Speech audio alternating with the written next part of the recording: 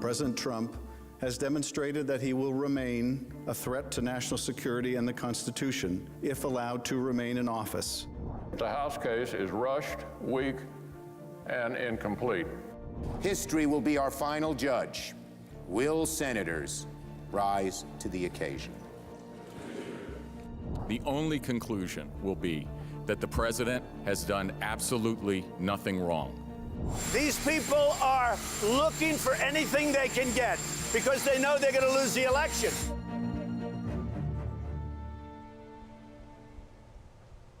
You're looking live at the United States Capitol on this Monday morning as we near the end of President Trump's impeachment trial.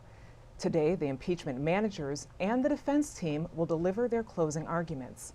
Good morning, I'm Rhonda Colvin. Libby Casey is on assignment in Iowa, where tonight the 2020 election truly begins as the first caucus kicks off. We will bring you that live starting at 8 p.m. tonight. But first, we have a key day in the impeachment trial of President Donald Trump. Joining me now from our Washington Post studios are my colleagues Elise Vivek and Ashley Parker. Welcome, ladies. Thank you for taking time out today. So this is a historic day. It's leading into a historic week, but I kind of want to recap in what led to this. And Elise, you've seen what the action has been in the chamber. Tell us what that color has been like, what you've observed in the last few days. So now we've been through almost 12 days of a trial, and that involves senators sitting at their desks for 8, 10, sometimes more hours a day. They're not used to that kind of physical and mental exertion in their jobs. And frankly, we just had a weekend and many people were thrilled with the chance to get a break after all of this listening to testimony going back and forth.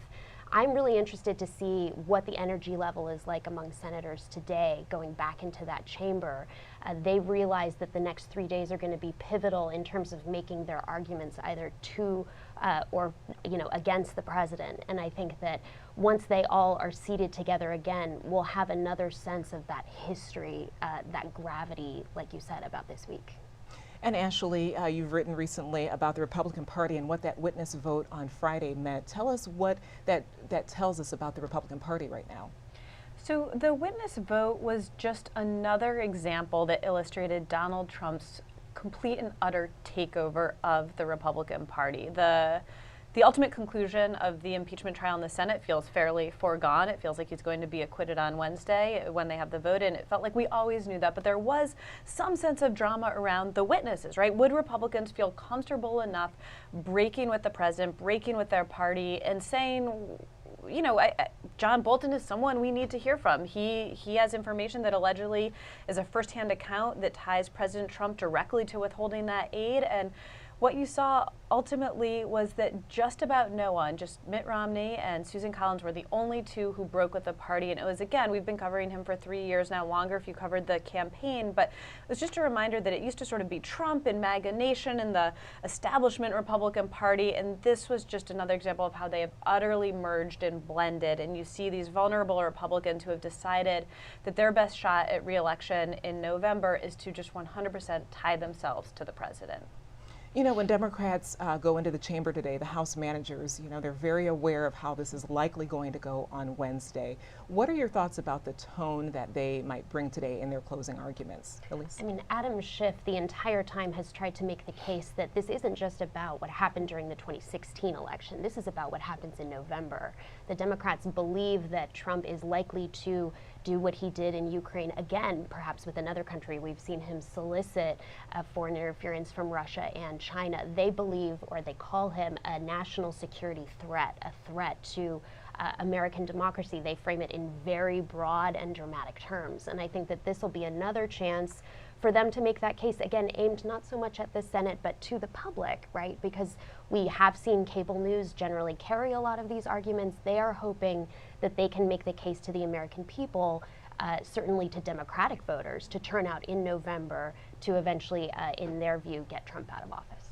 And it's interesting because Democrats and Republicans are making basically incompatible arguments, right? You have the Republicans saying, now you have a number of Republican senators saying, look, what he did was wrong, it wasn't good, I wouldn't have done it myself, but it's not impeachable and it should be left up to the voters, right? And then you have Democrats saying it can't be left up to the voters in the sense that Trump is going to try to interfere again, right? November is not an appropriate place because this is going to happen again, whereas Republicans say November is the perfect place. And so it's just another example of these two sides utterly talking past each other with a sort of even different set of facts. So the lead House manager, Adam Schiff, was on Face the Nation today, and even before closing arguments, he said that yesterday on Face the Nation, he said that House managers already proved their case. Let's take a listen. I think it's enormously important that the country understand exactly what this president did, and we have proved it. I also think it's important that the Senate take the next step. Having found him guilty, if indeed that's what they have found, they need to remove him from office because he is threatening to still cheat in the next election by soliciting foreign interference. But I'm not letting the senators off the hook. We're still going to go into the Senate this week and make the case why this president needs to be removed. It will be up to the senators to make that final judgment, and the senators will be held accountable for it. So it sounds like there that he's saying House managers are not going to back down today. They're going to continue that line of very expressive arguments of what they see, even though we might know the outcome for Wednesday. In that clip, he also goes on to say, after he's asked about, will the House take up any witnesses or any evidence after this is over? He doesn't give a clear answer on how he stands on that. But what are your thoughts, Elise, on the House potentially, picking this back up after the impeachment vote on Wednesday? Well, we know that there are private discussions going on within House Democratic leadership about how to handle this question. Adam Schiff and Nancy Pelosi have said very clearly that they're going to continue to investigate Donald Trump on a variety of matters, but I do think that there's a bit of a political calculus that they have to entertain as they think about bringing John Bolton. Part of the reason that they wanted impeachment to be over before the election cycle kind of got into a full swing is they wanted to make sure that their members were able to make two very separate arguments on the campaign trail and then also doing their work in the House. So I think that John Bolton, whether he'll come or not, is an open question. Ashley, do you have thoughts on that? It's a great question of if he'll come, and it's also politically, I don't know the answer if it is good or bad for Democrats, right? There is a world in which John Bolton, who is a reliable Republican stalwart, regardless of what different people think of him, not just having a disclosure come out in news reports or even in his book, but going up to the Hill, raising his hand, testifying, sharing, what he says he saw, in the room where it happened, as it's carried live by cable. Could that help change public opinion for the Democrats? Maybe. Or is it just another example of what the American public says they don't want, which is more impeachment, and they want people going out and focusing on the things they care about, whether it's healthcare or the economy or childcare or whatever issue they are struggling with.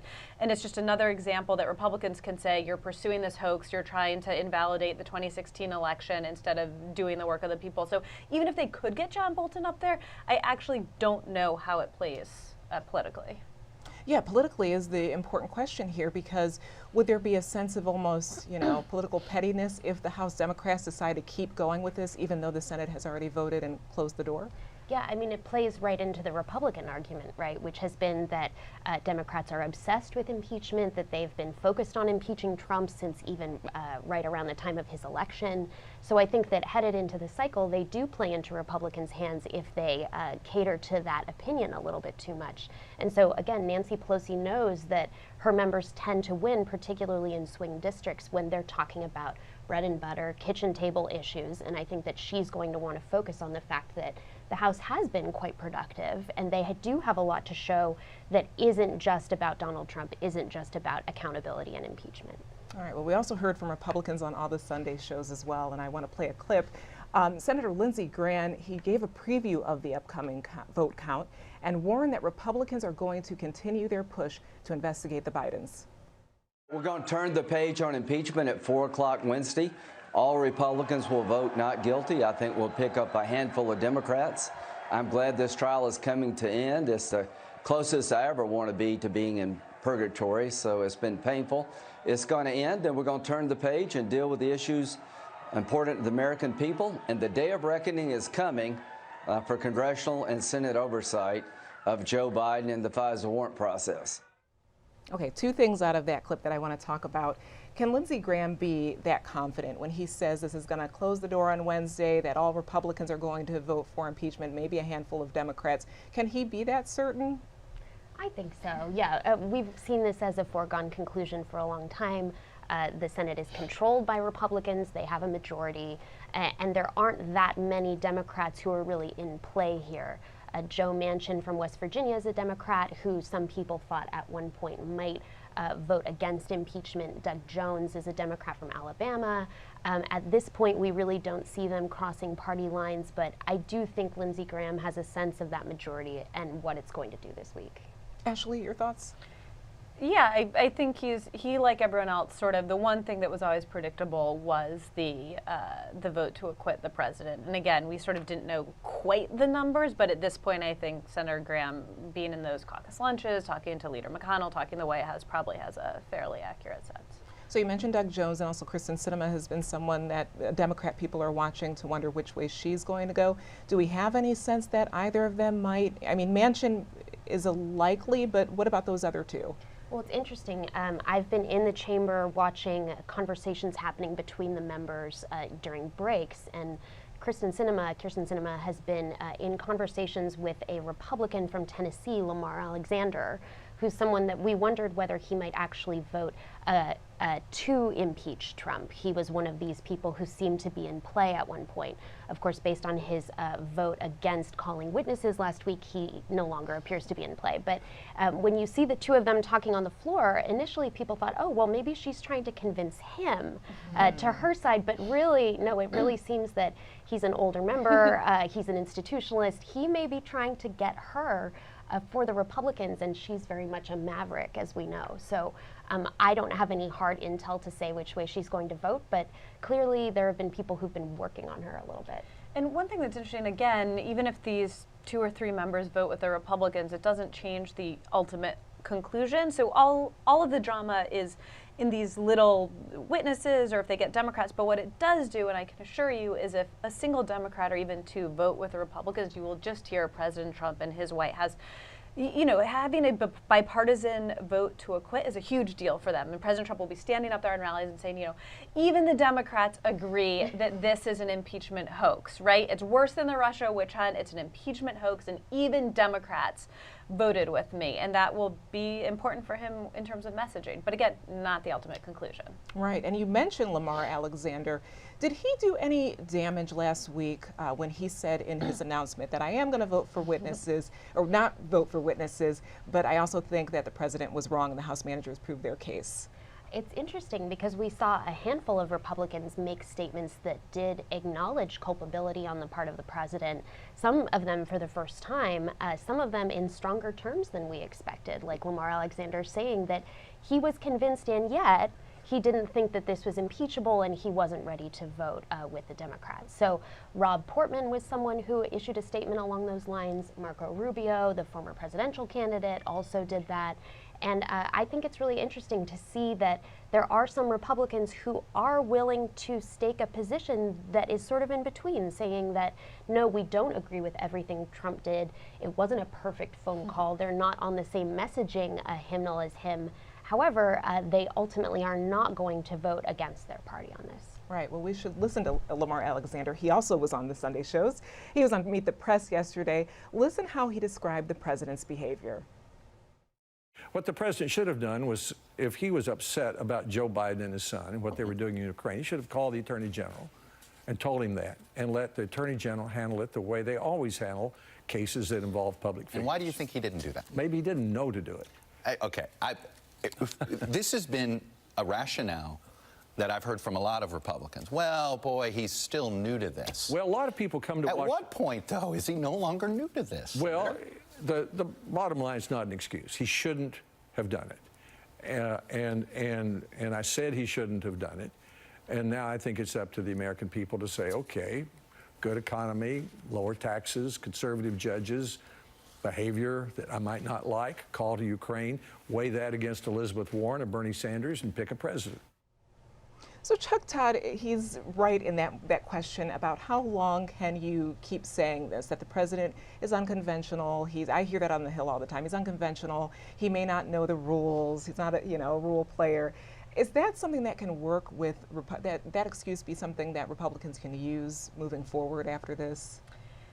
It's a great question. I mean, I don't know how long voters will accept that, but listening to him, it reminded me of something when this all started back with Russia collusion. I remember calling the White House, and one of their actual defenses was basically, we were too stupid to collude, right? I would talk to people and they were saying, you covered us during the campaign. You remember we were flying into Iowa Googling what is a caucus, right? The idea that we could have coordinated with the Russians, just even had we wanted to, we did not have that organizing ability. So it is something the Trump team and the president's allies are occasionally willing to fall back on. And again, I think it's a question for how long will the voters accept it. But I would say, and while I don't specifically know the answer, that's one of the things the voters who like Trump, that's one of the things they like about him, right? They like that he's not of Washington. They like that he's not of the swamp. And so I think they are, more than other politicians, willing to give him a pass. And you also see that we've done stories about how Trump was always asking his aides to break the law. And some of the aides would say he sort of didn't understand. He would say, okay, well, like, I want that wall built and I want it done now, and sort of behave more like a monarch. And it would be up to the Secretary of Homeland Security or Rex Tillerson to say, well, Mr. President, we can't just do it that way. Congress has to appropriate the money, or there's this bylaw we have to take into account. And that's why a lot of those people who told him those tough truths had falling outs with him and are no longer in the administration. Yeah. And it's interesting. I think you see at the White House and also in the minds of Republican voters this sense a little bit that the means, or that the ends justify the means. And I think that when you heard Lamar Alexander, excuse me, making that case about conservative judges, about the state of the economy, versus what we're seeing unfolding in Iowa literally today, the Democratic caucuses for president, there are going to be a lot of Republican voters who are weighing, yes, the president's behavior being a bit unconventional, maybe they like it, maybe they don't, but the policy outcomes are what the lawmakers, the elected officials in the Republican Party are selling to their base. And they have a lot to talk about in that sense. And so I think it'll be interesting. We saw Adam Schiff in the clip earlier talk about how the Senate as an institution and senators as individuals are going to be held accountable. And I think we'll see that on the campaign trail playing out. I don't know whose arguments are going to be more successful at this point. And just to follow up on what Elise said, this weekend, my colleague Bob Costin and I, we did a story that we discussed earlier about just Trump's complete takeover of the Republican Party. And as part of that, I talked to a longtime Republican strategist based in Colorado who said, look, I voted for the president in 2016. I was a begrudging Trump voter. Even now, the way he acts drives me crazy. I just absolutely can't stand the tweets. But I look at him and I see the judicial nominees and I see the deregulation and I see the economy. And also, I look at the Democrats and I see the Green New Deal and I see Medicare for all and I see, what I view as the vanguard of socialism. And I feel I'm going to vote for Trump again, and I'm not going to be begrudging. And he says, and a lot of Republicans feel like that they like Trump's record, and more than that, that even those voters who might be open to a Democrat because they don't like the tweets, they don't like the language, they don't like the behavior, they don't like coming down for breakfast and having to explain to their 10-year-old daughter what the president meant in that tweet, they look at the Democrats and they don't see an option who they feel really comfortable with. So do you think the Democrats are going to have to change their messaging and their approach while we're, heading into a campaign season, that, maybe back away a little bit from Medicare for all, back away from some of those things that are a little bit polarized, and change their message to American voters after this impeachment is over? I mean, that's the dynamic of the primaries versus the general, right? At this moment, we see a lot of people running to the left, trying to grab as many progressive liberal voters as they can. And during the general, most candidates would obviously run back toward the middle, trying to make sure that the swing states can side with them, and that there are people who might not be decided who can wrap their minds around potentially supporting an Elizabeth Warren, even if they don't consider themselves a terribly liberal voter. So I'll be curious to see if someone like an Elizabeth Warren or a Bernie Sanders does get the nomination, how they handle that messaging task, because these aren't politicians who are accustomed to really making those kinds of compromises in the points they make. Right. And I just want to point out on your screen, you're seeing the impeachment managers head toward the chamber. Elise and Ashley, are there any, one of those impeachment managers who stood out to you in this whole process, who maybe gave more of compelling speeches, or any one stand out to you? I mean, Adam Schiff maybe wasn't known to Americans before this whole process. He's obviously been kind of the center of their messaging. I've been very interested to watch the subtle dynamics between him and one of his counterparts, Jerry Nadler, who chair different committees and have what looks like a little bit of a friendly competition for the leadership of this effort. And you can even see it on the floor. There was one point last week where I believe it was their turn to wrap up an argument, and Adam Schiff thought it was going to be him, and he rose out of his chair and went toward the podium. And actually, Jerry Nadler cut him off and went to the podium himself. And Adam Schiff has generally taken a slightly more sort of reserved tone. His rhetoric is a little bit more restrained than Nadler's, which has gotten Nadler in trouble with some Senate Republicans. So you really see the two sides, I think, of that Democratic id when it comes to impeachment. But I think Adam Schiff will certainly be a politician who's recognized for his role in this for a long time. Yeah, that's a good point, because this is also about their record and their legacy as well, that, you know, maybe years from now, where I don't know if we'll have another impeachment, but what they said on the floor will be brought back. So are there anyone stand out to you, Ashley, this I agree with Elise on Adam Schiff, and I think the thing is, these are, you know, you have Democrats saying this is a constitutional responsibility, a moral responsibility. It's about what's right and what's just and what needs to be done, and that's all true. But like with everything else, there's also political calculations, and this is great for Adam Schiff, depending on what he wants next. If he wants to try to maneuver for a role in leadership, if he has grander ambitions for a Senate seat or something even beyond that. And that's why you had almost her entire caucus lobbying Leader Pelosi for House impeachment manager roles, because they understand it's television time, it's messaging time, it's time for them to get on cable news and in front of the voters. And if you do a good job, it just will boost or kickstart your career. Right, right. That's what I've been thinking about Representative Val Demings. She was usually very easy to get in interviews prior to this. I noticed I talked to her a lot in the last few months. Now, not so much. So I guess her star is rising. There was something that Senator Lindsey Graham said when we played that clip, and he said that he plans to hold the Bidens accountable.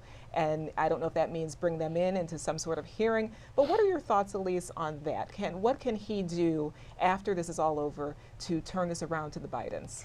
I mean, we heard that also from a Senator, conservative Republican Joni Ernst this weekend, who said that if Biden is elected, I believe her point was that, and the Senate continues to be held by Republicans, maybe they could engage in impeachment proceedings about what he did as vice president, which is a little convoluted. I think she walked that back a little bit. But I think it's clear that certainly from now until November, Republicans, there's no downside for them in emphasizing what they see as the corruption within the Biden family when it came to Ukraine, that we should also say is largely unsubstantiated, these claims. But politically, it works well for them. It works well for their base. And in a funny way, it allows them to do that work of undercutting what some people would call the Democratic frontrunner while they're engaged in also defending the president. They sort of get 2 for 1. And we saw that even on the Senate floor, that some of the members of the White House defense team, Pam Bondi, was up there making a very sort of florid case against the Biden family. And so I think politically, we'll see them continue to hammer that. And it's exactly that. We've all reported to the point where Trump at a rally, I think, even mocked the media. For every story about the Bidens, it says, you know, there's no signs of wrongdoing yet. That frustrates Trump, that line in the stories. But at a certain point, it doesn't matter. And so you have this irony where you have a lot of Democrats who you talk to, they want to vote for whoever they think is most electable. And that's one of the reasons a lot of them are sort of begrudgingly rallying behind Biden, because they think he's the most electable. And what the president and his allies are going to do is just undercut Biden nonstop. They are going to inject this into the ether. They are going to inject this into the public conversation. It's a confusing topic.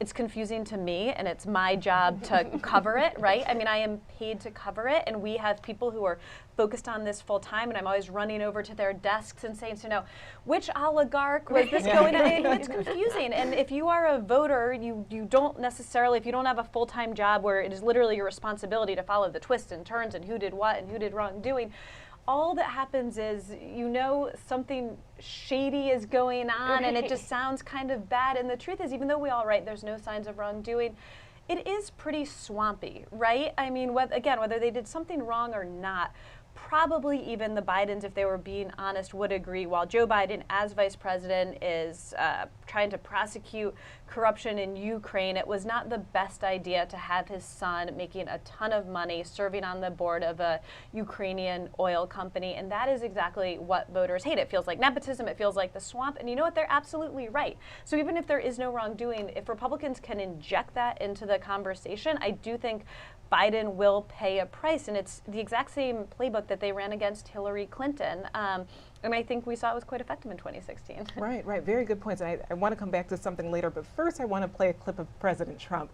President Trump sat down with Sean Hannity for an interview that aired during the Super Bowl yesterday. Let's watch. It was all nonsense. The whole thing was nonsense. But it was a very unfair, and mostly it was unfair to my family. I mean, my family suffered because of all of this, and many other families suffered also. It was a it's a very serious thing. It should never happen to another president. I use the word witch hunt. I use the word hoax.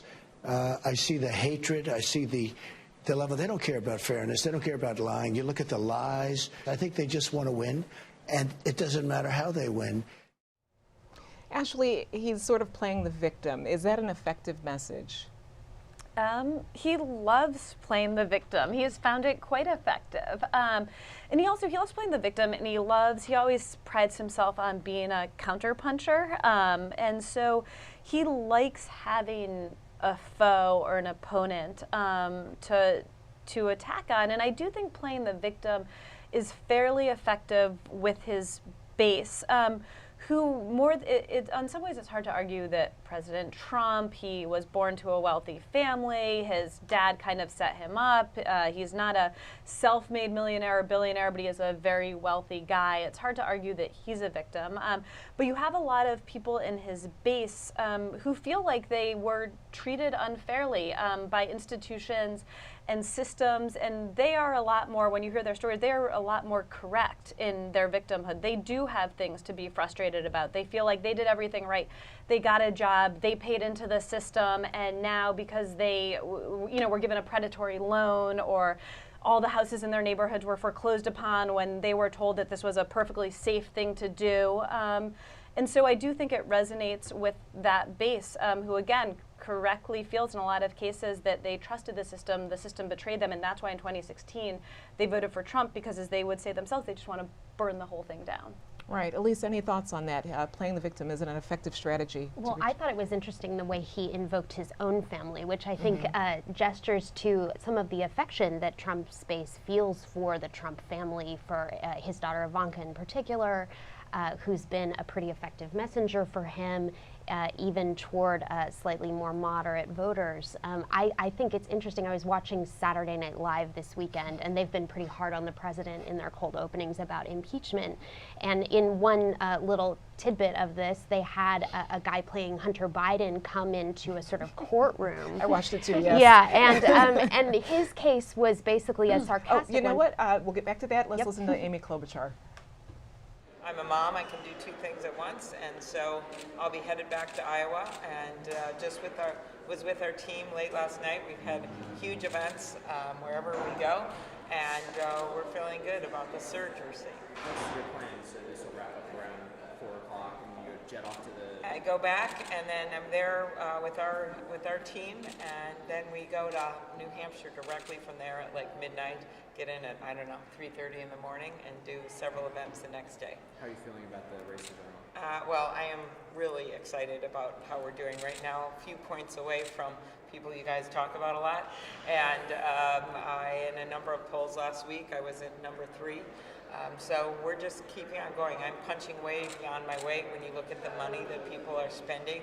We have been much more frugal, and it's one of the reasons that I'm still standing. And I think a lot of people predicted when I was in that blizzard that I wasn't even going to make it through my announcement, much less to this point in the campaign. So we keep going.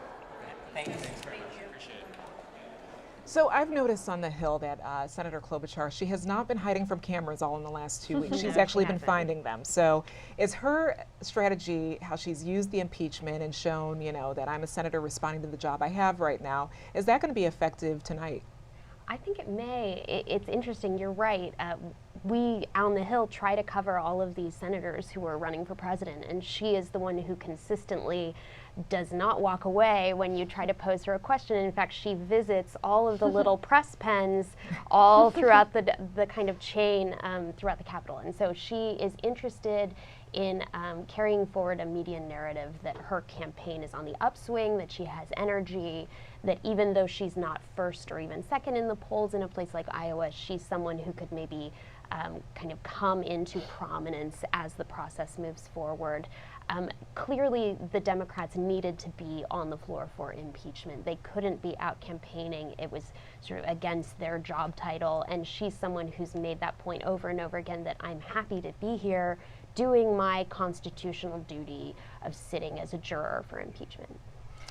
And she's also made the case, you saw her making it there, and it's one of the reasons I'm going to be most interested in watching how she performs tonight, that she's punching above her weight, that she's doing better than expectations, that she doesn't have all the advantages some of these white guys who are polling ahead of her have, but she's there and she's fighting and she's scrappy and she's doing well. In Iowa, if we know anything, it's about surprises and it's about expectations. So someone like Amy Klobuchar, if she finishes top 3 or even top 4, she could get a huge boost just out of doing better than expected, with less money, with perhaps, as she was trying to say herself, the odds stacked against her, and then the story in New Hampshire, she'll get all that media attention, and it could really help her, at least shake up the race and make it a bit more interesting. If she doesn't do well, or Elizabeth Warren, if they don't do well and there are those surprises tonight, could we blame it on the impeachment? That they were pulled off from the trail, and that's why they didn't get those important, 24 and 48 hours in Iowa? They may try to blame it on impeachment, right? Yeah. Oh no, bummer. But no, I think that the odds at this point are pretty set, and were even before the impeachment trial. Maybe the politics of impeachment may play into this a little bit, but I think that would be a case they might try to fall back on, maybe not so reliably. All right, we are waiting for the chamber to get started. As you see on the screen, the House managers have already entered. I'm also seeing some of the president's defense there as well at the opposite table. I definitely want to get a question in about the State of the Union, since that is tomorrow, on top of everything else. We saw the tone of the president yesterday in that interview with Hannity. What do you think the tone is going to be tomorrow? I mean, that is the great question. They have kept the State of the Union pretty close to the vest so far. I think we'll be trying to answer that today, what he's going to say and what his tone will be. But with Trump, it's always an open question, even as his aides will say. So far, if you look at his State of the Unions, he is very much stuck to the teleprompter and stuck to the script, I believe. So I can't think of him. Yeah, and the president can do that, right? The president can get up there and read from a teleprompter and deliver it very convincingly. And so the question is, it's interesting, he has the State of the Union and then the Senate is voting the next day. So it won't be a pure victory lap because he won't have yet been acquitted. And I also want to be very clear. Getting impeached and then getting acquitted is not actually a traditional triumph. So let's just state that as the facts on the ground. But whatever, within this within this reality, it is a big. He's happy to be acquitted. Put it that way. He has the asterisk of impeachment with his presidency, only the 3rd president ever. But he is happy, and so the question is, and I think his aides are watching for this too. Will he stick to the teleprompter, or will he go off script? And what does it mean if you go off script and you talk about the Russia witch hunt or the impeachment hoax in a more hallowed, sacred place like the Senate chamber? It has a different feel, and it may translate as less appropriate than it does when you're in front of a huge, screaming crowd at a rally site in Des Moines or Wildwood, New Jersey. Right, right. Any thoughts on his tone tomorrow, Elise? Will he be emboldened, right, Yeah. is the kind of the question. And we've already seen some of his supporters making the case that, well, since he probably won't be acquitted, it's almost like he wasn't impeached in the first place. And that's why your point is a good one. He was impeached. And I'm curious how sensitive that will be for him. He'll obviously have to address it during the speech. Will he go off prompter or not? It's a great question. Yeah, so you think he will directly acknowledge it in the speech? I think he'll have to. Maybe not. Maybe he'll ignore it, but that would be, I think, a huge omission on his part. It would be the big open question, how are you feeling at this moment, Mr. President? Yeah, what about House Democrats? You know, Nancy Pelosi is going to be seated behind him. I'm ready to see what that that looks like tomorrow. But what about the House Democrats? They're going to have to sit and listen to this, you know. What do you think about them listening to what he has to say and how they're going to talk about it after it's over? I mean, I think you are going to see, as you saw with Leader Pelosi before, they can dislike the president on his policies, on his tweets and his behavior, but they cannot seem gleeful about the fact that he was impeached. You saw Pelosi shutting down, someone clapping about that right when they had, I believe it was when they had the impeachment vote, right? And I think she will similarly want to keep her team in line. Okay. Thank you, Ashley. Thank you, Elise. The Justice is getting, Chief Justice Roberts is getting seated, so we're going to go ahead and show you this live coverage. Let's pray. Arise, O Lord, as we enter the final arguments phase of this impeachment trial. Mighty God, we continue to keep our eyes on you, on whom our faith depends from start to finish. May our senators embrace your promise to do for them immeasurably, abundantly, above all that they can ask or imagine. Lord, help our lawmakers to store your promises in their hearts and permit you to keep them from stumbling. Grant that they will leave a legacy of honor as they seek your will in all they do. We pray in your amazing name. Amen. Amen. Please join me in reciting the Pledge of Allegiance. I pledge allegiance to the flag of the United States of America and to the republic for which it stands, one nation, under God, indivisible, with liberty and justice for all.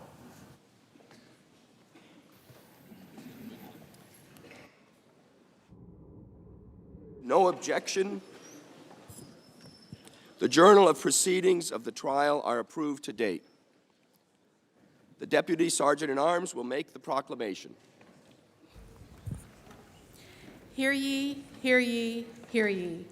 All persons are commanded to keep silence on pain of imprisonment while the Senate of the United States is sitting for the trials of the articles of impeachment exhibited by the House of Representatives against Donald John Trump, President of the United States. Mr. Chief Justice. The Majority Leader is recognized. Colleagues, today the Senate will hear up to 4 hours of closing statements by the two sides. We'll take a 30-minute lunch break after the House has made its initial presentation. Then we'll come back and finish this afternoon. Pursuant to the provisions of Senate Resolution 488, the Senate has provided for up to 4 hours of closing arguments equally divided between the managers on the part of the House of Representatives and the counsel for the President. Pursuant to Rule 22 of the Rules of Procedure and Practice in the Senate when sitting on impeachment trials, the argument shall be opened and closed on the part of the House of Representatives. The presiding officer recognizes Mr. Manager Schiff to begin the presentation on the part of the House of Representatives.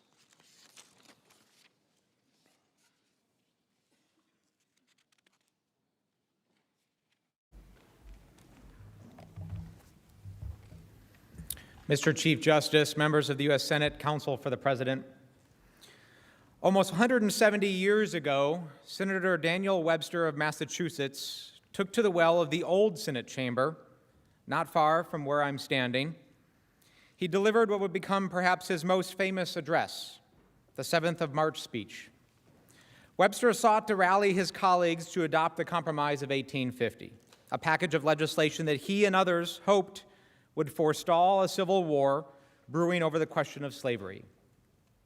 He said, "It is fortunate that there is a Senate of the United States, a body not yet moved from its propriety, not lost to a just sense of its own dignity and its own high responsibilities, and a body to which the country looks with confidence for wise, moderate, patriotic, and healing counsels. It is not to be denied that we live in the midst of strong agitations and are surrounded by very considerable dangers to our institutions of government. The imprisoned winds are let loose, but I have a duty to perform, and I mean to perform it with fidelity, not without a sense of surrounding dangers, but not without hope." Webster was wrong to believe that the Compromise of 1850 could prevent secession of the South, but I hope he was not wrong to put his faith in the Senate. Because the design of the Constitution and the intention of the framers was that the Senate would be a chamber removed from the sway of temporary political winds. In Federalist 65, Hamilton wrote, quote, "Where else than in the Senate could have been found a tribunal sufficiently dignified or sufficiently independent? What other body would be likely to feel confidence enough in its own situation to preserve, unawed and uninfluenced, the necessary impartiality between an individual accused and the representatives of the people, his accusers?" In the same essay, Hamilton explained this about impeachment. "The subjects of its jurisdiction are those offenses which proceed from the misconduct of public men, or in other words, from the abuse or violation of some public trust. They are of a nature which may, with peculiar propriety, be dominated political, as they relate chiefly to injuries done immediately to the society itself. The prosecution of them, for this reason, will seldom fail to agitate the passions of the whole community, and to divide it into parties more or less friendly or inimical to the accused. In such cases, there will always be the greatest danger that the decision will be regulated more by the comparative strength of parties than by the real demonstrations of innocence or guilt." Daniel Webster and Alexander Hamilton placed their hopes in you, the Senate, to be the court of greatest impartiality, to be a neutral representative of the people in determining, uninfluenced by party or pre-existing faction, the innocence or guilt of the President of the United States.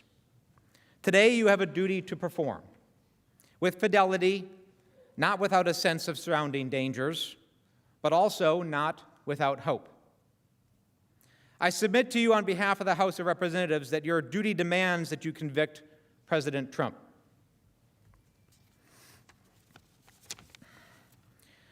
Now, I don't pretend that this is an easy process. It's not designed to be easy. It shouldn't be easy to impeach or convict a president. Impeachment is an extraordinary remedy, a tool only to be used in rare instances of grave misconduct.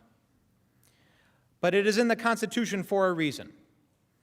In America, no one is above the law, even those elected President of the United States. And I would say, especially those elected President of the United States. You've heard arguments from the President's counsel that impeachment would overturn the results of the 2016 election. You have heard that in seeking the removal and disqualification of the President, the House is seeking to interfere in the next election. Senators, neither is true. And these arguments demonstrate a deeply misguided, or I think intentional effort to mislead about the role that impeachment plays in our democracy. If you believe, as we do, and as we have proven, that the President's efforts to use his official powers to cheat in the 2020 election jeopardize our national security and are antithetical to our democratic tradition, then you must come to no other conclusion that the President threatens the fairness of the next election and risk putting foreign interference between the voters and their ballots. Professor Dershowitz and the other counselors to the President have argued that if the President thinks that something is in his interest, then it is by definition in the interest of the American people. We have said throughout this process that we cannot and should not leave our common sense at the door. The logical conclusion this argument is is that the president is the state, that his interests are the nation's interests, that his will is necessarily ours. You and I and the American people know otherwise. And we do not have to be constitutional scholars to understand that this is a position deeply at odds with our Constitution and our democracy. That believing in this argument or allowing the president to get away with misconduct based on this extreme view would render him above the law. But we know that this cannot be true. What you decide on these articles will have lasting implications for the future of the presidency, not only for this president, but for all future presidents. Whether or not the office of the presidency of the United States of America is above the law, that is the question. As Alexis de Tocqueville wrote in his 1835 work, Democracy in America, quote, "The greatness of America lies not in being made more enlightened than any other nation, but rather in her ability to repair her faults." In May of 1974, Barry Goldwater and other Republican congressional leaders went to the White House to tell President Nixon that it was time for him to resign and that they could no longer hold back the tide of impeachment over Watergate. Now, contrary to popular belief, the Republican Party did not abandon Nixon as the Watergate scandal came to light. It took years of disclosures and crisis and court battles. The party stood with Nixon through Watergate because he was a popular conservative president and his base was with him. So they were too. But ultimately, as Goldwater would tell Nixon, quote, "There are only so many lies you can take, and now there have been one too many." The president would have us believe that he did not withhold aid to course these sham investigations, that his July 25th call with the Ukrainians was perfect, that his meeting with President Zelensky on the sidelines of the UN is no different than a head of state meeting in the Oval Office, that his only interest in having Ukraine announce investigations into the Bidens was an altruistic concern over corruption, that the Ukrainians interfered in our 2016 election, not Russia, that Putin knows better than our own intelligence agencies. How many falsehoods can we take? When will it be one too many? Let us take a few minutes to remind you one last time of the facts of the president's misconduct as you consider how you'll vote on this important matter for our nation. Those facts compel the president's conviction on the 2 articles of impeachment.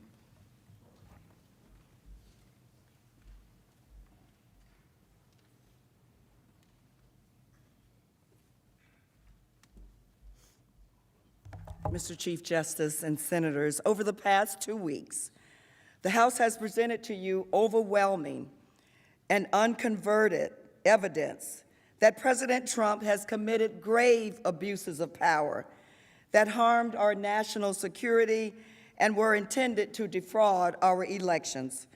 President Trump abused the extraordinary powers he alone holds as President of the United States to coerce an ally to interfere in our upcoming presidential election for the benefit of his own re-election.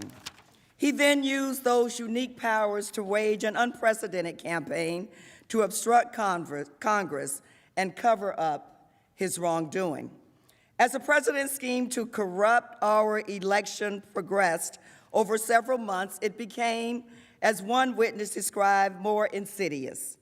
The president and his agents wielded the powers of the presidency and the full weight of the U.S. government to increase pressure on Ukraine's new president to coerce him to announce 2 sham investigations that would smear his potential election opponent and raise his political standing.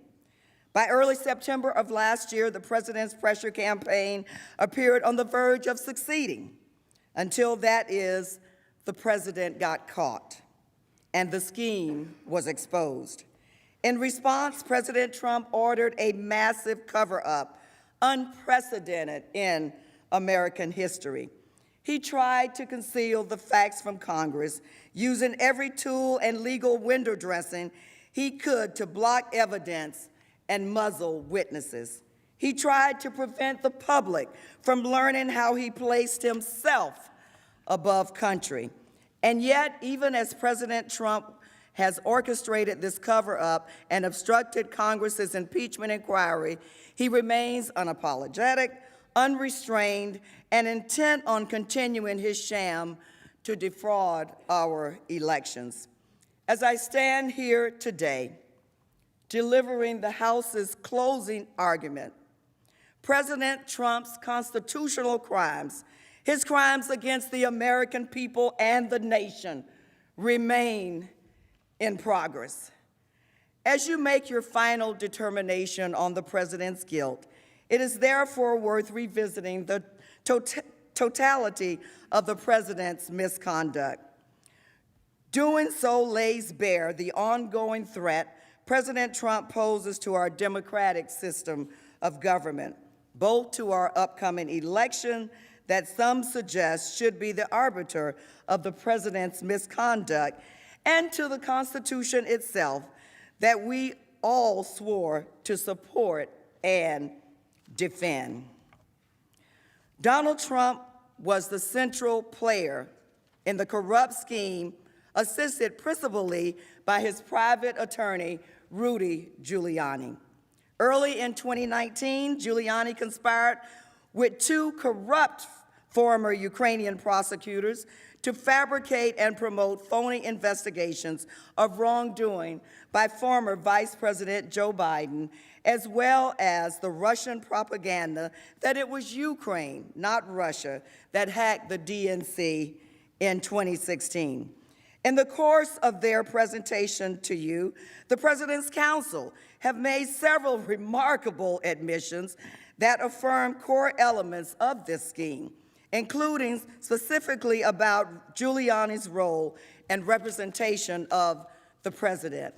The President's Counsel has conceded that Giuliani sought to convince Ukraine to investigate the Bidens and alleged Ukraine election interference on behalf of his client, the president, and that the president's focus on these sham investigations was significantly informed by Giuliani, whose views the president adopted.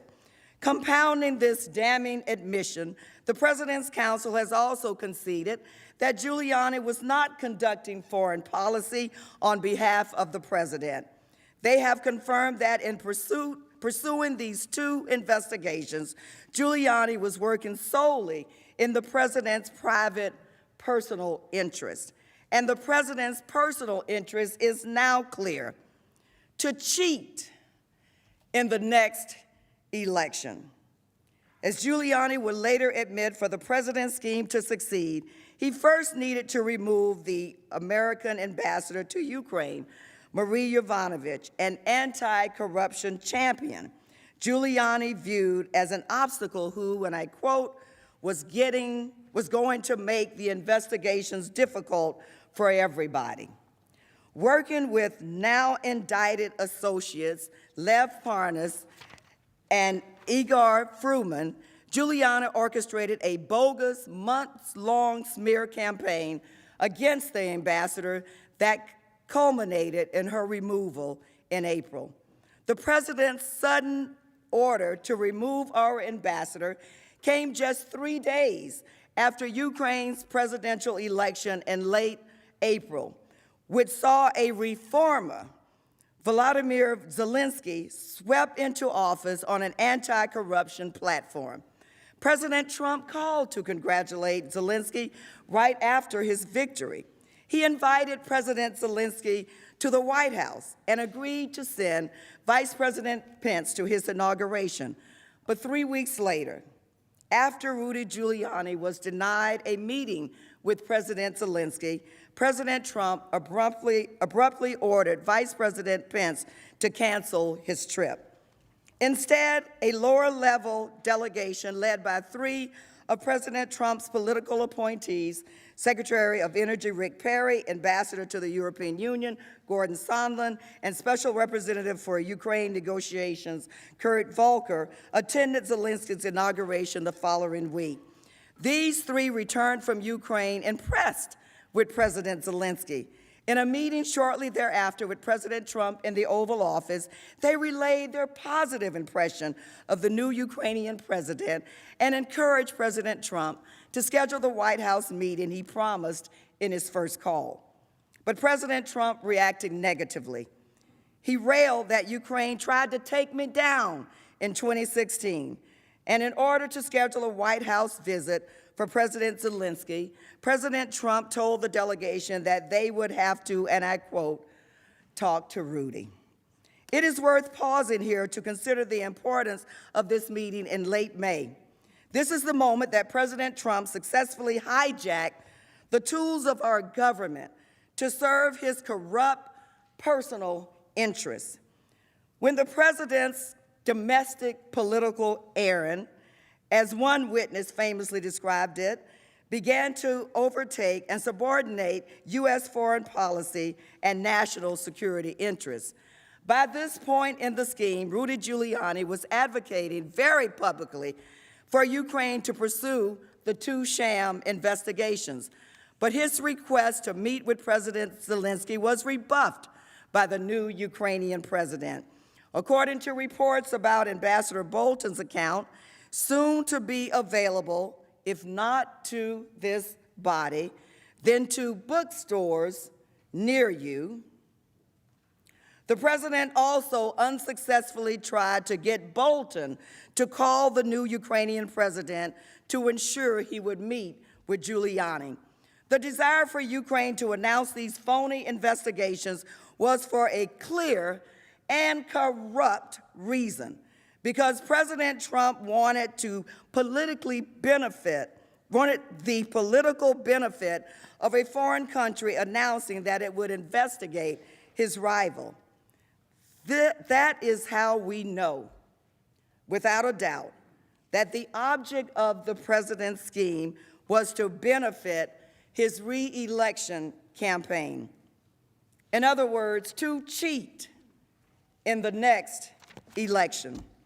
Ukraine resisted announcing the investigations throughout June, so the president and his agent, Rudy Giuliani, turned up the pressure, this time by yielding the power of the United States government.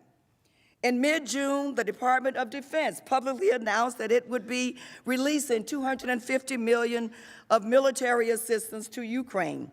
Almost immediately after seeing this, the president quietly ordered a freeze on the assistance to Ukraine. None of the 17 witnesses in our investigation were provided with a credible reason for the hold when it was implemented, and all relevant agencies opposed the freeze. In July, Giuliani and the president's appointees made clear to Ukraine that a meeting at the White House would only be scheduled if Ukraine announced the sham investigations. According to a July 19 email, the White House has tried to suppress this drug deal, as Ambassador Bolton called it, was well known among the president's most senior officials, including his chief of staff, Mick Mulvaney, and Secretary of State, Mike Pompeo. And it was relayed directly to senior Ukrainian officials by Gordon Sondland on July 10 at the White House. Everyone was in the loop. Although President Zelensky explained that he did not want to be a pawn in Washington politics, President Trump did not care. In fact, on July 25, before President Trump spoke to President Zelensky, President Trump personally conveyed the terms of this quid pro quo to Gordon Sondland, who then relayed the message to Ukraine's president. Later that morning, during the now infamous phone call, President Trump explicitly requested that Ukraine investigate the Bidens and the 2016 election. Zelensky responded as President Trump instructed. He assured President Trump that he would undertake these investigations. After hearing this commitment, President Trump reiterated his invitation to the White House at the end of the call. Now, no later than a few days after the call, the highest levels of the Ukrainian government learned about the hold on military assistance. Senior Ukrainian officials decided to keep it quiet, recognizing the harm it would cause to Ukraine's defense, to the new government standing at home, and to its negotiating posture with Russia. Officials in Ukraine and the United States hoped that the hold would be reversed before it became public. As we now know, that was not to be. As we have explained during the trial, the president's scheme did not begin with the July 25th call, and it did not end there either. As instructed, a top aide to President Zelensky met with Giuliani in early August, and they began working on a press statement for Zelensky to issue that would announce the two sham investigations and lead to a White House meeting. Now, let's be very clear here. The documentary evidence alone, the text messages, the emails that we've showed you, confirms definitively the president's corrupt quid pro quo for the White House meeting. Subsequent testimony further affirms that the president withheld this official act, this highly coveted Oval Office meeting, to apply pressure on Ukraine to do his personal bidding. The evidence is unequivocal. Despite this pressure, by mid-August, President Zelensky resisted such an explicit announcement of the two politically motivated investigations desired by President Trump. As a result, the White House meeting remained unscheduled, just as it remains unscheduled to this day. During this same time frame in August, the president persisted in maintaining the hold on the aide, despite warnings that he was breaking the law by doing so, as an independent watchdog recently confirmed that he did. According to the evidence presented to you, the president's entire cabinet believed he should release the aide because it was in the national security interests of our country. During the entire month of August, there was no internal review of the aide. Congress was not notified, nor was there any credible reason provided within the executive branch. With no explanation offered, and with the explicit, clear yet unsuccessful quid pro quo for the White House meeting in the front of his mind, Ambassador Sondland testified that the only logical conclusion was that the president was also withholding military assistance to increase the pressure on Ukraine to announce the investigations. As Sondland and another witness testified, this conclusion was as simple as 2 + 2 = 4. If the White House meeting wasn't sufficient leverage to extract the announcements he wanted, Trump would use the frozen aide as his hammer.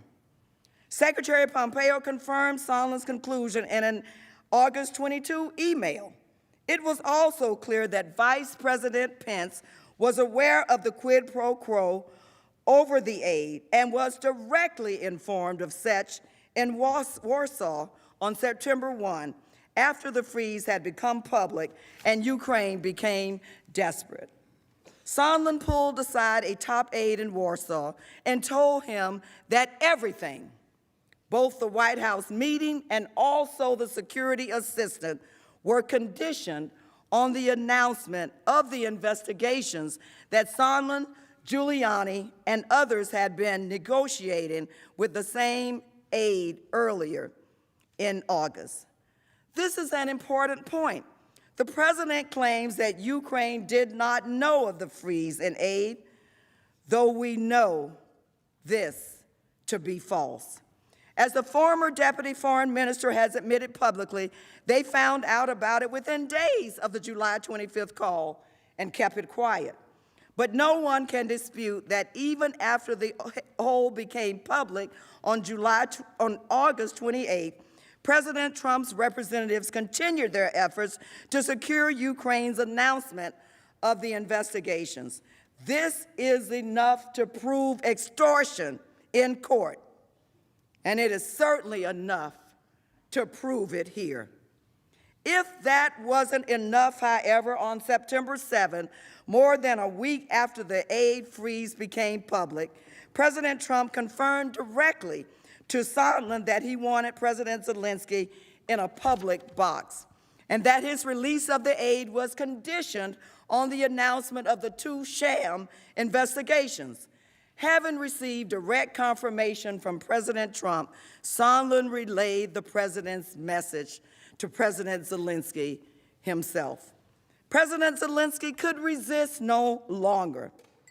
America's military assistance makes up 10% of his country's defense budget, and President Trump's visible lack of support for Ukraine harmed his leverage in negotiations with Russia.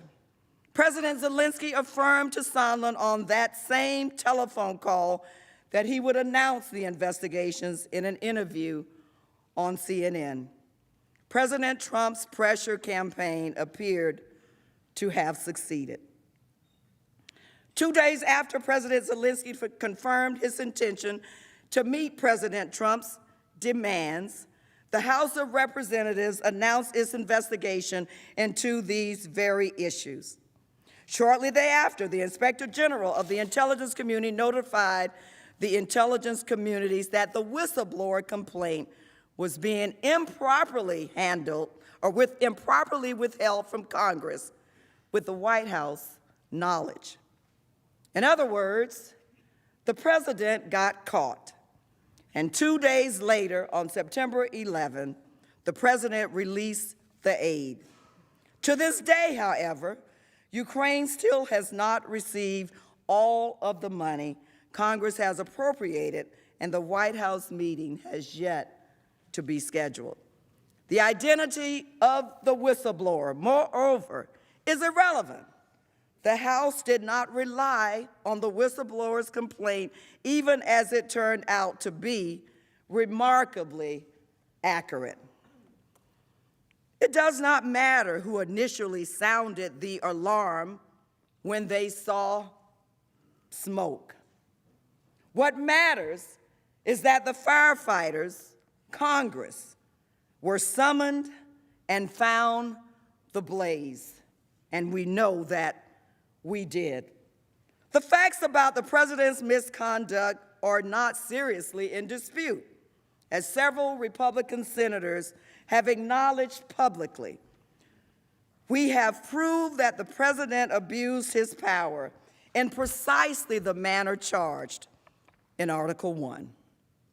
President Trump withheld a White House meeting and essential congressionally appropriated military assistance from Ukraine in order to pressure Ukraine to interfere in the upcoming presidential election on his behalf. The sham investigations President Trump wanted announced had no legitimate purpose and were not in the national interest, despite the president's counsel's troubling reliance on conspiracy theories to claim the president acted in the public interest. The president was not focused on fighting corruption. In fact, he was trying to pressure Ukraine's president to act corruptly by announcing these baseless investigations.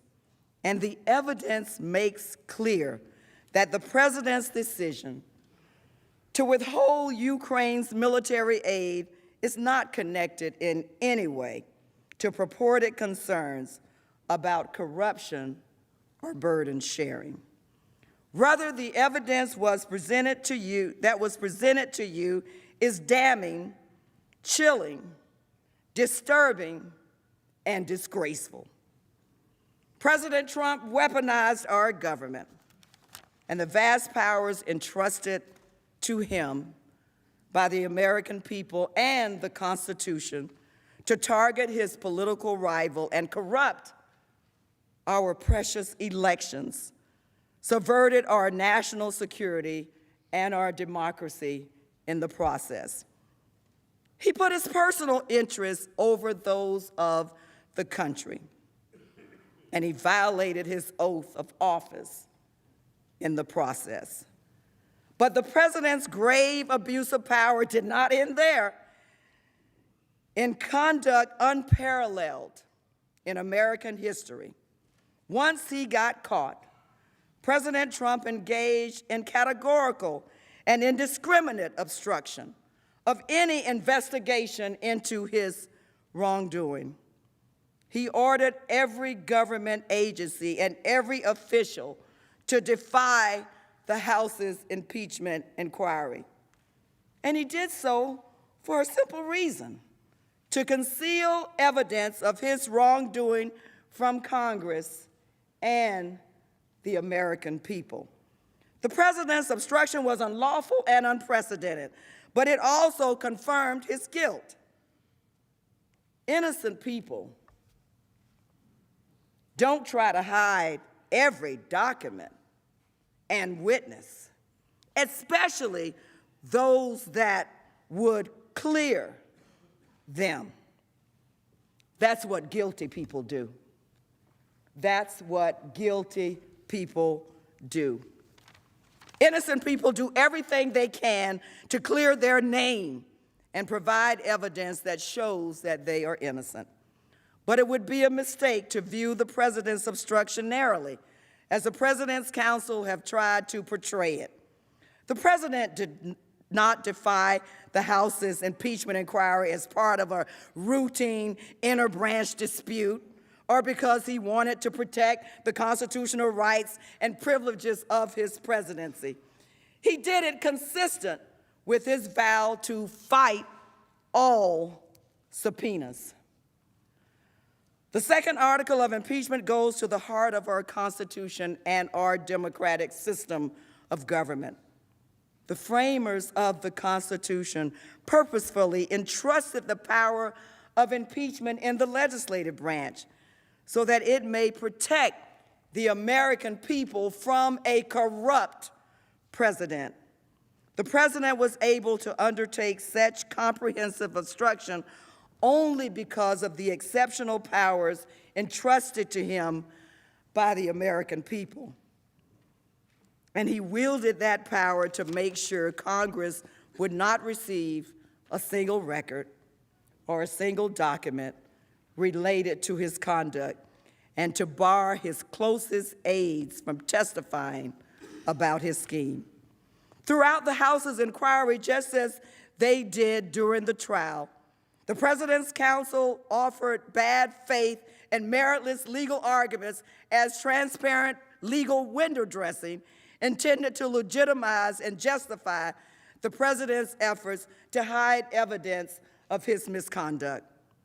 We've explained why all of these legal excuses hold no merit, why the House's subpoenas were valid, how the House appropriately exercised its impeachment authority, how the president's strategy was to stall and obstruct.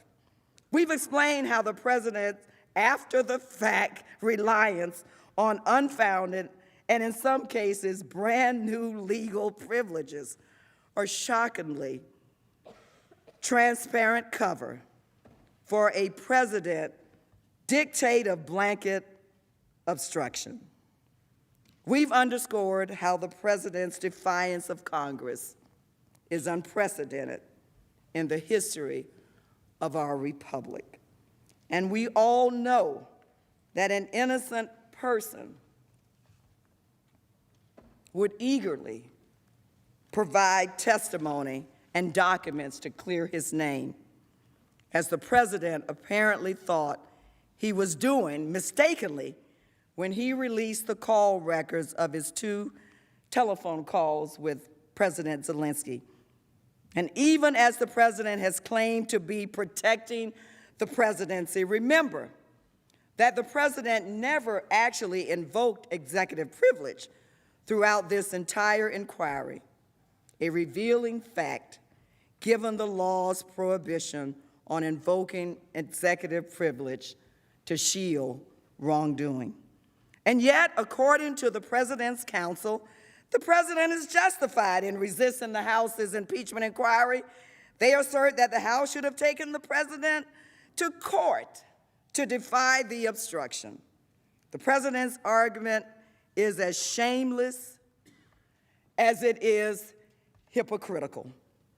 The President's counsel is arguing in this trial that the House should have gone to court to enforce its subpoenas, while at the same time, the President's own Department of Justice is arguing in court that the House could not enforce the subpoenas through the courts. And you know what remedy they say in court is available to the House? Impeachment for obstruction of Congress. This is not the first time this argument has been made. President Nixon made it too, but it was roundly rejected by the House Judiciary Committee 45 years ago, when the committee passed an article for obstruction of Congress for far less serious obstruction than we have here.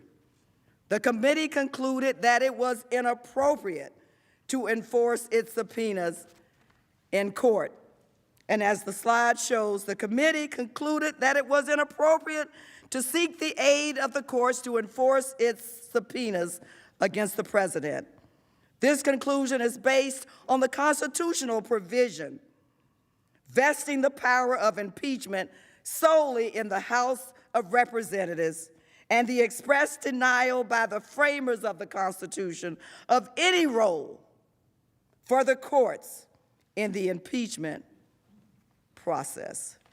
Again, the committee report on Nixon's articles of impeachment.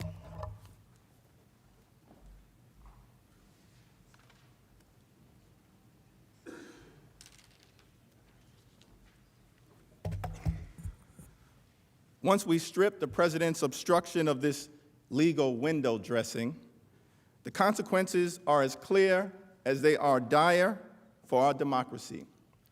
To condone the President's obstruction would strike a death blow to the impeachment clause in the Constitution. And if Congress cannot enforce this sole power vested in both chambers alone, the Constitution's final line of defense against a corrupt presidency will be eviscerated.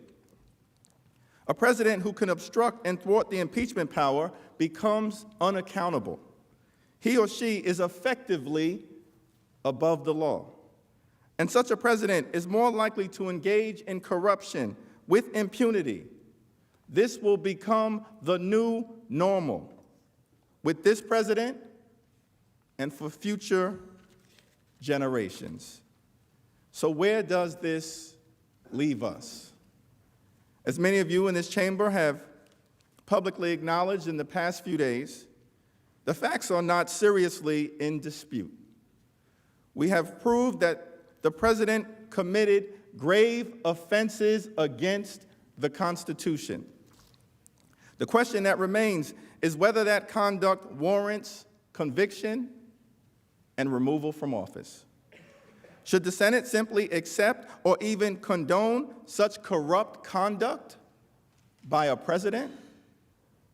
Absent conviction and removal, how can we be assured that this president will not do it again?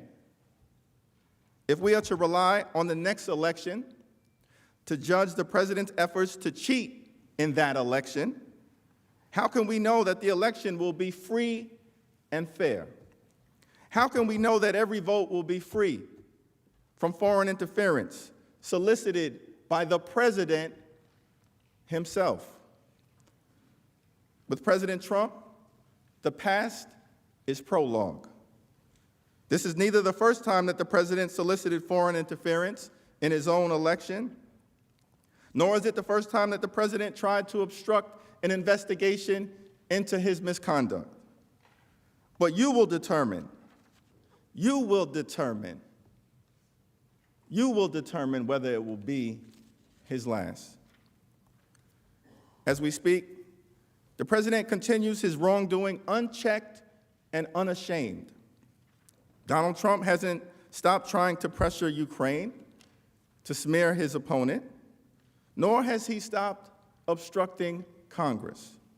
His political agent, Rudolph Giuliani, recently returned to the scene of the crime in Ukraine to manufacture more dirt for his client, the President of the United States. President Trump remains a clear and present danger to our national security and to our credibility around the world. He is decimating our global standing as a beacon of democracy while corrupting our free and fair elections here at home.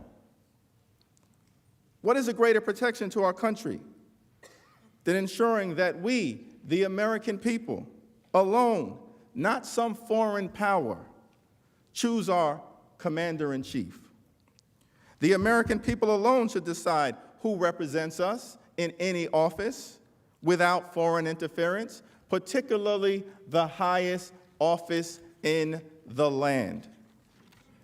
And what could undermine our national security more than to withhold from a foreign ally fighting a hot war against our adversary hundreds of millions of dollars of military aid to buy sniper rifles, rocket-propelled grenade launchers, radar, and night vision goggles, so that they may fight the war over there, keeping us safe here. If we allow the president's misconduct to stand, what message do we send? What message do we send to Russia, our adversary, intent on fracturing democracy around the world? What will we say to our European allies already concerned with this president about whether the United States will continue to support our NATO commitments that have been a pillar of our foreign policy since World War II? What message do we send to our allies in the free world? And if we allow the president's misconduct to stand, what will we say to the 68,000 men and women in uniform in Europe right now who courageously and admirably wake up every day ready and willing to fight for America's security and prosperity, for democracy in Europe and around the world? What message do we send them when we say America's national security is for sale? That cannot be the message we want to send to our Ukrainian friends or our European allies or to our children and our grandchildren who will inherit this precious republic. And I'm sure it is not the message that you wish to send to our adversaries. The late Senator John McCain was an astounding man, a man of great principle, a great patriot. He fought admirably in Vietnam and was imprisoned as a POW for over 5 years, refusing an offer by the North Vietnamese to be released early because his father was a prominent admiral. As you all are aware, Senator McCain was a great supporter of Ukraine, a great supporter of Europe, a great supporter of our troops. Senator McCain understood the importance of this body, this distinguished body, and serving the public, once saying, quote, "Glory belongs to the act of being constant to something greater than yourself, to a cause, to your principles, to the people on whom you rely and who rely on you." The Ukrainians and the Europeans and the Americans around the world and here at home are watching what we do. They are watching to see what the Senate will do. And they are relying on this distinguished body to be constant to the principles America was founded on, and which we've tried to uphold for more than 240 years. Doing the right thing and being constant to our principles requires a level of moral courage that is difficult, but by no means impossible. It is that moral courage shown by public servants throughout this country and throughout the impeachment inquiry in the House. People like Ambassador Marie Yovanovitch. Her decades of nonpartisan service were turned against her in a vicious smear campaign that reached all the way to the president. Despite this effort, she decided to honor a duly authorized congressional subpoena and to speak the truth to the American people. For this, she was the subject of yet more smears against her career and her character, even as she testified in a public hearing before Congress. Her courage mattered. People like Ambassador Bill Taylor, a West Point graduate who wears a Bronze Star and an Air Medal for valor, and his proudest honor, the Combat Infantryman's Badge. When his country called on him, he answered again and again and again in battle, in foreign affairs, and in the face of a corrupt effort by the president to extort a foreign country into helping his re-election campaign, an effort that Ambassador Taylor rightly believed was crazy. His courage mattered. People like Lieutenant Colonel Alexander Vindman, who came to this country as a young child, fleeing authoritarianism in Europe. He could have done anything with his life, but he chose public service, putting on a uniform and receiving a Purple Heart after being wounded in battle fighting courageously in Iraq. When he heard that fateful July 25th call in which the president sold out our country for his own personal gain, Lieutenant Colonel Vindman reported it and later came before Congress to speak the truth about what happened. Lieutenant Colonel Vindman's courage mattered. To the other public servants who came forward and told the truth in the face of vicious smears, intimidation, and White House efforts to silence you, your courage mattered. You did the right thing. You did your duty. No matter what happens today or from this day forward, that courage mattered. Whatever the outcome in this trial, we will remain vigilant in the House. I know there are dedicated public servants who know the difference between right and wrong. But make no mistake, these are perilous times. If we determine that the remedy for a president who cheats in an election is to pronounce him vindicated and attack those who exposed his misconduct.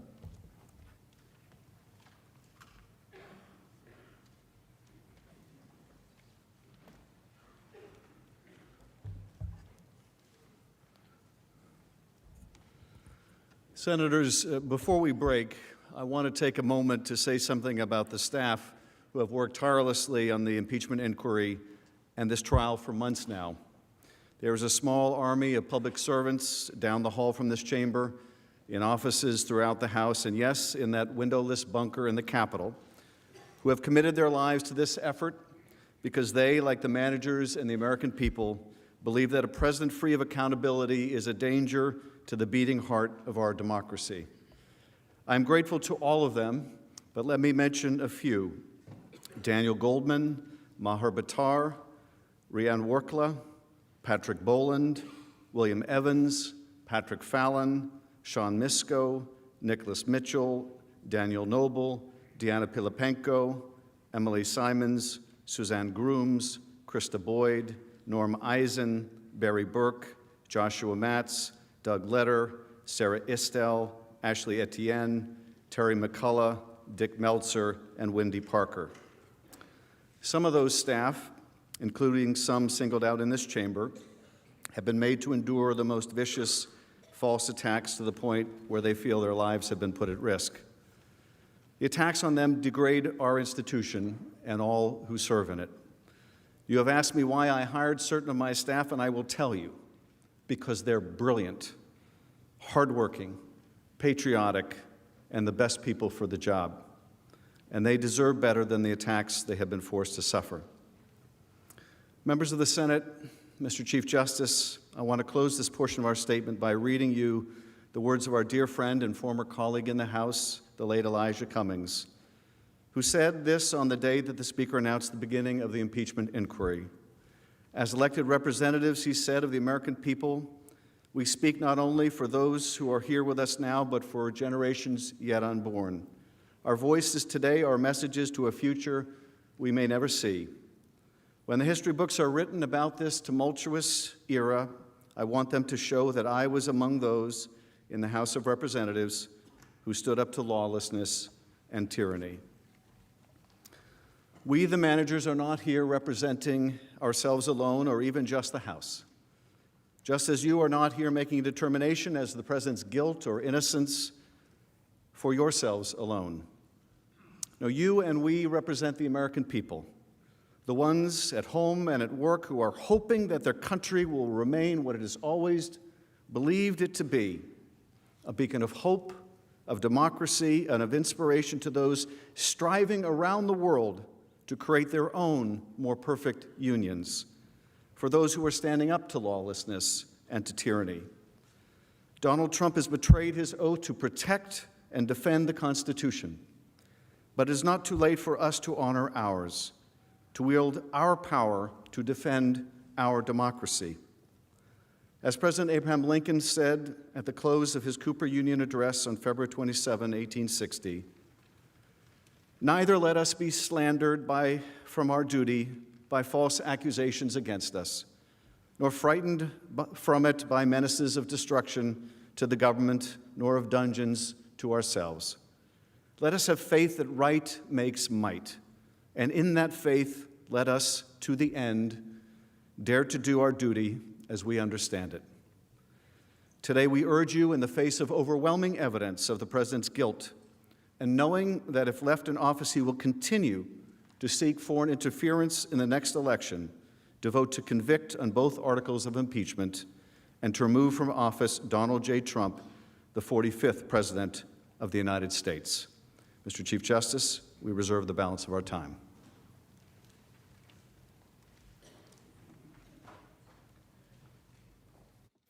The majority leader is recognized. Mr. Chief Justice, colleagues, we'll take a 30-minute break for lunch. Without objection, so ordered.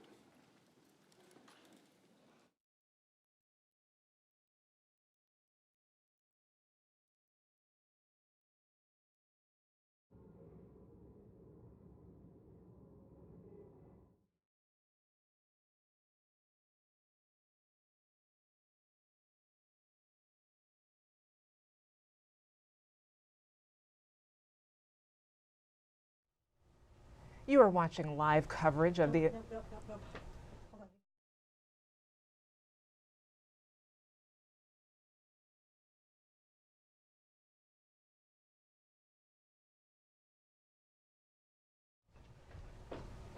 You are watching live coverage of the impeachment trial of President Donald Trump. The Senate is on a lunch break as the House managers wrapped their case against the president on 2 charges: abuse of power and obstruction of Congress. The Senate will reconvene as a jury after lunch to hear the closing arguments from the president's defense team. With me to discuss this moment in politics is my colleague and reporter for The Fix, Amber Phillips. Hi, Rhonda. How are you, Amber? Good, how are you? Good, good. So it seemed as if the Democrats are still very impassioned about their case. Even though they know the outcome, potentially we know the outcome of Wednesday, they're still trying to give that last argument that the president needs to be impeached. What do you think about the comments we just heard? Yeah, that's what I heard. I feel like at this point they're talking to not the senators themselves because they know what's going to happen. He's probably going to get acquitted. They're talking to 2 audiences. Voters in November. Are there any moderate voters in Maine, in Colorado, in Arizona who these arguments could resonate with and get in their heads and say, okay, I got to vote against a Republican senator because they didn't vote to convict Trump? Are they also talking to the history books? I feel like from the very beginning, Democrats felt like they were right. There's this conviction with them that they carry forward. Republicans have similar conviction, or most of them do, that the president shouldn't be impeached. But there's just this sense of like, okay, like if we can't win here in this Senate, in this partisan moment, in this Republican Party of Trump, then we're going to talk for the history books, and we think history will smile upon us fondly. And that's who I feel like Adam Schiff is often talking to. He often has this like soaring, eloquent, speeches that he gives the Senate with an eye to how this will play years, even decades from now. Right, and I noticed Adam Schiff did not give his usual long last speech, which is I'm thinking it might be telling. Is that telling to you that he feels that they've already said their case, they cannot say anymore, and they're now thinking of what's ahead? I think that's so smart, because when was he giving his long speeches? He was giving them when there was witnesses at stake. He lost that battle. Right. The next time we heard him talk, you're right, it was just a couple of minutes. I'm trying to go through my notes to pull up something he said that I thought was interesting. But I do know, Jason Crow, another House manager, started things off for Democrats today. And something he said that I felt like would fit right into Adam Schiff's speech, although it was short, was, "Today, you have a duty to perform. I submit to you on the behalf of the House of Representatives that your duty demands that you convict President Trump." So there's that conviction I'm talking about. But you're right, they didn't take hours and hours and hours and hours, even though they had 2 hours, to deliver that message. Right, and Adam Schiff did reserve the balance of his time, so he could come back at some point today, but what we just saw was very short for him. The other person who spoke at length, really, was Val Demings. She really gave her kind of straightforward remarks about both of the charges. Let's take a listen to the closing arguments from Representative Val Demings. The House has presented to you overwhelming and unconverted evidence that President Trump has committed grave abuses of power that harmed our national security and were intended to defraud our elections. President Trump abused the extraordinary powers he alone holds as President of the United States to coerce an ally to interfere in our upcoming presidential election for the benefit of his own re-election. He ordered every government agency and every official to defy the House's impeachment inquiry. And he did so for a simple reason: to conceal evidence of his wrongdoing from Congress and the American people. The president's obstruction was unlawful and unprecedented, but it also confirmed his guilt.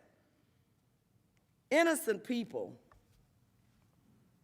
don't try to hide every document and witness, especially those that would clear them.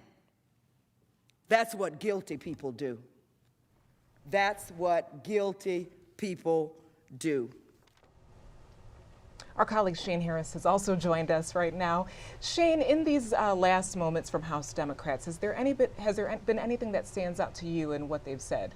No, I mean, I think we're sort of, in a way, where we thought we might be in the beginning of all of this, right? What's been surprising to me over the course of this trial is the degree to which the president's lawyers have not contested the facts.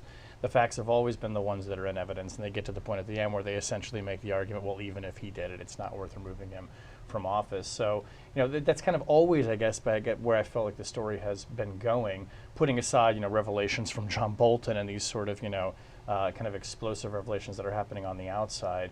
Democrats had a fairly strong case. They always felt that. Lamar Alexander even saying they showed their overwhelming mountains of evidence. Well, they had it. So it doesn't feel like we're in a place that's dramatically different from where I thought we would be when this whole trial started. I was interested to see that they didn't really point out this weekend's news that on Friday or early Saturday morning at midnight, the DOJ revealed that there were some documents that they're withholding, about over 20 documents or emails that point to the president's thinking. Are you surprised that they didn't, in their last efforts here, mention that? In a way, I'm not, because it feels like the expectation now is that this phase is going to come to a close. The president's going to be acquitted on Wednesday, but revelations are going to keep coming. And this is a story that will continue being reported by us and by other outlets. And there might even be testimony that we see in the House. So you can kind of almost feel, in a way, the momentum shifting back over to the House side and sort of the public airing of the evidence as well. I mean, the Democrats obviously know this phase is over. And what's sort of the point of trying to, yet again, introduce this into the record? There's going to be a record that continues building even after the acquittal. Right. And what do you think about that? If this moves back to the House side, politically, what does that mean for Democrats? Is that a smart choice? Yeah, I get that's one of the top reader questions I field, which is, can Democrats start impeaching? Can they impeach the president again if this fails? My answer always is, sure, the Constitution lets them, but would they want to? My goodness, no. I don't know that Democrats can truly draw a distinction between, we're having John Bolton testify, we're going to look into try to get these Justice Department documents that could show Trump's thinking on Ukraine. Why don't we try to subpoena Mick Mulvaney again? And impeachment. Like, they're not going to impeach the president again, but it just feels impeaching and investigatory in a way that, like, I think plays to Nancy Pelosi's fears in starting this at the beginning, which is, you look like you're going after the president in an election year, and you look overly political, and that plays right into his hand and his argument about why he shouldn't be impeached. Yeah, and I was going to say, also, it doesn't feel like Democrats have really suffered for going this route. Yeah. It hasn't moved the needle really that much one way or the other. And obviously, whoever the Democratic nominee is going to run in part on the idea that the president is corrupt and can't be trusted. And all of this information that comes out, even separate from an impeachment trial, just becomes, fodder for that storyline, I think. Right. I want to read a tweet right now. Marco Rubio tweeted this morning and about his argument. And you can see this on your screen. If House votes to impeach, the Senate decides not just guilt or innocence, but also whether removal is in the nation's best interest. So let's respond to that a little bit. There is a distinction between removal and the actual vote.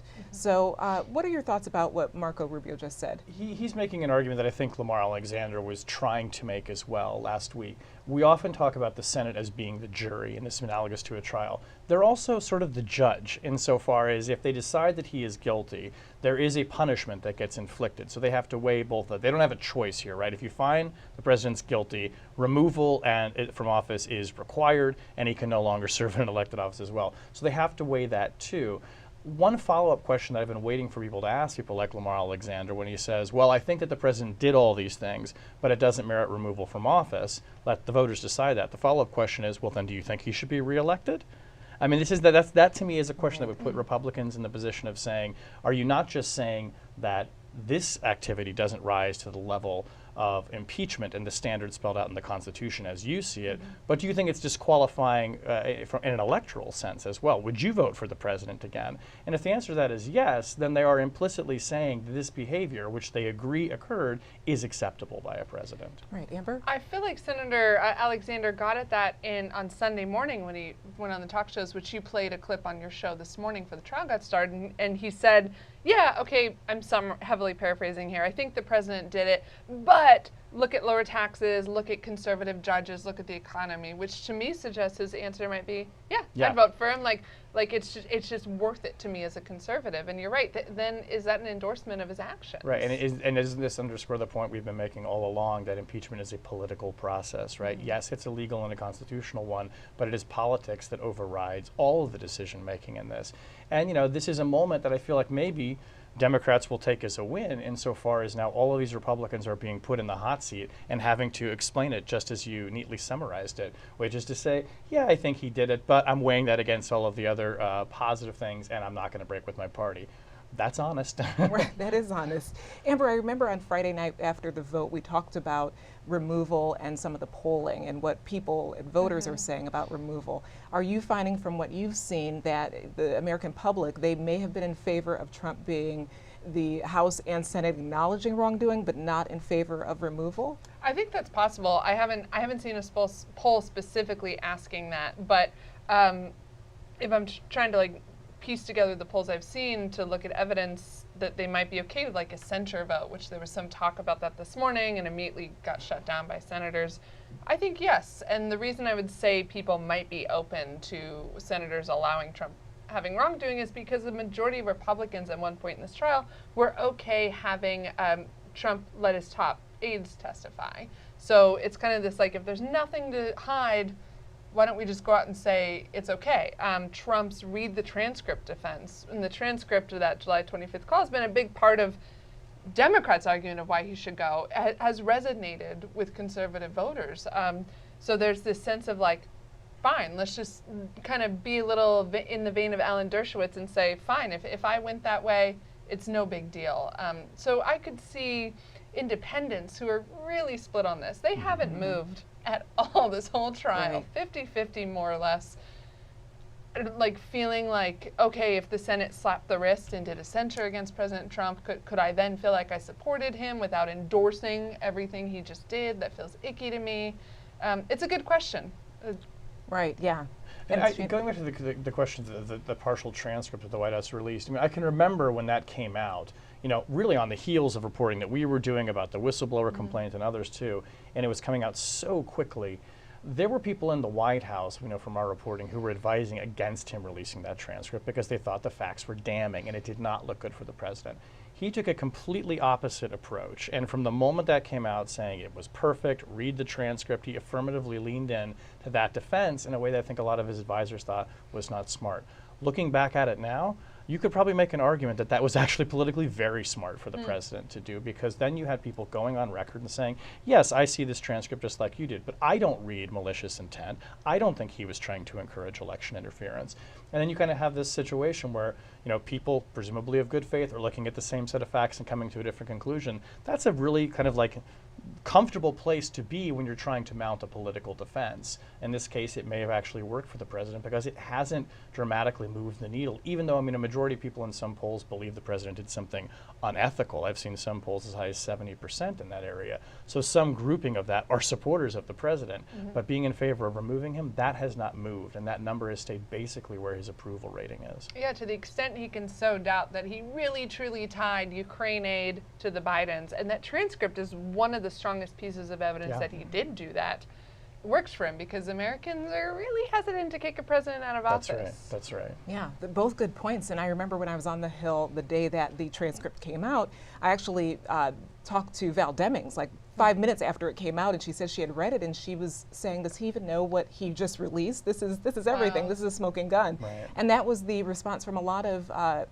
representatives who just could not believe that he was forthcoming and gave this information. But you're right that did in some way give some credence to the argument that he was transparent. He had nothing to hide. He gave out this transcript. And, go ahead. I was going to say whether senators will say it or not. In a sense, it also inoculates the president because every time he pushes the boundaries of what they think of as normal behavior or appropriate behavior for a president, he survives it and the approval rating doesn't change. And so he's demonstrated, I think, in a way to these Republican senators, you run a greater risk defying me and defying the base of our party than you do coming down on the side of where lots of people are on the facts, and probably, frankly, some senators. Even Lamar Alexander coming out and saying, look, I think he did it and I don't agree with it. But even then, he will not commit to actually doing what you would imagine somebody would do in this situation. Is, well, if you think they proved their case, the House managers, then why not vote to convict them? Such a good point. What if all this had happened super early on in his presidency? Would he have proven his Teflon-ness within the Republican Party, and would they have stuck by him? Yeah, that raises another question I've been thinking about over the weekend, that if this happened at a different time in his presidency, and after we learned about the DOJ documents over the weekend, I was thinking, should the House have kind of hung on and waited for more before they decided to do impeachment over the Ukraine call? Do you have any thoughts on that? That's going to be a level of that's a totally fair question. I wonder if Democrats are going to agonize over that very idea. And already what you're seeing from the Republicans, their talking point is the Democrats rushed this, and you should have taken the time in the beginning. I'm skeptical about that. I mean, I think everyone was so hardened in their positions that even if the Democrats had run this all the way up to the Supreme Court on the questions of witnesses, and we were hearing them from them in October, I don't know that it would have made such a difference. But that is going to be a big question as they go back and second guess the strategy. And it will be important for thinking how they move forward on a story where information is going to keep coming out. I mean, just these over the weekend, that's a big revelation. Didn't get a lot of play in the trial this morning, but it's not like this is the last that we're going to hear about Donald Trump and Ukraine. Rudy Giuliani, Lev Parnas. I mean, these people are not going anywhere, and they will be a fixture in the campaign. Question for Democrats is, how are you going to try and capitalize that, or do you figure it's a dead issue and it's time to move on to talking about jobs and talking about a vision, which, by the way, is how Nancy Pelosi would argue they took the House back in the midterms. Right, right. I saw some moderate House Republicans, when they were debating, impeachment, side with President Trump, and their reasoning was, if Democrats had waited, maybe I'd be open to considering what they had to say. Now, maybe that was just like the reason they grabbed onto, and they were never going to oppose the president, but it was enough for me to start noticing that Democrats, and ask the question, could they have won over bipartisan support for impeachment if they had taken the long road? I don't know that, rehashing it out this time around will make it seem like, okay, now we're being careful and digging into this stuff. I don't know that it's going to win over any hearts and minds, because I think it risks looking too political. Right, right. I want to play another clip, this time from Senator John Neely Kennedy. He stopped in the hallways to talk to reporters. Let's take a listen. Let me make this comment about some of the statements made this weekend. When I count my blessings, I count Lamar Alexander twice. He's one of the finest people I've ever met, in politics or out. But I don't agree with Lamar. The prosecution has proven its case, and I will be making comments on the floor sometime today, probably tomorrow. So you don't think it's clear that the president did anything wrong as a part of what you've heard? That's all I've got for you. Thank you, guys. Oh, all right, thanks. Okay, Senator Kennedy says he thinks the prosecution did not prove their case. What do you think about what you just heard? Well, I mean, it's interesting that he didn't quite want to answer the question of, did you think he did anything wrong? And he sort of ran away from the camera at that point. But Lamar Alexander, who, remember, is not running for re-election, right, has given a lot of cover here to his Republican colleagues by kind of taking out maybe the most maximal point that anybody in the Republican Party is going to take, and being willing to say it was not a perfect phone call like the president says. He did do something wrong. This is bad behavior. I think Alexander was even asked the question, do you think the president has learned a lesson? And he said essentially, well, I hope so. As long as he is out there, I think he gives a lot of cover for other Republicans to say, I respect Lamar Alexander greatly. He's a man of principle, but we differ on this one particular point. And in the end, all their votes are the same. So I mean, practically speaking, it doesn't matter. I wonder how Trump hears comments like that. And the fact that Kennedy isn't like, he did absolutely nothing wrong, I read the transcript to reporters, even though he's going to vote to acquit him. Is Trump feeling like, okay, whew, I got through that, I'm not going to rile any feathers. We know from our White House reporting he didn't call moderate senators, he stayed out of things. Or is he going to see that, as he has in the past, stuff like this, as an insult to him, as not being loyal, and go after Republican lawmakers? And he has shown an absolute willingness to go after anybody in the Republican Party who speaks up against him in any form. So it's a new day, and speaks to how he weighs the seriousness of this. If he doesn't start, going, names I'm listing of people who have said he might have done something wrong: Marco Rubio, Lamar Alexander to extent, even though he's retiring, Rob Portman. Does he start attacking those people? And does Mitt Romney just vote to convict? I mean, this is another What does Mitt Romney do? Right, this is always like this is he should be thanking Lamar Alexander. Just kidding. I mean, because it's made it much harder for Mitt Romney and for Susan Collins, who is of course facing a tough re-election in Maine. And one big question at the beginning of all of this was always, where are more moderate Republicans like that going to go? Could you actually, imagine them citing, and calling witnesses, make it look bipartisan, that whole question. I'm just fascinated by where Mitt Romney comes down in this, because it's not, is he going to now associate himself with Lamar Alexander's comments, or will he come up with some other reason for saying, I think it's wrong what the president did, which he clearly does, but I'm not willing to vote to remove for the following reasons. Alexander essentially said this should be up to the people to decide, right? Which, people will argue about the merits of that defense and whether he, is sort of shirking away from their constitutional ability as senators. But back to the point of their judge and jury, you could imagine Mitt Romney, I think, voting to acquit and coming out with the statement of all the reasons why he thought that what the president did was wrong, but kind of siding with Alexander on this too and saying, look, this should be up for people to decide in November. I'm not willing to take that final step of actually removing him. I think that resonates with the polls, right? And showing that a strong majority, 80% or so of Republicans say, no, don't remove him, and so do half of independents. Right, right. Well, let's talk about Mitt Romney for a little bit, because we are kind of waiting to see which side he goes on. What would it say for the Republican Party if Mitt Romney does vote against or for impeachment?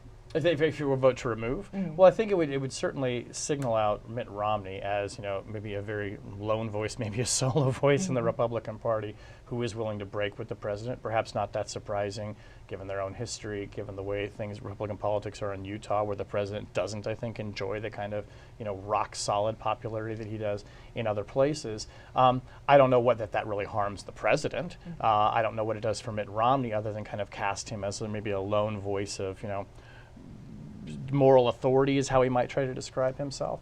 I don't know that he will pay any real consequences for it. Susan Collins, to my mind, is actually it's riskier for her, right? Where she's really looking at an electorate in Maine that might think that it would not be the most courageous thing to do to vote to acquit when clearly she thinks that something happened here.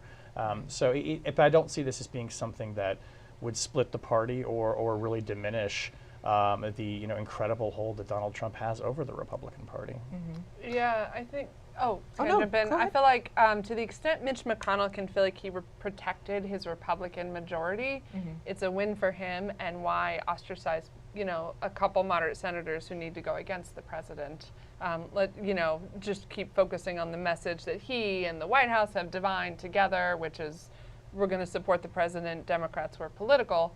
Because people like Cory Gardner in Colorado and Martha McSally in Arizona have decided that's what they need to get reelected. Susan Collins is also up for reelection. She's clearly decided something entirely different, but she's experienced enough to be able to figure that out for herself, I think is McConnell's mindset. So even if they do vote, and that's a huge if any Republicans vote to convict the president, if it's these two, I don't see too much drama being had within the Republican Party right now about it. Right. Well, what about Susan Collins?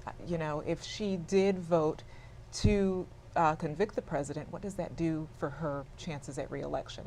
She's been the one we're watching, and we know from our reporters on the Hill this morning that she did tell reporters that she has not made up her mind.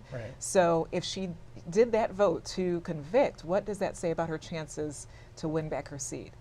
I think she's in a can't-win situation no matter what she does. There is a strong Democratic challenger, Sarah Gideon, is a Democratic legislature in Maine, who in part, had such a strong moment after Brett Kavanaugh. And there was just this field of grassroots Democrats around the nation donating money and setting up a PAC to go to the eventual Democratic challenger of Susan Collins because she voted to put Brett Kavanaugh on the Supreme Court.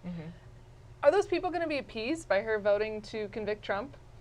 Maybe, but they also have invested in a candidate to defeat Susan Collins. A Democrat to them in the Senate is better than a Republican who voted to throw out the president. Exactly. It's not as if they're waiting to cast their final vote on Susan Collins, depending on what she does in the impeachment trial, right? And I think what's fascinating about this too is that we're not asking the questions from the point of view of what do these senators believe is the right thing to do in terms of the facts in the case that was presented. This whole thing has always been a political calculation. No surprise, we all get that. But this really does just kind of grind down to a fine point how this is all about You know, it's about the party, it's about the politics, it's about maintaining the majorities. You know, Jeff Flake, you know, who's no longer in the Senate, you know, famously said that, you know, if you took a silent poll, there are probably 35 senators who would vote to convict the president, but that would be a silent poll, right? That's a very different reality. So this is the world that the Senate lives in now, where I think there are clearly many more members of the Senate than we're willing to say so publicly who have deep, deep misgivings about the president and his behavior. Susan Collins, I mean, has signaled that, you know, for nearly 3 years now. But that is not enough of a force, given the politics in their own states, to cause them, I think, to vote on, you know, on the right and wrong of it. That's just not the world that they live in. Right. Another name that I'll throw in here is Doug Jones of Alabama. He also told reporters today he does not know which way he's going to go. What do you think about the odds of him keeping his seat if he does vote to convict? Well, this is a question that he's asking. I think if he votes, if he were to vote to acquit, I mean, I think it would be a fairly clear signal that he feels that he has no other choice, and that's how tenuous his position is right now in that seat, which was already tenuous even before the impeachment. So in a sense, the Senate votes are a little bit like weather vanes for where they are in their sense of their own states. If he does vote to acquit the president will be able to then say, presuming no Republicans break ranks, you know, it was bipartisan that he should be acquitted. That's a pretty powerful talking point. Yeah, Amber, thoughts on that? Yeah, I mean, if he votes to convict the president, I already have a hard time seeing how Doug Jones gets reelected in a state like Alabama. Yeah. So that's right. I'm not going to make predictions, but that's where I would stand on that. That's where I do stand. Right. Very tough position. Yeah. We're going to go ahead and take a look at another clip. One of the senators who is running for president while on jury duty is Amy Klobuchar. Listen to the senator talk about how impeachment affects her run for the White House. I'm a mom, I can do two things at once, and so I'll be headed back to Iowa, and was with our team late last night. We've had huge events wherever we go, and we're feeling good about the surge we're seeing. We're just keeping on going. I'm punching way beyond my weight when you look at the money that people are spending. We have been much more frugal, and it's one of the reasons that I'm still standing. And I think a lot of people predicted when I was in that blizzard that I wasn't even going to make it through my announcement, much less to this point in the campaign. So we keep going. Has Amy Klobuchar spent her time wisely in the last 2 weeks of this trial in doing what she says about, you know, chewing gum and walking at the same time, that she can do both? Has she been wise about how she's approached the impeachment? I think it fits into her overall message even before she was in the Senate trial and stuck there and not in Iowa, which is, I have experience, I'm a United States Senator. That's different than someone, really the person she's trying to climb after and pull down the polls is Pete Buttigieg, former mayor of South Bend, Indiana. That's very different than him. And she has used that also to talk about her gender and the way gender in general is covered in politics by saying, would a woman of a small town who's a mayor get this far in the polls, you know, and run for president? I don't think so. So I think it fits smartly with how she's tried to frame her campaign so far. I think she also made a good point that as this campaign began and got under swing with the debates this summer, she was like, you know, there's this top tier, there was a bigger middle tier, and there was this kind of like scattered bottom tier. She has moved herself up to the middle tier, the second tier, as she's seen her colleagues like Cory Booker and Kamala Harris have to drop out. So I think that's a credit to her. She needs every candidate. This is true. So this isn't a remarkable statement. She needs to do well in Iowa to keep it going, though. Right. Yeah, and I think that, I mean, for her, I mean, her campaign has all been a bit about beating the expectations, which were already, you know, quite low. I mean, she even said that herself when people didn't think she would make it past her speech that she announced that she was running. I wonder how much this whole distraction from the campaign trail in Iowa has really hurt senators. It's hard to tell if it's hurt them that much. I mean, they weren't out of pocket for, you know, weeks and weeks and weeks. It ultimately will be about 2 weeks, I guess. I mean, I guess I question how much voters are really paying attention to this as well. I mean, it seems like they kind of have their hands full with some other issues. So, I mean, obviously, you know, how she comes out of Iowa is going to depend largely about where she goes from here. But, you know, she's taken advantage of these moments to come and talk to reporters and remind everybody during the breaks, as has Elizabeth Warren, you know, that, you know, yes, I'm here doing my job, which is a credit to me, that I think it's important, but that's not distracting me from the larger prize. So it seems like they both managed that pretty well. That's true. I've noticed that the two of them have not sort of, they're always talking to the cameras. They stopped in the subway to talk to reporters when they've been stopped. They're not shying away. However, Bernie Sanders did not do that this time. He did not come to the cameras. He was stopped, I think, once or twice and gave, some short comments. But what do you think about his strategy? Did he use this time in Washington to his advantage? Yeah, I just feel like Bernie Sanders has never been a big figure on impeachment from the very beginning. Even though, no surprise, he wants Donald Trump out. I just feel like I'm not sure why I don't have reporting on this, but is it not his cup of tea to talk about these constitutional issues and the details in Ukraine? You see him on the debate stage, and he kind of fades when they talk about foreign policy. But he really, shines and comes forward when they talk about healthcare, and all his answers are geared toward income inequality. So I feel like Bernie Sanders possibly could have calculated, what's in it for me on that. He's doing well in the polls in Iowa, so maybe that strategy didn't hurt him at least. Right. Yeah, I think that's right. I mean, he's been very on message throughout the whole campaign in Iowa and elsewhere as well. And you're right, hasn't necessarily been banging the drum on impeachment. He's got a message. He's sticking to it. Probably the reason you haven't seen him in front of the cameras because he's arguably a front runner in Iowa. Don't fix it if it ain't broke. Right. And Elizabeth Warren, who's been sliding in the polls, and Klobuchar, who's been running fifth, need any chance they can get to come and talk about that message. And I guess they'll take it, in the Capitol if they can't get it in Iowa. So we'll see. But he's clearly made some wager that this is not something he feels like he needs to talk about in order to succeed with his voters. Right. Well, shifting topics a little bit. So the State of the Union is tomorrow. What do you think the tone will be of the president tomorrow?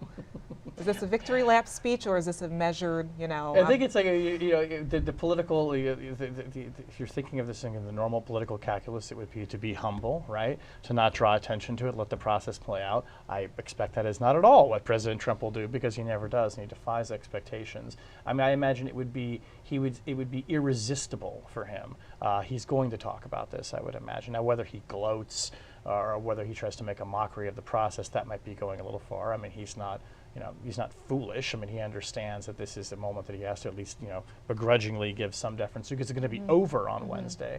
But I can't imagine that he's not going to talk about it. At least, it may be subtext, but I think this is something that he must feel vindicated. We know he's been watching it.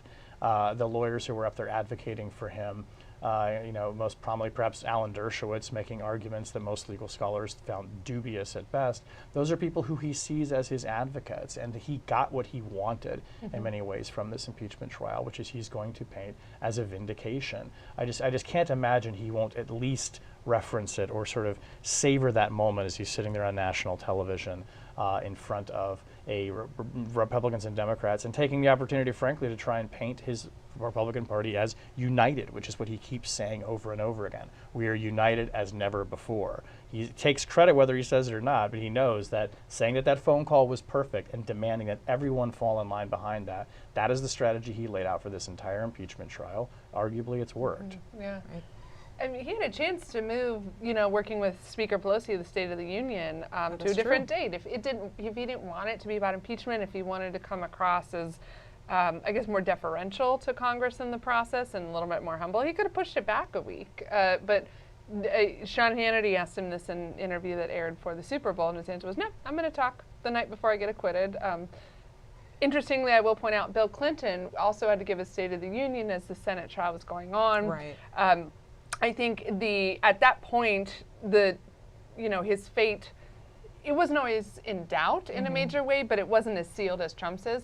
He did not mention impeachment at once in his entire speech. Yeah. That's true, and I believe that his State of the Union address was maybe weeks before the actual vote, so there was some distance. Yeah, that's what I was trying to say. Yeah, and with tomorrow, that speech is hours before this vote, so that's history right there. And Clinton was contrite in the face of his impeachment, right? I mean, going to the American people saying, I'm sorry I put you through this, what I did was wrong. That is not Donald Trump. That will never be Donald Trump. That's just not who he is politically. And it would be hard for him, I think, to paint himself as a victim in this case, considering that he went through the trial and he's going to be acquitted. But I think if he were trying to take advantage of this particular moment in the State of the Union to do something really dramatic and change the script, he could come out and call for unity or even show a little bit of contrition. I just don't think that that's in his DNA. Whether he can just stay quiet on the subject at all is the thing that I'm looking for.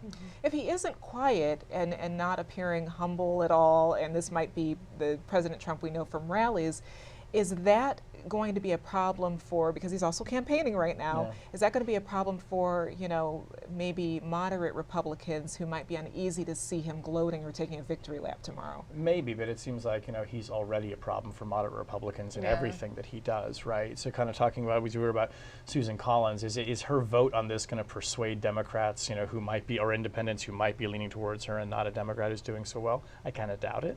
It's just, this is just the way the president is, and I feel like by now, you know, nearly 3 years into his presidency, those assumptions about him are kind of baked in, and moderate Republicans know how they have to navigate in the storm that is Donald Trump. Yeah, I feel like they would almost expect some kind of spectacle or moment that they themselves don't feel comfortable with. But, you know, talking to, you know, strategists who work with these senators and lawmakers and try to keep them in touch with the grassroots of the Trump campaign, I think I can guess what these senators have heard or internalized is, okay, but that kind of behavior I don't agree with is exactly why Trump supporters like him and have stuck with him through thick and thin. And so who am I to criticize that publicly? Well, switching gears back to the impeachment trial, next up we're going to hear from the president's counsel. What do you think their tone is going to be? You know, are they going to give a long closing argument, or are they going to say, you know, we know how this is going to go on Wednesday, thank you for your time? I would expect more the latter. I mean, sort of when they had their opening argument that was only 2 hours, and they said essentially we're not going to keep you here all night, which was sort of a dig at the House managers who, you know, had a long opening. They know that they've won. They don't have to say anything else. I mean, you know, it's the question really is now, do they feel that they need to do anything in a kind of, you know, valedictory sense to sort of stick up for the president one more time? I mean, they've already thrown kind of spaghetti at the wall with all the different legal defenses. Members can take their pick of which one they want to use. I would expect it would probably be pretty short and sweet and just kind of move on with it. I mean, one idea of why they might want to spend a little more time on this is, do they want to shore up some of those Republicans that are under the Lamar Alexander umbrella? Right. That's a good point, yeah. To that extent, if they're doing that, I feel like they're probably getting guidance directly from the White House, because I feel like that's a very Trumpian thing to want, which is complete and total unity that actually truly matches with his tweets he keeps sending about this. Right, right. So I guess the question now is, what comes after all of this? We heard from Lindsey Graham yesterday on Fox News that he said he wants to go after the Bidens, that they're not safe now. I don't know, as House or Senate Judiciary Chair, he may call them in. What do you think the political implications would be if they followed through and called the Bidens in? I would say, I mean, Lindsey Graham has threatened to do a lot of things in the past that he ultimately doesn't follow through on. You know, and it would be hard to cast this as anything but sort of brazen politics, and that would be Lindsey Graham having to stand up for it and not undercover of the president. Maybe he'll do it. He's also talked about how much he loves Joe Biden and what a great friend he is. But he sort of, you know, has saber rattled in these areas before, talking about investigations that he thinks would be helpful to the president. I've thought from the beginning, and maybe I'm just being too cynical on this, is that, you know, by this time next week, it's going to feel like the impeachment trial was 3 months ago.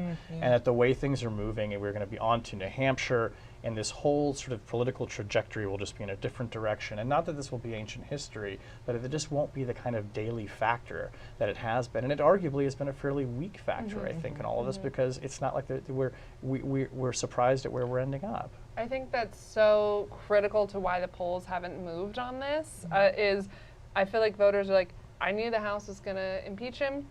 I knew the Senate was going to acquit him. Like, okay, like, why do I need to follow this day in and day out? What happened? You know, I'm not changing my mind. And the polls show that 80% Democrats, get them in office. 80+% Republicans, keep them in office. So Lindsey Graham's playing to one base.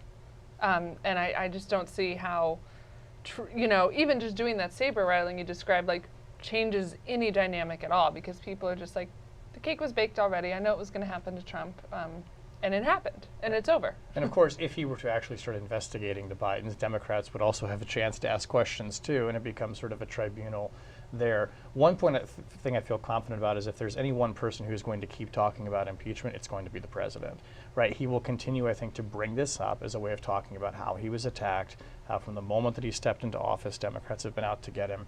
It's a very powerful message. Of course, it's one reason why I think some Democrats were reluctant to even go down this road in the first place. Essentially, don't make a martyr out of him. Don't give him the ability to say, look, they're just coming after me because this is naked partisan politics. So, but he will keep talking about this over and over again because I think he does feel that it's a stain on his legacy. He's talked about this with confidants. He's not happy that he was impeached.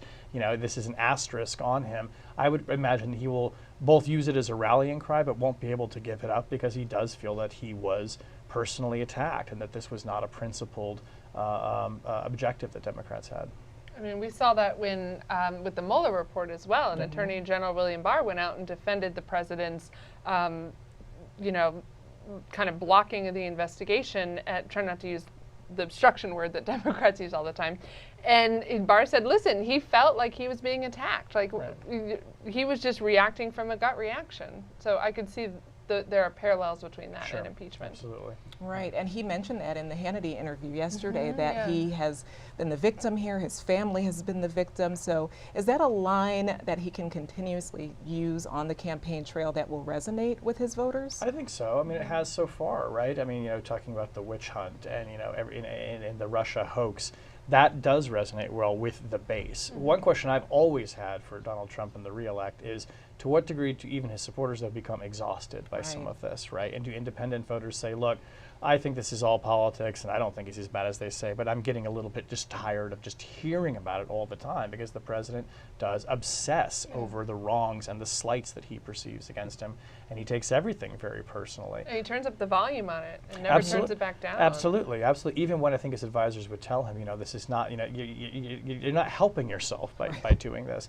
So I would imagine that again with the base, it fires them up. But at some point, he is going to face a Democratic nominee who's going to come in and say, these are my proposals for the country and where I want to go. And he's going to have to respond to those and have some of his own. And he can't just make it all about all the wrongs that were done to me over the past 3 years. You're going to have to move independent voters and build some kind of a coalition if he's going to be reelected. But again, I mean, the president doesn't let things go, right? And it becomes a part of his political story and will paint himself as somebody who beat the system.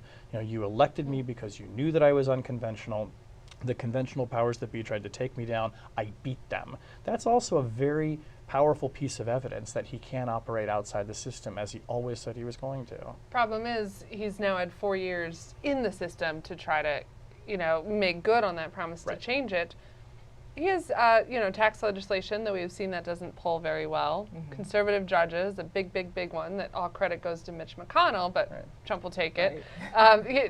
He would like a couple others, and use a new trade deal. That's another massive one. But I'm sure he would like a couple others, especially one that speaks to the heartland. They're still hurting from tariffs with China. Right. All of that he's going to have to face and be accountable to. And remember, I mean, Donald Trump, like all presidents, did come in saying he wanted to bring a new spirit of unity and bipartisanship. I mean, obviously that has not occurred, so he'll have to answer for some of that as well. But he's been very successful, I think, at making himself running on the idea that he has been victimized and that he has been a target, not because of what he did, but because of what he represents and how he operates. And I just don't see why he would give that up, considering it arguably has worked for him. If nothing else, I think it's helped keep his head above water. Yeah, I like the point you just made about how we might forget this the last 2 weeks in next week and the weeks ahead. It's going to become more and more distant that this even happened. But if more documents come out, if more evidence comes out, do you think there is going to be sort of, voter or American public fatigue if House Democrats or Democrats in the Senate keep saying, see, we told you this was going to happen? It's a risk. I mean, I think it's something after the Mueller report came out, you could almost feel the wind in the sails of Democrats kind of give. I think there was a sense that there was a finality to that report, and even if there were still multiple threads to investigate, and they talked about, we're going to hold hearings, that never really happened. Then, of course, the Ukraine scandal broke, and that took up all of the energy. Democrats, I think, have been calculating all along, can we keep pushing this thing? How far can we go before people just tune it out and it sucks up all of the oxygen? the midterm strategy was built around offering people solutions, right? Speaking to moderates, kind of trying to make it not so much about Trump, but about what the Democratic Party could offer. And they won. They took back the House with historic numbers. I would imagine that that is going to be, you know, if Nancy Pelosi is thinking anything right now, I just wonder if she's thinking, guys, I told you so. Okay, we did it. We went through this. All right, it's time to move on and get back to where we should have been in the beginning. It was only when moderates kind of, you know, I won't say grudgingly, but kind of finally turned towards the idea of impeachment that she really got behind this with the Ukraine issue. That was going nowhere after the Mueller report came out. Yeah. So do you think she was pushed into this more so than she wanted to be? That because her caucus said we've got to go now with it, that she decided to? I think possibly, yeah. I mean, don't you? I mean, she came around to it after those sort of. I remember the moment when those 7 moderate Democrats who helped give them the House wrote the op-ed for the Post. You know, and that kind of, you felt the tide turning. And in all of her remarks about impeachment, even though we knew the conclusion was foregone, she kind of, you know, offers up this sort of, you know, palliative by saying, well, he will be impeached forever. Let's not forget that. In a way, she's sort of saying, like, well, we did kind of win. And you can kind of imagine, that's kind of like trying to buck up the spirit of Democrats, or, you know, for whom, many of whom may think this was all just a lost cause.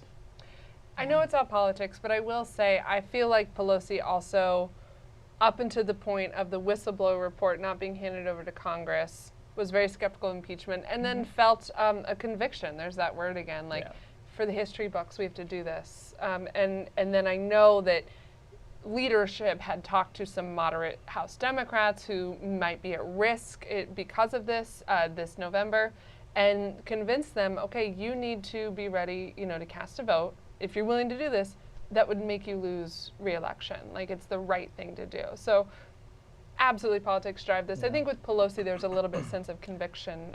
And the timeline, of course, was the whistleblower report had not been released when she said, I support an impeachment inquiry. It was them not handing it over to Congress that got her, which I just think is like shows that that's a rather procedural decision, an important one, but a procedural decision that pushed her to support impeachment. It was about Congress as an institution. Absolutely, yeah, and her standing up for that prerogative. And you raised such a good point, too, which is it's not all about politics. And if you remember when the Ukraine story broke, within 10 days, we essentially had all of the relevant facts on the table, which was sort of breathtaking, that it was all there. And I think it did, to your point, offer for Democrats, a lot of them, such a kind of clear and unambiguous case in their mind of the president's abuses.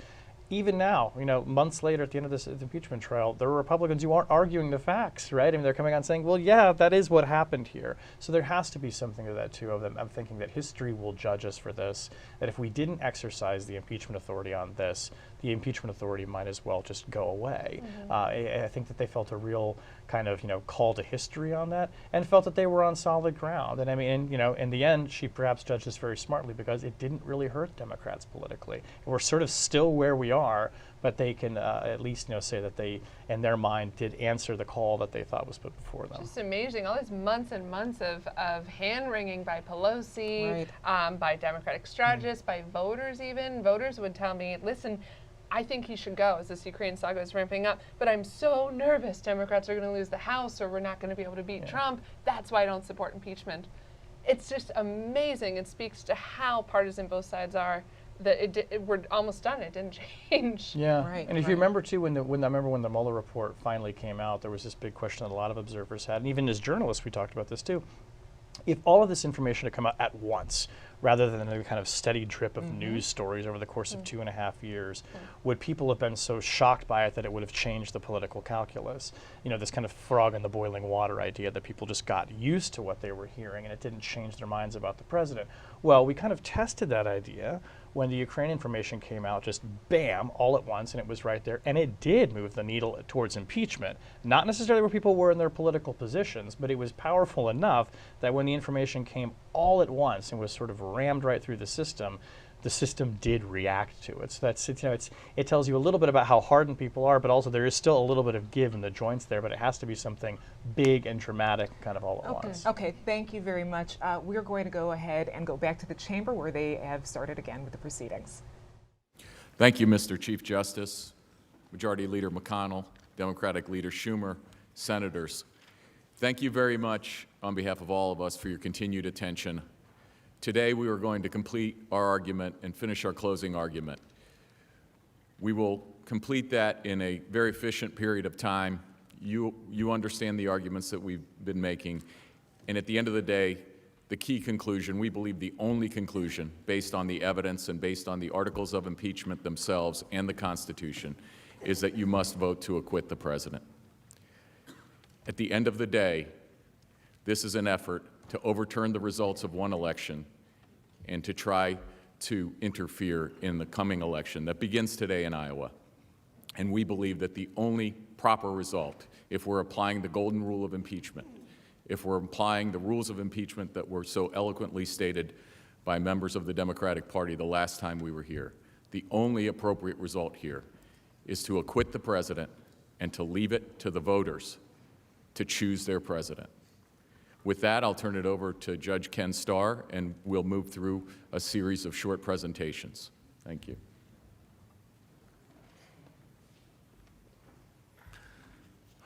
Mr. Chief Justice, members of the Senate, Majority Leader McConnell, Minority Leader Schumer, House impeachment managers, and their very able staff. As World War I, the war to end all wars, was drawing to a close, an American soldier sat down at a piano and composed a song. It was designed to be part of a musical revue for his Army camp out on Long Island, Suffolk County. The song was God Bless America. The composer, of course, was Irving Berlin, who came here at the age of 5, son of immigrants who came to this country for freedom. As composers are wont to do, Berlin worked very carefully with the lyrics. The song needed to be pure. It needed to be above politics, above partisanship. He intended it to be a song for all America.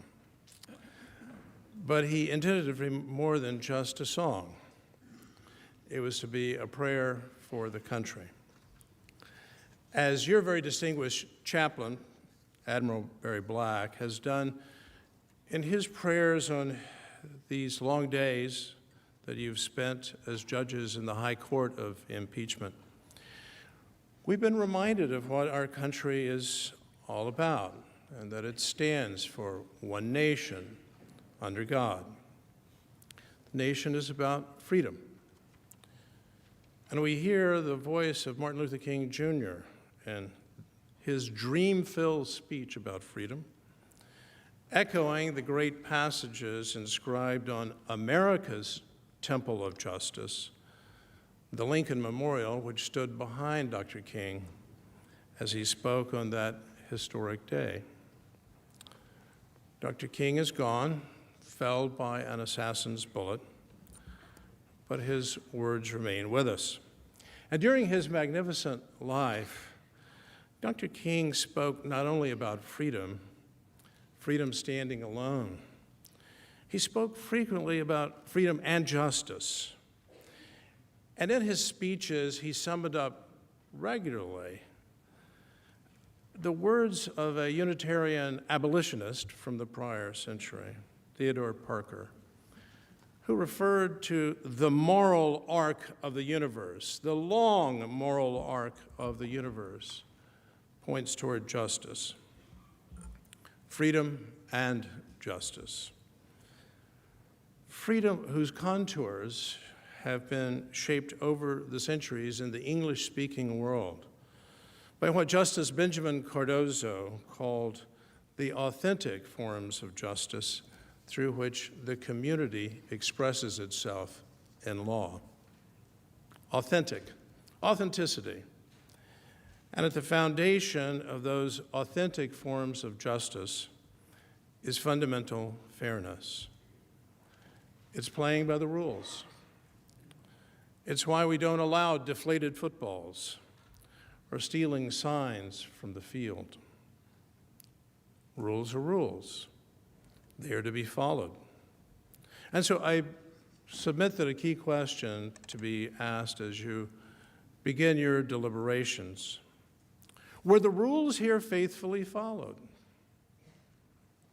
If not, if that is your judgment, then with all due respect, the prosecutors should not be rewarded, just as federal prosecutors are not rewarded. You didn't follow the rules. You should have. As a young lawyer, I was blessed to work with one of the great trial lawyers of his time. And I asked him, Ditt, what's your secret? He had just defended successfully a former United States senator who was charged with a serious offense, perjury, before a federal grand jury. His response was simple and forthright.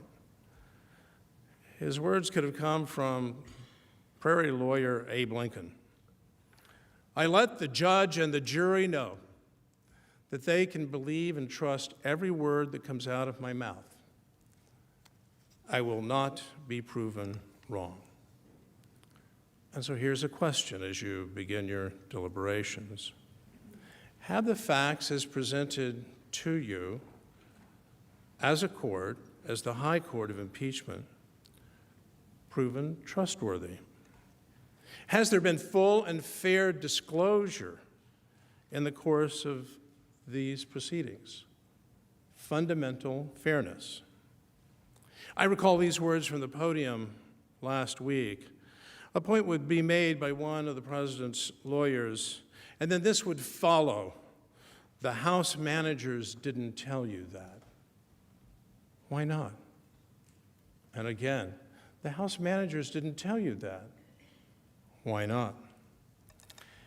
At the Justice Department on the 5th floor of the Robert F. Kennedy building is this simple inscription: the United States wins its point when justice is done its citizens in the courts.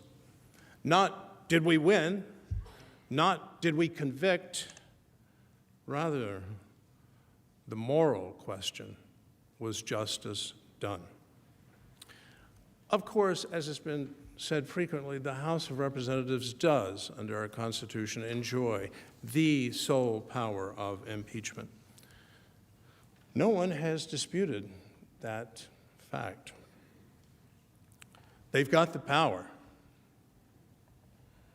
but that doesn't mean that anything goes. It doesn't mean that the House cannot be called to account in the High Court of Impeachment for its actions in exercising that power. A question to be asked: are we to countenance violations of the rules and traditional procedures that have been followed scrupulously in prior impeachment proceedings? And the Judiciary Committee, the venerable Judiciary Committee of the House of Representatives, compare and contrast the thoroughness of that committee in the age of Nixon, its thoroughness in the age of Clinton with all of its divisiveness, within the committee in this proceeding. A question to be asked: did the House Judiciary Committee rush to judgment in fashioning the articles of impeachment? Did it carefully gather the facts, assess the facts, before it concluded?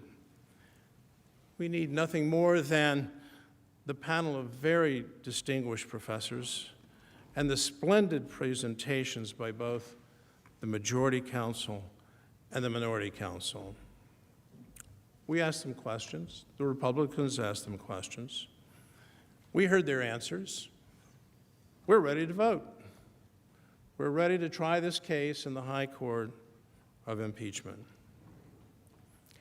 What was being said in the sounds of silence was this: we don't have time to follow the rules. We won't even allow the House Judiciary Minority members who have been beseeching us time and again to have their day, just one day, to call their witnesses. Oh yes, that is expressly provided for in the rules. We'll break those rules. That's not liberty and justice for all. The great political scientist of yesteryear, Richard Neustadt of Columbia, observed that the power of the president is ultimately the power to persuade. Oh yes, the commander-in-chief, and yes, charged with the conduct and authority to guide the nation's foreign relations. But ultimately, it's the power to persuade. I suggest to you that so too, the House's sole power to impeach is likewise ultimately a power to persuade over in the House. A question to be asked. In the fast-track impeachment process in the House of Representatives, the House majority persuade the American people, not just partisans. Rather, did the House's case win over the overwhelming majority of consensus of the American people? The question fairly to be asked. Will I cast my vote to convict and remove the President of the United States when not a single member of the President's party, the party of Lincoln, was persuaded at any time in the process? In contrast, and when I was here last week, I noted for the record of these proceedings that in the Nixon impeachment, the House vote to authorize the impeachment inquiry was 410 to 4. In the Clinton impeachment, divisive, controversial, 31 Democrats voted in favor of the impeachment inquiry. Here, of course, and in sharp contrast, the answer is none. It is said that we live in highly and perhaps hopelessly partisan times. It is said that no one is open to persuasion anymore. They're getting their news entirely from their favorite media platform.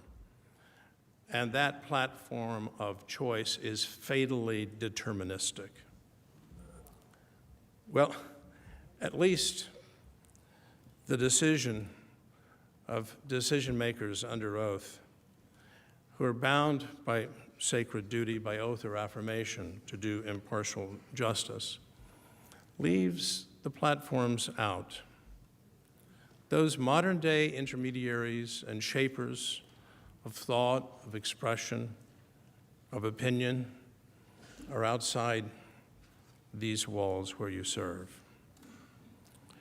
Finally, does what is before this court, very energetically described by the able House managers, but fairly viewed, rise to the level of a high crime or a misdemeanor, one so grave and so serious to bring about the profound disruption of the Article II branch, the disruption of the government, and to tell the American people, and yes, I will say, this is the way it would be read, your vote in the last election is hereby declared null and void. And by the way, we're not going to allow you, the American people, to sit in judgment on this president and his record in November. That is neither freedom nor is it justice. It's certainly not consistent with the most basic freedom of we, the people, the freedom to vote. I thank the court. I yield to my colleague, Mr. Purpura.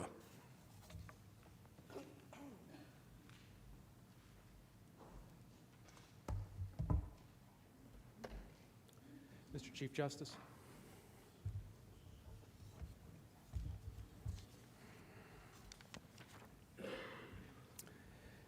Members of the Senate, good afternoon.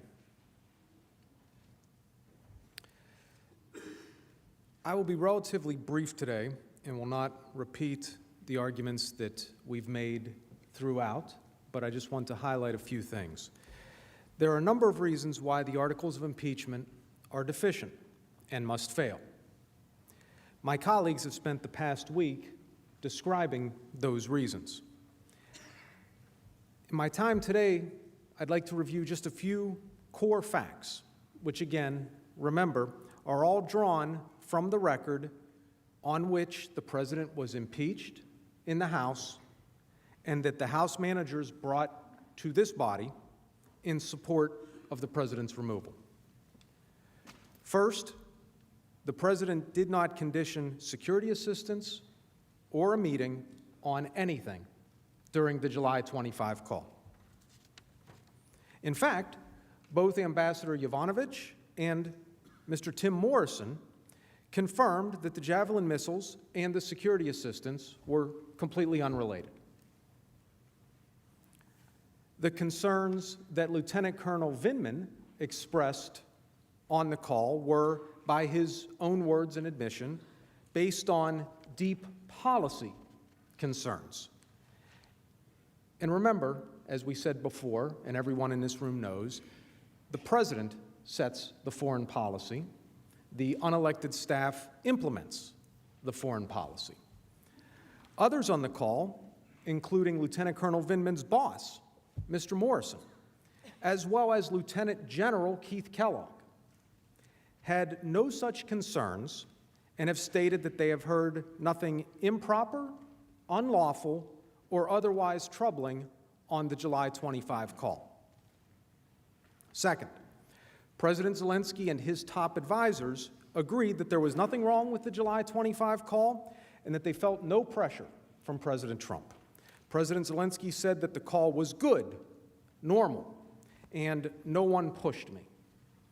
President Zelensky's top advisor, Andrei Yermak, was asked if he had ever felt there was a connection between the U.S. military aid and the requests for investigations. He was adamant that we never had that feeling, and we did not have the feeling that this aid was connected to any one specific issue. Several other top Ukrainian officials have said the same, both publicly and in readouts of the July 25 call to Ambassador Taylor, Ambassador Volker, and others.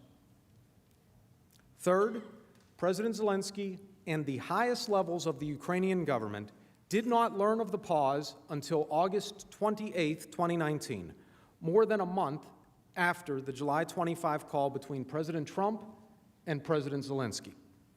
President Zelensky himself said, "I had no idea the military aid was held up. When I did find out, I raised it with Pence at a meeting in Warsaw," referring to the Vice President.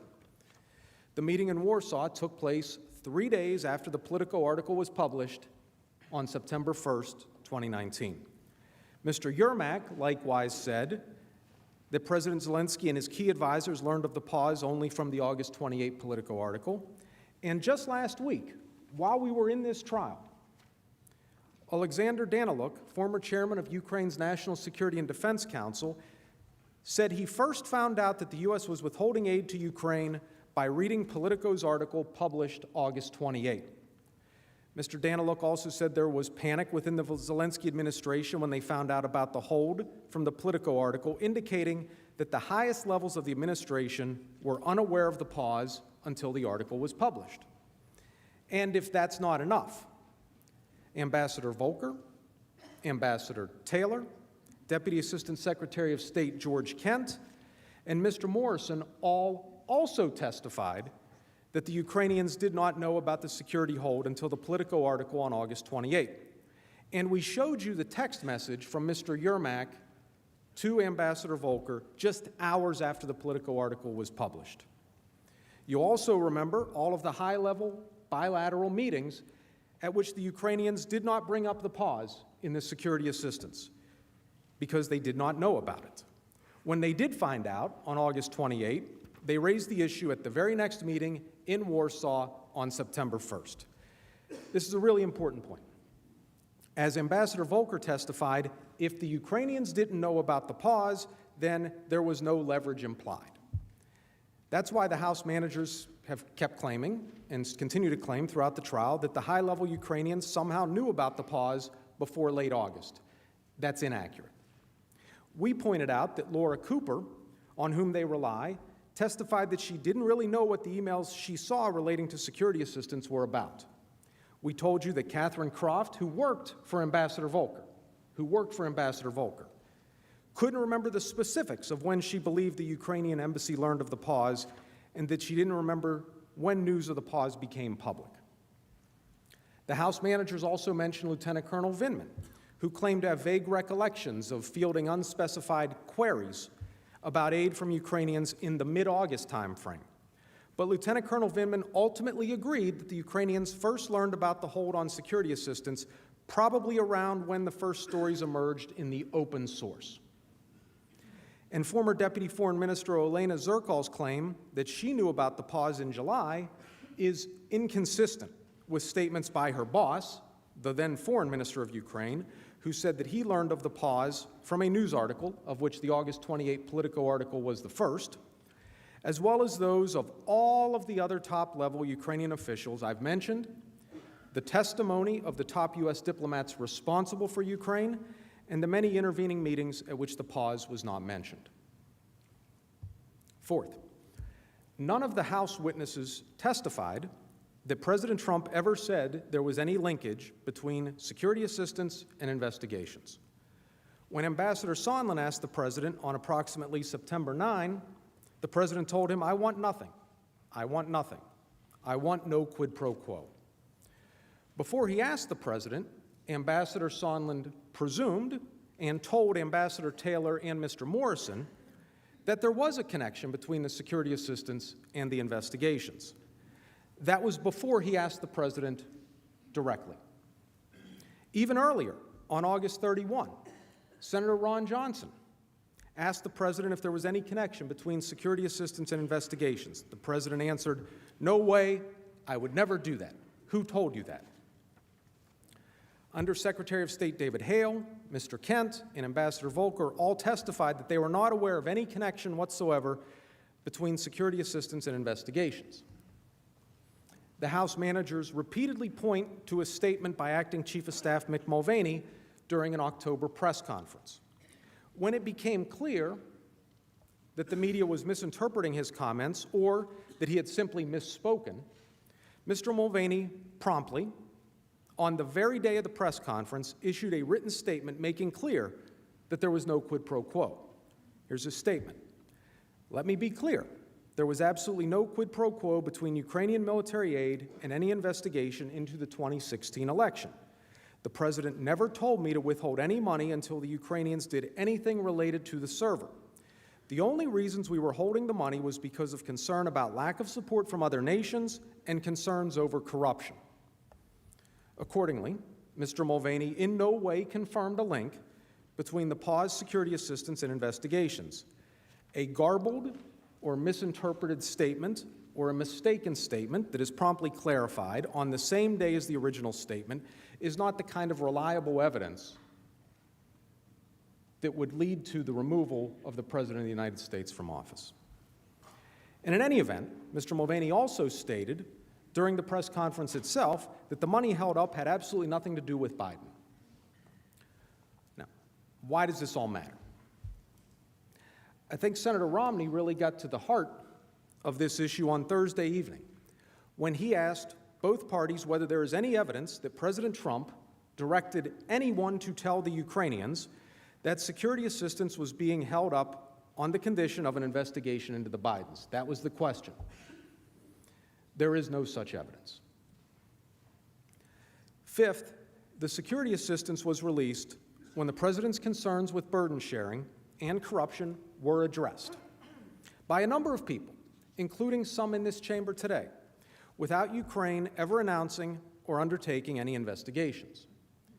You have heard repeatedly that no one in the administration knew why the security assistance was paused. That's not true. Two of the House manager's own witnesses testified regarding the reason for the pause. As Mr. Morrison testified at a July meeting attended by officials throughout the executive branch agencies, the reason provided for the pause by a representative from the Office of Management and Budget was that the president was concerned about corruption in Ukraine, and he wanted to make sure that Ukraine was doing enough to manage that corruption. Further, according to Mark Sandy, Deputy Associate Director for National Security at the Office of Management and Budget, We had received requests for additional information on what other countries were contributing to Ukraine. We told you about the work that was being done to monitor and collect information about anti-corruption reforms in Ukraine and burden sharing during the summer pause. We told you about how, when President Zelensky asked Vice President Pence in Poland about the pause, Vice President Pence asked, according to Jennifer Williams, what the status of his reform efforts were that he could then convey back to the president, and also wanting to hear if there was more that European countries could do to support Ukraine. Mr. Morrison, who was actually at the Warsaw meeting, testified similarly that Vice President Pence delivered a message about anti-corruption and burden sharing. We told you about the September 11 call with President Trump, Senator Portman, and Vice President Pence. Mr. Morrison testified the entire process, culminating in the September 11 call, gave the president the confidence he needed to approve the release of the security sector assistance, all without any investigations being announced. Now, I've focused so far on the House manager's allegation that there was a quid pro quo for the security assistance. Let me turn very briefly to the claim that a presidential meeting was also conditioned on investigations. Remember, by the end of the July 25 call, President Trump had personally invited President Zelensky to meet 3 times, twice by phone, once in a letter, without any preconditions. You heard that the White House was working behind the scenes to schedule the meeting and how difficult scheduling those meetings can be. The 2 presidents planned to meet in Warsaw, just as President Zelensky requested on the July 25 call. President Trump had to cancel at the last minute due to Hurricane Dorian. President Trump and President Zelensky then met 3 weeks later in New York without Ukraine announcing any investigations. Finally, one thing that the House manager's witnesses agreed upon was that President Trump has strengthened the relationship between the U.S. and Ukraine, and that he has been a better friend to Ukraine and stronger opponent of Russian aggression than President Obama. Most notably, Ambassador Taylor, Ambassador Volker, and Ambassador Yovanovitch all testified that President Trump's reversal of his predecessor's refusal to send the Ukrainians lethal aid was a meaningful and significant policy development, an improvement for which President Trump deserves credit. Just last week, Ambassador Volker, who knows more about U.S.-Ukraine relationships than nearly, if not everyone, published a piece in Foreign Policy magazine. I'd like to read you an excerpt.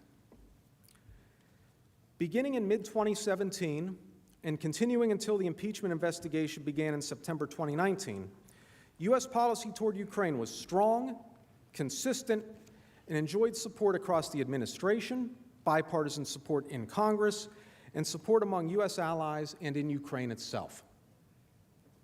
The Trump administration also coordinated Ukraine policy closely with allies in Europe and Canada, maintaining a united front against Russian aggression and in favor of Ukraine's democracy, reform, sovereignty, and territorial integrity.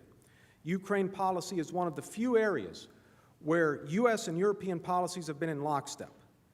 The administration lifted the Obama-era ban on the sale of lethal defensive arms to Ukraine, delivering, among other things, Javelin anti-tank missiles, Coast Guard cutters, and anti-sniper systems. Despite the recent furor over the pause in U.S. security assistance this past summer, the circumstances of which are the topic of impeachment hearings, U.S. defensive support for Ukraine has been and remains robust, and more, according to Ambassador Volker. It is therefore a tragedy for both the United States and Ukraine that U.S. partisan politics, which have culminated in the ongoing impeachment process, have left Ukraine and its new reform-minded President Vladimir Zelensky exposed and relatively isolated. The only one who benefits from this is Russian President Vladimir Putin. Those are the words of Ambassador Volker. He was one of the House manager's key witnesses. He was the very first witness to testify in the House proceedings on October 3rd. And so I think it's fitting that he may be the last witness we hear from. In his parting words, Ambassador Volker admonishes that it is U.S. partisan politics which have culminated in this impeachment process that have imperiled Ukraine. In sum, the House manager's case is not overwhelming, and it is not undisputed. The House managers bear the very heavy burden of proof. They did not meet it. It's not because they didn't get the additional witnesses or documents that they failed to pursue. It's because their own witnesses have already offered substantial evidence undermining their case. And importantly, as you have heard from Professor Dershowitz and from Mr. Philbin, the first article does not support or allege an impeachable offense regardless of any additional witnesses or documents. Members of the Senate, it has been an incredible honor and privilege to speak to you in this chamber. I hope that what I've shown has been helpful to your understanding of the facts, and I respectfully ask you to vote to acquit the President of the wrongful charges against him. I yield to Mr. Philbin.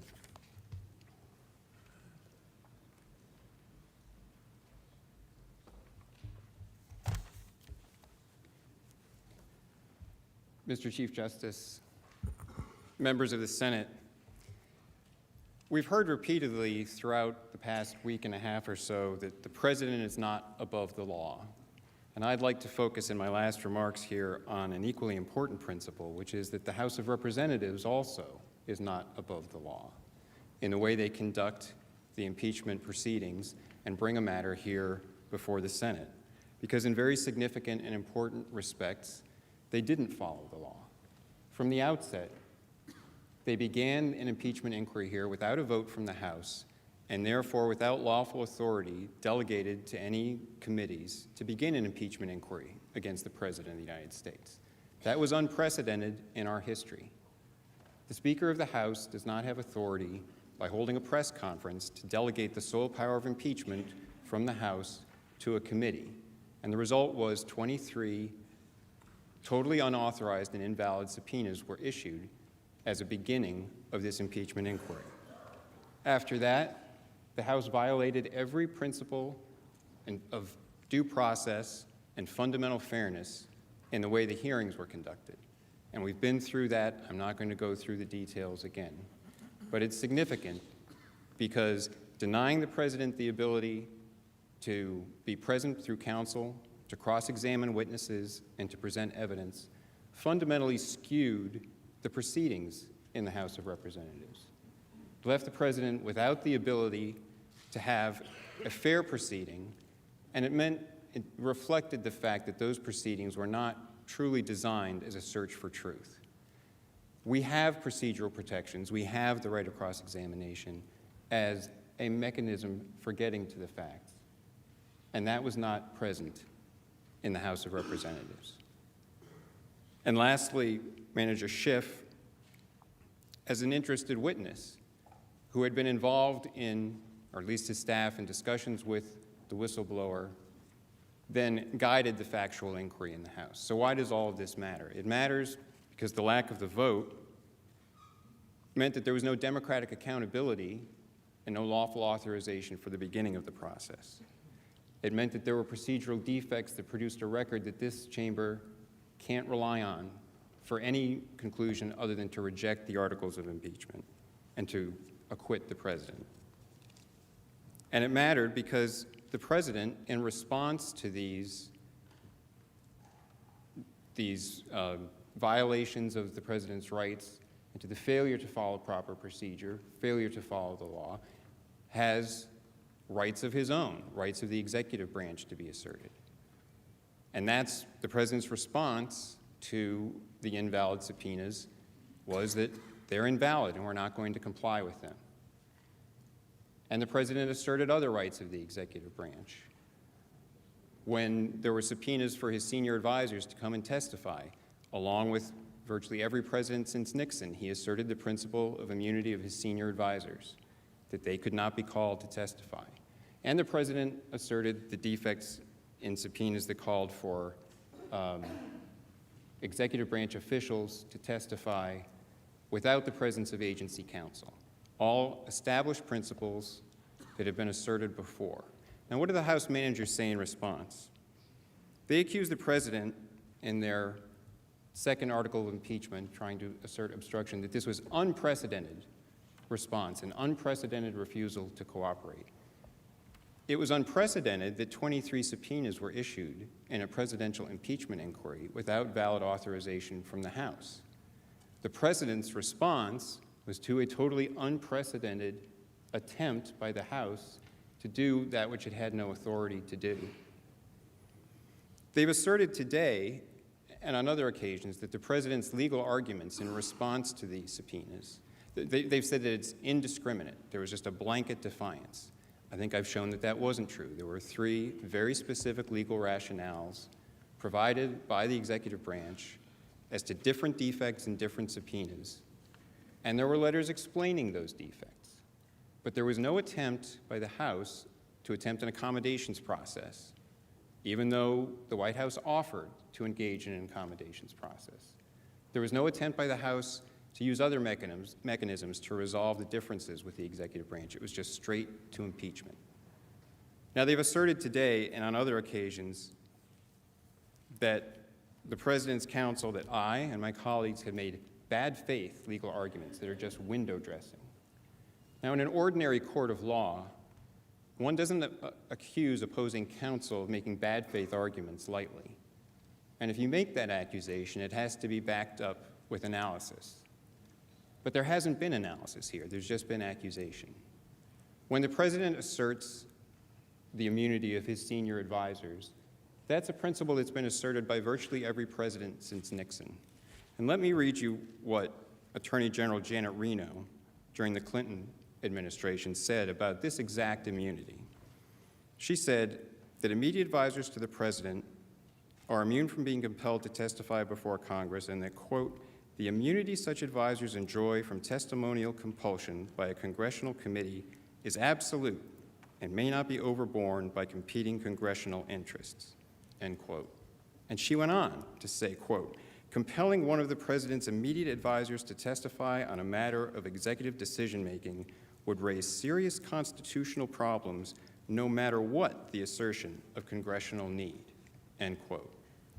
Was that bad faith? Was Attorney General Reno asserting that principle in bad faith? And President Clinton? President Obama asserted the same principle for his senior political advisor. Was that bad faith? Of course not. These are principles defending the separation of powers that presidents have asserted for decades. President Trump was defending the institutional interests of the office of the presidency in asserting the same principles here. That is vital for the continued operation of the separation of powers. Now, House managers have also said that once the president asserted these defects in their subpoenas and resisted them, they had no time to do anything else. They had to just go straight to impeachment. They couldn't accommodate, they couldn't go through a contempt process, they couldn't litigate. But the idea that there is no time for dealing with that friction with the executive branch is really antithetical to the proper functioning of the separation of powers. It goes against part of the way the separation of powers is supposed to work. That interbranch friction is meant to take time to resolve. It's meant to slow things down and to be somewhat difficult to work through and to force the branches to work together to accommodate the interests of each branch, not just to jump to the conclusion that, well, we have no time for that. We have to assert absolute authority on one side of the equation. And this is something that Justice Brandeis pointed out in a famous dissent in Myers versus the United States, but has since been cited many times by the court majority. He said, quote, the doctrine of the separation of powers was adopted by the Convention of 1787 not to promote efficiency, so he's saying not to make government move quickly, but to preclude the exercise of arbitrary power. The purpose was not to avoid friction, but by means of the inevitable friction incident to the distribution of the governmental powers among the departments to save the people from autocracy. That is a vitally important principle, that the friction between the branches, even if it means taking longer, even if it means not jumping straight to impeachment, is part of the constitutional design. and it's required to force the branches to determine incrementally where their interests lie, to resolve disputes incrementally, and not to jump straight to the ultimate nuclear weapon of the Constitution. We've also heard from the House managers that everything the president did here, asserting prerogatives of his office, asserting principles of immunity, must be wrong, must be rejected because only the guilty will assert a privilege. Only the guilty won't allow evidence. That is definitely not a principle of American jurisprudence. It's antithetical to fundamental principles of our system of laws. As we pointed out in our trial memorandum in Border-Kircher versus Hayes and in other decisions, the Supreme Court has made clear that the very idea of punishing someone for asserting rights or privileges, or suggesting that asserting the right or privilege is evidence of guilt, is contrary to basic principles of due process. And it takes on an even more malignant tenor to it when that principle is asserted in the context of a dispute between the branches relating to the boundaries of their relative powers.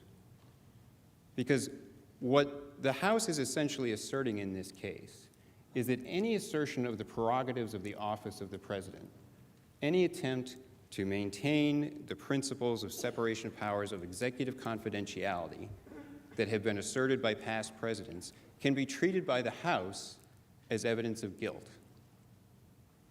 And here their entire second article of impeachment is structured on the assumption that the House can treat the assertion of principles grounded in the separation of powers as an impeachable offense. I mean, boiled down to its essence, it is an assertion that defending the separation of powers, if the president does it in a way that they don't like, in a time that they don't like, can be treated as an impeachable offense. And that's an incredibly dangerous assertion, because if it were accepted, it would fundamentally alter the balance between the different branches of our government. It would suggest, and Professor Turley explained this, Professor Dershowitz explained it here, that if Congress makes a demand on the executive and the executive resists, based on separation of powers principles that past presidents have asserted, Congress can nonetheless say, we've decided to proceed by impeachment. We have the sole power, and this is the principle they assert in the House Judiciary Committee report. We have the sole power of impeachment. That means we are the sole judge of our own actions. There's no need for accommodation. There's no need for the courts. We will determine that any resistance you provide is itself impeachable. That would fundamentally transform our government by essentially giving the House the same sort of power as a parliamentary system to use impeachment as, in effect, a vote of no confidence against a prime minister, not the way the framers set up our three-branch system of government with a powerful executive who would be independent from the legislature. That's why Professor Turley explained that the second article of impeachment here would be an abuse of power by Congress. It would make the executive dependent on Congress in a manner antithetical to the system that the framers envisioned. So why is it that there are all of these defects in the House manager's case for impeachment? Why are they asserting principles like only the guilty would assert privileges? That's not part of our system of law. Why are they asserting that if the executive resists, the House has the sole power to determine the boundaries of its own power in relation to the executive? Also not something that is in our system of jurisprudence. I think it's because, and why the lack of due process in the proceedings below? I think, as we've explained, it's because this was a purely partisan impeachment from the start. It was purely partisan and purely political. And that's something that the framers foresaw. And I'll point to one passage from Federalist number 65. A number of different passages from that have been cited over the course of the past week. But I don't think this one has. It's just after Hamilton points out, he warns that And impeachment in the House could be the result of persecution of an intemperate or designing majority in the House of Representatives. And then he goes on. Though this latter supposition may seem harsh and might not likely often to be verified, yet it ought not to be forgotten that the demon of faction will, at certain seasons, extend his scepter over all numerous bodies of men. Now that's very 18th century language. We don't talk about demons extending their scepter over men, but it's prescient nonetheless. We might not be comfortable with the terms, but it's accurate for what can happen. And that is what's happened in this impeachment. This was a purely partisan political process. It was opposed bipartisanly in the House. It was done by a process that was not designed to persuade anyone or to get to the truth or to provide process and abide by past precedents. It was done to get it finished by Christmas on a political timetable. And it's not something that this chamber should condone. That in itself provides a sufficient and substantial reason for rejecting the articles of impeachment. Members of the Senate, it's been an honor to be able to address you over the past week and a half or 2 weeks, and I thank you for your attention, and I yield to Mr. Sekulow.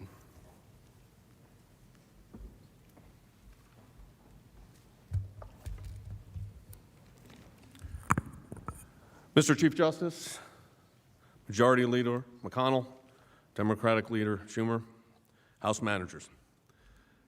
I want to join my colleagues in thanking you for your patience over these 2 weeks. I want to focus on one last point.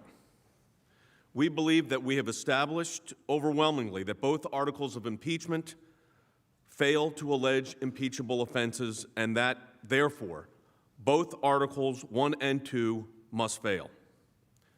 This entire campaign of impeachment that started from the very first day that the president was inaugurated was a partisan one, and it should never happen again.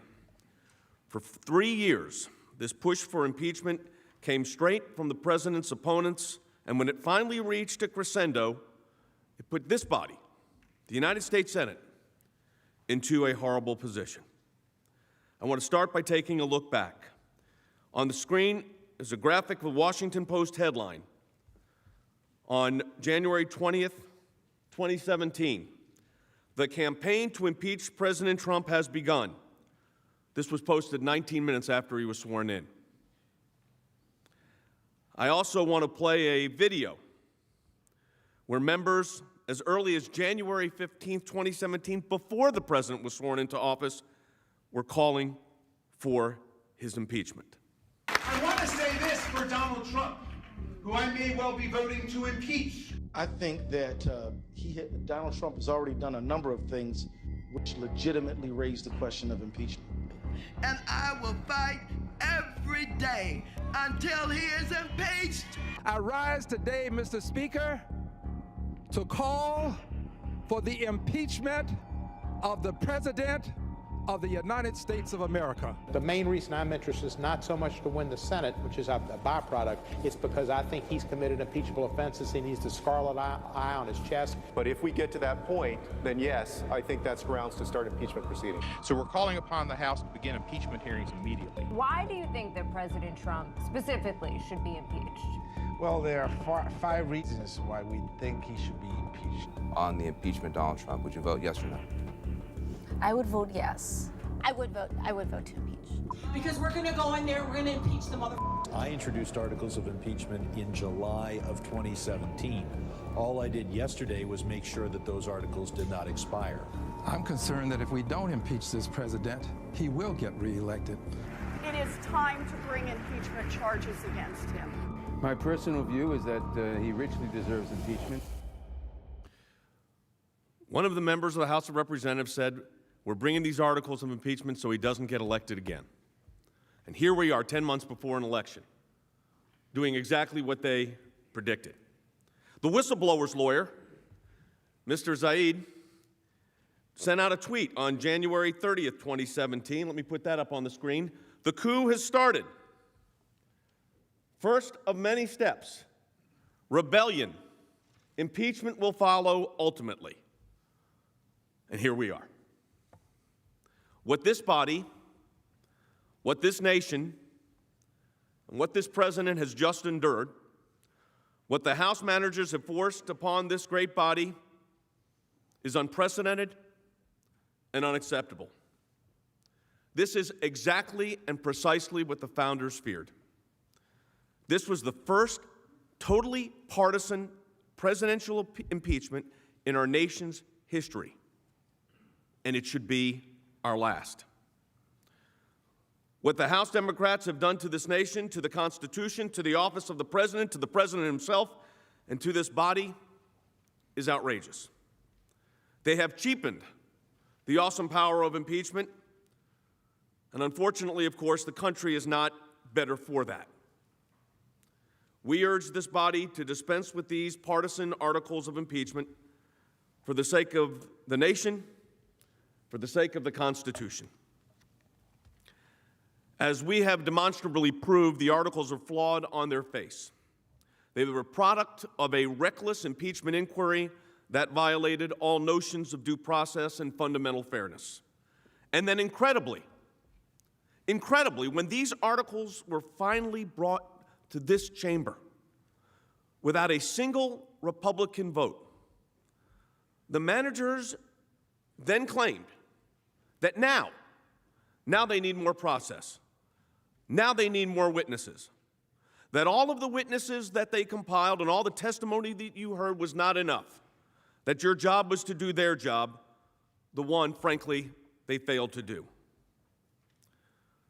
We've already said many times the charges themselves do not allege a crime or a misdemeanor, let alone a high crime or misdemeanor. There is nothing in the charges that could permit the removal of a duly elected president or warrant the negation of an election and the subversion of the American people's will. And that should be whatever party you're affiliated with. You are being asked to do this when tonight citizens of Iowa are going to be caucusing for the first caucus for the presidential season, election season, for the Democratic Party. Tonight! I think there's one thing that's clear. The president has had a concern about other countries carrying their fair share of burdens of financial aid. No one can doubt, and I think we've clearly set forth, the issue of corruption in Ukraine. The president's and the administration's policy on evaluating foreign aid and the conditions upon which it's given have been clear. Mr. Purpura laid that out in great detail. The bottom line is that the president's opponents don't like the president, and they really don't like his policies. They objected to the fact that the president chose not to rely each and every time on the advice of some of his subordinates, even though he, not those unelected bureaucrats who work for him, were elected to office. The president, under our constitutional structure, is the one who decides our nation's foreign policy. Here is a perfect example. The House managers brought this up frequently. Lieutenant Colonel Vindman. He admitted on page 155 of his transcript testimony that he did not know if there was a crime or anything of that nature. That's his quote. But that he, again, quote, had deep policy concerns. So there you have it. The real issue is policy disputes. Elections have consequences, we all know that. And if you do not like the policies of a particular administration or a particular candidate, you are free and welcome to vote for another candidate. But the answer is elections, not impeachment. To be clear, in our country, in the United States, the president elected by the American people is, in the words of the Supreme Court, the sole organ of the federal government in the field of international relations and foreign policy for our government. No unelected bureaucrats, not unhappy members of the House of Representatives. And however you were to define high crimes and misdemeanors, there is no definition that includes disagreeing with a policy decision as an acceptable ground to removal of a President of the United States. None. The first article of impeachment is therefore constitutionally invalid and should be immediately rejected by the Senate. Now, as to the second article of impeachment, President Trump in no way obstructed Congress. The President acted with extraordinary transparency by declassifying, releasing the transcript of the July 25th call and the earlier call. It is that July 25th call which is purportedly at the heart of the articles of impeachment. He did so soon after the inquiry was announced. And despite the fact that privileges applied that could have been asserted, he released them anyways in order to facilitate the House's inquiry and cut through all of it, all of the hearsay, all of the histrionics, to get the transcript out. Now, I want to take a moment because my colleague, Deputy White House Counsel Pat Philbin, addressed this idea of privilege. I've heard over and over again, and you have too, phrases like cover-up, that the assertion of a privilege is a cover-up. Here's what the Supreme Court of the United States has said about privileges in a variety of contexts. To punish a person because he has done what the law allows him to do is a due process violation of the basic order, the basic sort. And for an agent of the state to pursue a course of action whose objective is to penalize a person's reliance on his constitutional rights is patently unconstitutional, and how much more so when you're talking about the President of the United States. How about this? And this goes in the context of assertions of privileges, other constitutional privileges. The allegation has been that if you assert a privilege, you're assumed to be guilty. That's been the assertion. Why would you do that? Well, we've explained at great length, and I do not want to go over that again, the importance of the executive privilege and what it means to separation of powers and the functioning of our government, but I will say this. As the Supreme Court has recognized in other contexts with other privileges, the privileges serve to protect the innocent who otherwise might be ensnared by ambiguous circumstances. In another Supreme Court case, Quinn versus the United States, the privilege this court has stated was generally regarded then as now as a privilege of great value, a protection of the innocent. The opinion goes on to say, in a safeguard against heedless, unfounded, or tyrannical prosecutions. I trace for you, and I'm not going to do it again, how all of this started. All those years ago, 3 years ago, how all of this began. There is no point to go over that because that evidence is undisputed, and the FISA Court's most recent orders put that in fair play. We've talked about the fact that the House violated its own fundamental rules in a series of unlawful subpoenas. I won't go over that again. Mr. Philbin laid that out in great detail. But I do think it's important to note that when seeking the advice of the President's closest advisors, despite the well-known bipartisan guidance from the Department of Justice regarding immunity, the House managers act as if it does not exist. They sought testimony on matters from the executive branch's confidential internal decision-making process on matters of foreign relations and national security, and that is when protections are at their highest level. Let's not forget that the House barred the attendance of executive branch counsel at witness proceedings when executive branch members were being examined. Notwithstanding these substantial abuses of process, the executive branch responded to each and every subpoena and identified the specific deficiencies found in each. You cannot just remove constitutional violations by saying you didn't comply. You've heard that one recipient of a subpoena, and this is, in fact, we've talked about it a number of times, but I think as we wrap up, I think it's worth saying again, one subpoena recipient did seek a declaratory judgment as to the validity of the subpoena that he had received. It was set up to go to court. A judge was going to make a decision. The House withdrew the subpoena and mooted the recipient's case before the court could rule. Now, was it because they didn't like the judge that was selected? Was it because they didn't like the way the ruling was going to go? Was it they didn't mean to have that witness in the first place? Whatever the reason, there is one undisputed fact. As the case was in court, they mooted it out by removing the subpoena. The assertion of valid constitutional privileges cannot be an impeachable offense. And that's what Article 2 is based on, the obstruction of Congress. For the sake of the Constitution, for the sake of the office of the President, this body must stand as a steady bulwark against this reckless and dangerous proposition. It doesn't just affect this president.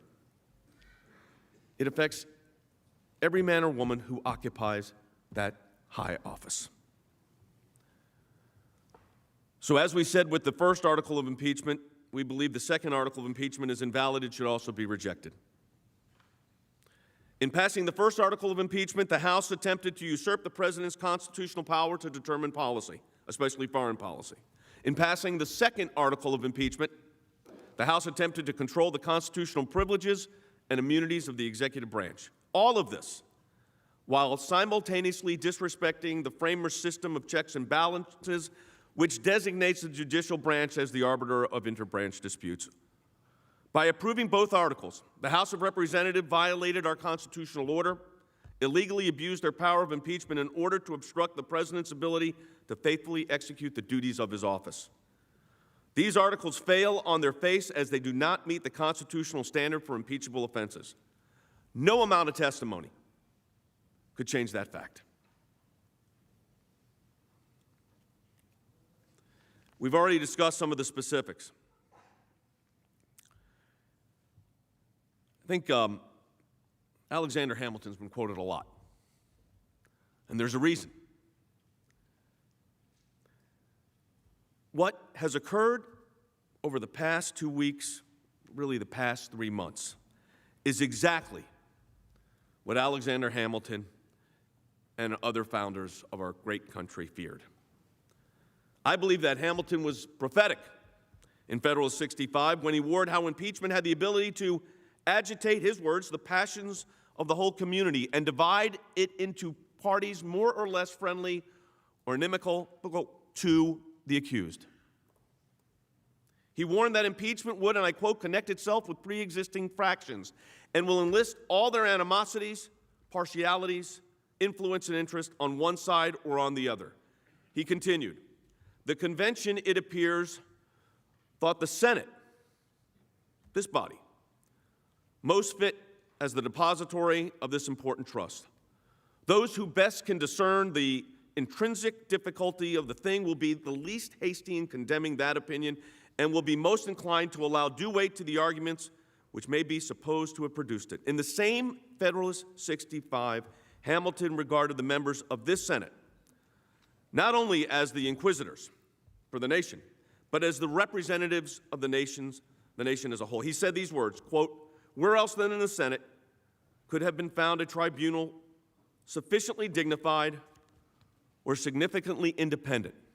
What other body would be likely to feel confident enough in its own situation to preserve unawed and uninfluenced the necessary impartiality between an individual accused and the representatives of the people, his accusers? You took an oath. They questioned the oath. You are sitting here as a trier of fact. They said the Senate's on trial. Based on all of the presentations that we've made in our trial brief and the arguments that we've put forward today, again, we believe both articles should be immediately rejected. Now, our nation's representatives holding office in this great body must unite today to protect our Constitution and separation of powers. And you know, there was a time not that long ago, even within this administration, where bipartisan agreements could be reached to serve the interests of the American people. Take a listen to this. Take a look. And today we had a beautiful bipartisan moment where Democrats and Republicans are working together to keep that fentanyl out of our country, to use these devices to accomplish that goal. It's not perfect. We need to do a lot more. But today was a very good step, and I want to praise all of the people, Democrats and Republicans, and the President, for working together on this bill. As has been said, and we can see by the people assembled here, if we work together in a bipartisan way, we can get things done. And this is a place where we can all agree that we've got to do more and where we can work together. So I applaud everyone's efforts. We are proudly joined today by so many members of Congress, Republicans, Democrats, who worked very, very hard on this bill. This was really an effort of everybody. It was a bipartisan success, something you don't hear too much about, but I think you will be. I actually believe we maybe will be over the coming period of time. I hope so. I think so. It's so good for the country. Thank everybody. This was incredible bipartisan support. We passed this in the Senate 87 to 12. That's unheard of. And then in the House, we passed it 358 to 36. Be here to help celebrate your signing this next step in this critical Women's Growth and Prosperity and Development Initiative. It dovetails nicely with the BUILD Act, bipartisan bill you signed into law, with the WE Act, which recognizes this as a critical strategy. So I think this is a tremendous initiative. Thank you, Mr. President. Thank you very much. I appreciate it. This is what the American people expect. I simply ask this body to stand firm today. Protect the integrity of the United States Senate. Stand firm today and protect the office of the President. Stand firm today and protect the Constitution. Stand firm today and protect the will of the American people and their vote. Stand firm today and protect our nation. And I ask that this partisan impeachment come to an end, to restore our constitutional balance. For that is, in my view, and in our view, what justice demands and the Constitution requires. With that, Mr. Chief Justice, I yield my time to the White House counsel, Mr. Pat Cipollone. Thank you, Mr. Chief Justice. Thank you, Mr. Chief Justice. Thank you, members of the Senate. I will leave you with just a few brief points. First, I want to express, on behalf of our entire team, our gratitude. Our gratitude to you, Mr. Chief Justice, for presiding over this trial. Our gratitude to you, Leader McConnell. Our gratitude to you, Democratic Leader Schumer, and all of you on both sides of the aisle for your time and attention. I also want to express my gratitude to our team. It's large, and with a large number of people who have helped in this effort. I won't name them all, but I want to thank them for their effort and their hard work in the defense of the Constitution, in defense of the President, in defense of the American people's right to vote. I want to thank, as members of that team, the Republican members of the House of Representatives who have also been engaged in that effort throughout this entire period of time, and the Democrats in the House who voted against this partisan impeachment. And I also want to thank the President of the United States for his confidence in us to send us here to represent him, to all of you in this great body, and for all he has done on behalf of the American people. I would make just a couple of additional points. Number one, as we've said repeatedly, we've never been in a situation like this in our history. We have an impeachment that is purely partisan and political. It's opposed by bipartisan members of the House. It does not even allege a violation of law. It is passed in an election year, and we're sitting here on the day that election season begins in Iowa. It is wrong. There is only one answer to that, and the answer is to reject those articles of impeachment, to have confidence in the American people, to have confidence in the result of the upcoming election, to have confidence and respect for the last election and not throw it out, and to leave the choice of the President to the American people, and to leave to them also the accountability for the members of the House of Representatives who did that. That's what the Constitution requires.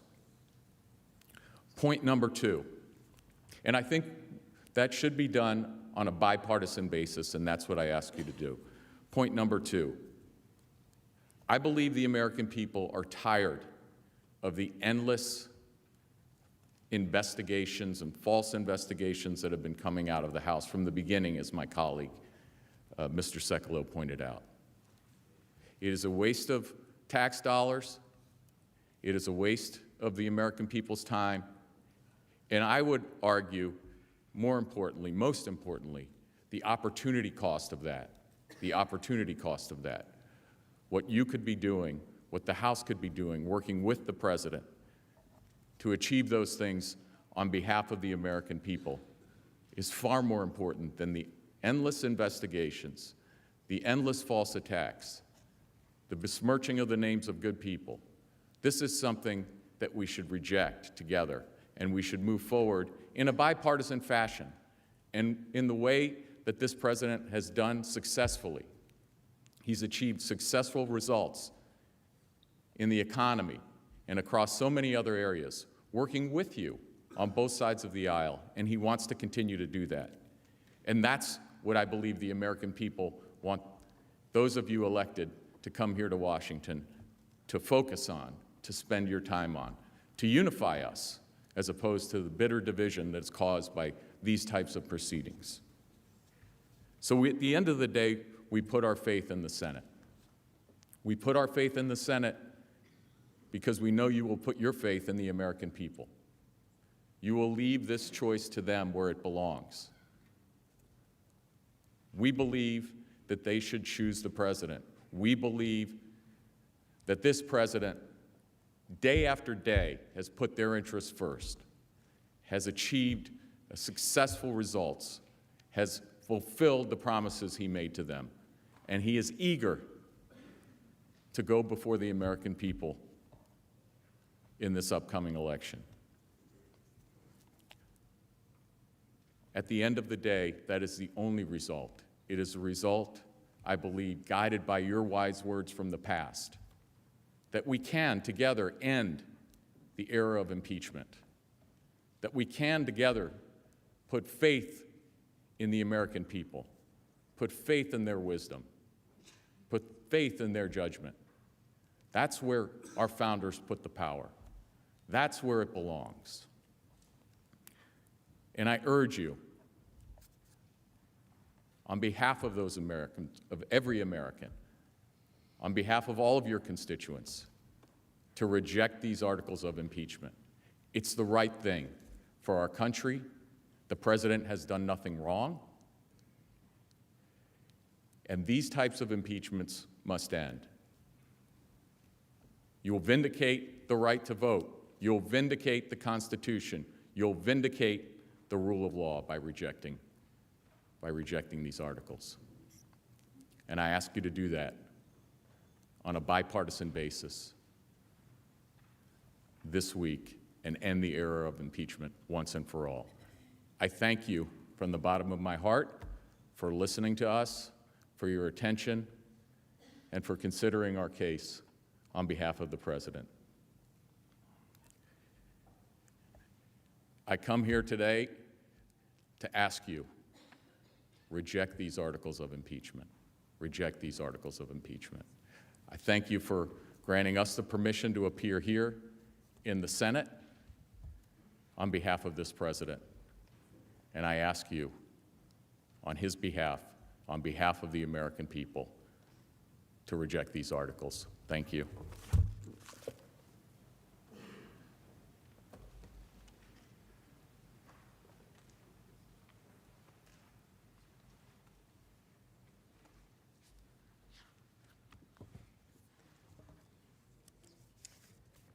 Mr. Chief Justice and Senators, it's a problem that here at the end of the trial, the President's lawyers still dispute the meaning of high crimes and misdemeanors. Some say it requires an ordinary crime, or that if the President misbehaves when he thinks it's good for the country, it's okay. Neither is correct. We need to clear this up by looking at what the founders said. When the founders created the presidency, they gave the President great power. They'd just been through a war to get rid of a king with too much power, and they needed a check on the great power given to the President. It was late in the Constitutional Convention that they turned to the impeachment clause. Madison argued in favor of impeachment. He said it was indispensable. Mason asked, quote, "Shall any man be above justice? Above all, shall that man be above it who can commit the most extensive injustice?" Randolph defended the propriety of impeachment since, quote, "the executive will have great opportunity of abusing his power." Now, the original draft of the Constitution provided for impeachment only for treason or bribery. Mason asked, quote, "Why is the provision restrained to treason and bribery only? Treason, as defined in the Constitution, will not reach many great and dangerous offenses." And he added, "Hastings is not guilty of treason. Attempts to subvert the Constitution might not be treason as defined." Now, Hastings' impeachment in Britain at this time was well known, and it wasn't limited to a crime. They considered adding the word maladministration to capture abuse of presidential power, but Madison objected. He said so vague a term would be equivalent to tenure during the pleasure of the Senate. So maladministration was withdrawn and replaced with the more certain term, high crimes and misdemeanors, because the founders knew the law. Blackstone's Commentaries, which Madison said was a book in every man's hand, described high crimes and misdemeanors as offenses against king and government. Hamilton called high crimes and misdemeanors, quote, "those offenses which proceed from the misconduct of public men, or in other words, from the abuse or violation of some public trust." During ratification, Randolph in Virginia cited the president's receipt of presents or emoluments from a foreign power as an example. And Mason's example was a president who would, quote, "pardon crimes which were advised by himself or before indictment or conviction, quote, to stop inquiry and prevent detection.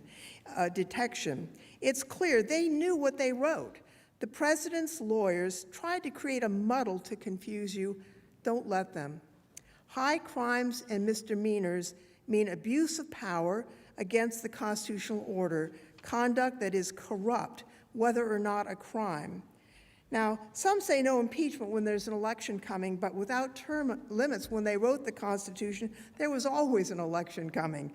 If impeachment in election years was not to be, our founders would have said so. So here we are, Congress passed a law to fund Ukraine to fight the Russians who invaded their country. President Trump illegally held that funding up to coerce Ukraine to announce an investigation to hurt his strongest election opponent. He abused his power corruptly to benefit himself personally, and then he tried to cover it up. That's impeachable. The facts are clear, and so is the Constitution. The only question is what you, the Senate, will do. Now, our founders created a government where the tension between the three branches would prevent authoritarianism. No one of the branches would be allowed to grab all the power. Impeachment was to make sure the president, who had the greatest opportunity to grab power, would be held in check. It's a blunt instrument, but it's what our founders gave us. Some of the founders thought the mere existence of the impeachment clause would prevent misconduct by presidents, but sadly, they were wrong, because twice in the last half-century, a president corruptly used his power to try to cheat in an election. First Nixon with Watergate, and now another president corruptly abuses his power to cheat in an election. The founders worried about factions, what we'd call political parties. They built a system where each branch of government would jealously guard their power, not one where guarding the faction was more important than guarding the government. Opposing a president of your own party isn't easy. It wasn't easy when Republican Caldwell Butler voted to impeach Nixon in the Judiciary Committee. It wasn't easy for Senator Barry Goldwater to tell Nixon to resign. But your oath is not to do the easy thing. It's to do impartial justice. It requires conviction and removal of President Trump.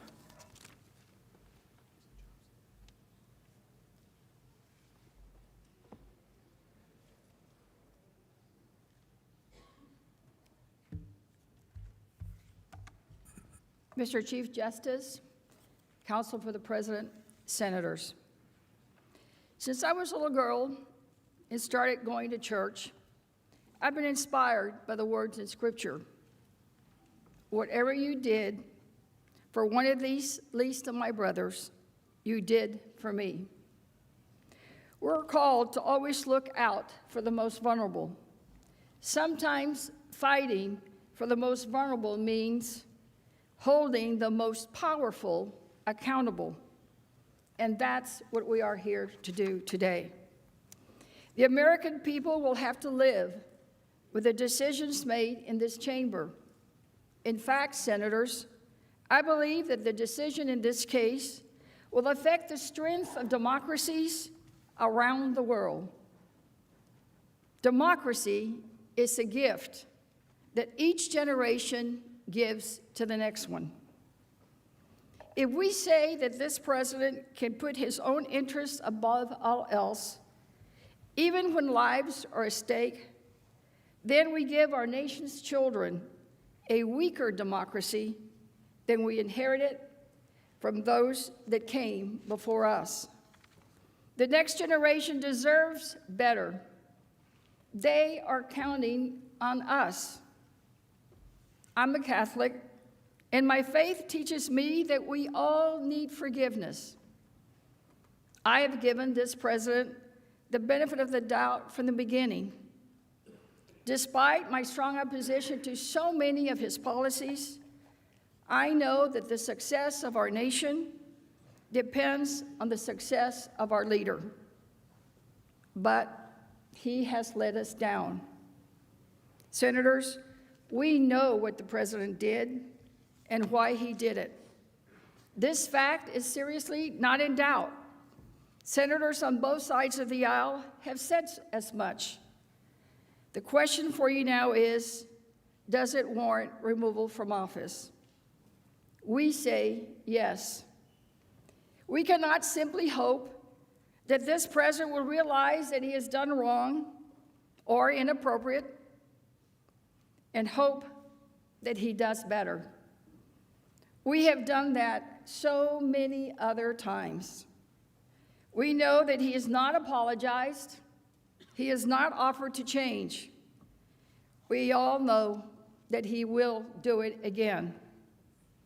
What President Trump did this time pierces the heart of who we are as a country. We must stop him from further harming our democracy. We must stop him from further betraying his oath. We must stop him from tearing up our Constitution. The founders knew that in order for our republic to survive, we would need to be able to remove some of our leaders from office when they put their interests above the country's interest. Senators, we have proven that. This president committed what is called the ABCs of impeachable behavior: abusing his power, betraying the nation, and corrupting our elections. He deserves to be removed for taking the very actions that the framers feared would undermine our country. The framers designed impeachment for this very case. Senators, when I was growing up poor in South Texas, picking cotton, I confess I didn't spend any time thinking about the framers. Like me, little girls and boys across America aren't asking at home what the framers meant by high crimes and misdemeanors. But someday they will ask why we didn't do anything to stop this president who put his own interests above what was good for all of us. They will ask. They will want to understand. Senators, we inherited a democracy. Now we must protect it and pass it on to the next generation. We simply can't give our children a democracy if their president is above the law. Because in this country, no one is above the law. Not me, not any of you, not even this president. Nadie está por encima de la ley. Nadie. This president must be removed. With that, I yield to my colleague, Mr. Crow.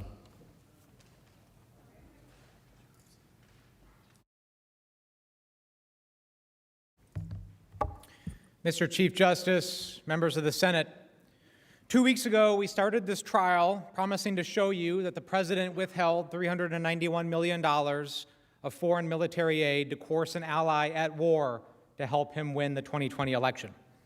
And by many of your own admissions, we succeeded in showing you that, because the facts still matter. We also promised you that eventually all of the facts would come out, and that continues to be true. But we didn't just show you that the president abused his power and obstructed Congress.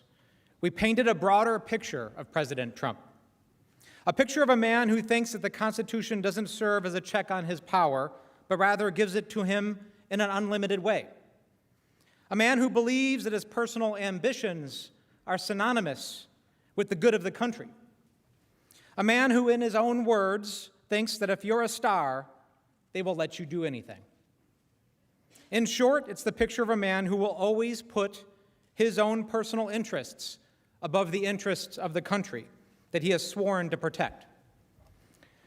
But what's in an oath, anyway? Are they relics of the past? Do we simply recite them out of custom? To me, an oath represents a firm commitment to a life of service, a commitment to set aside your personal interest, your comfort, and your ambition to serve the greater good, a commitment to sacrifice. I explained to you last week that I believe America is great not because of the ambition of any one man, not simply because we say it's true, but because over our almost 250-year history, millions of Americans have taken the oath and they meant it. Many of them followed through on that oath by giving everything to keep it. But there is more to it than simply keeping your word, because an oath is also a bond between people who have made a common promise. Perhaps the strongest example is the promise between the commander-in-chief and our men and women in uniform. Those men and women took the oath with the understanding that the commander-in-chief, our president, would always put the interests of the country and their interests above his own. And understanding that his orders will be in the best interest of the country, and that their sacrifice in fulfilling those orders will always serve the common good. But what we have clearly shown the last few weeks, and what President Trump has shown us the past few years, is that this promise flows only one way. As Maya Angelou said, when someone shows you who they are, believe them the first time. Many of us in this room are parents. We all try to teach our kids the important lessons of life. One of those lessons is that you won't always be the strongest, you won't always be the fastest, and you won't always win. There are a lot of things outside our control, but my wife and I have tried to teach our kids that what we can always control are our choices. It's in that spirit that hanging in my son's room is a quote from Harry Potter. The quote is from Professor Dumbledore, who said, "It is our choices that show who we truly are, far more than our abilities." This trial will soon be over, but there will be many choices for all of us in the days ahead, the most pressing of which is how each of us will decide to fulfill our oath. More than our words, our choices will show the world who we really are, what type of leaders we will be, and what type of nation we will be. So let me finish where I began, with an explanation of why I am here, standing before you. I've been carrying my kids' constitutions these last few weeks, and this morning I wrote a note to them to explain why I'm here. Our founders recognized the failings of all people, so they designed a system to ensure that the ideas and principles contained in this document would always be greater than any one person. It's the idea that no one is above the law. But our system only works if people stand up and fight for it. And fighting for something important always comes with a cost. Someday you may be called upon to defend the principles and ideas embodied in our Constitution. May the memory and spirit of those who sacrificed for them in the past guide you and give you strength as you fight for them in the future. Thank you for your time.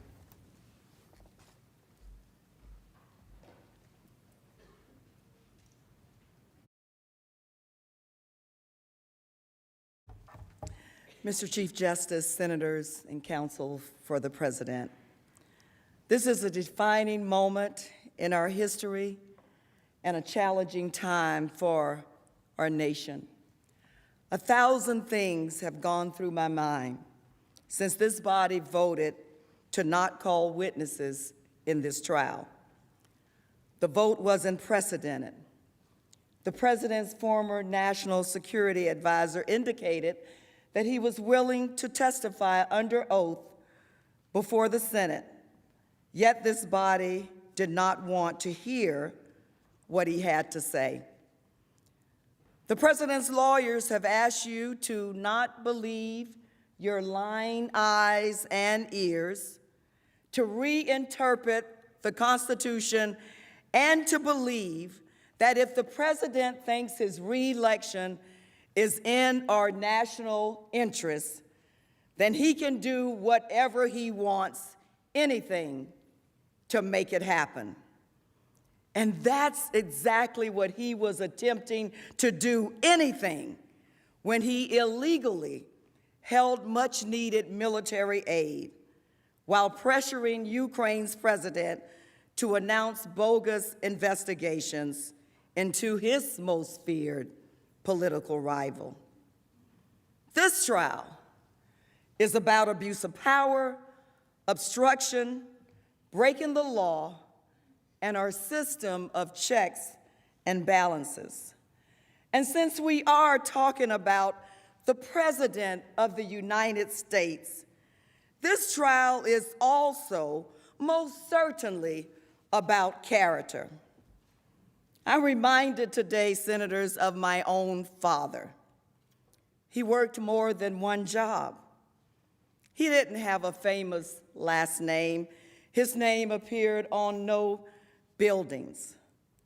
But my father was rich in something no money and apparently no powerful position can buy. You see, my father was a man who was decent, honest, a man of integrity. And he was a man of good moral character. The President's lawyer never spoke about the President's character during this trial, and I find that quite telling. I joined the police department because I wanted to make a difference, and I believe I did.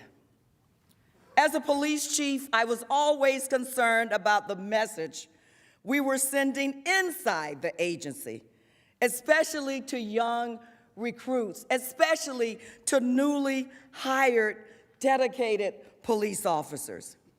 We had to be careful about just how we were defining what was acceptable and unacceptable behavior inside the department and out in the community. Yes, people make mistakes. Yes, individuals make mistakes, but we had to be clear about the culture inside the organization.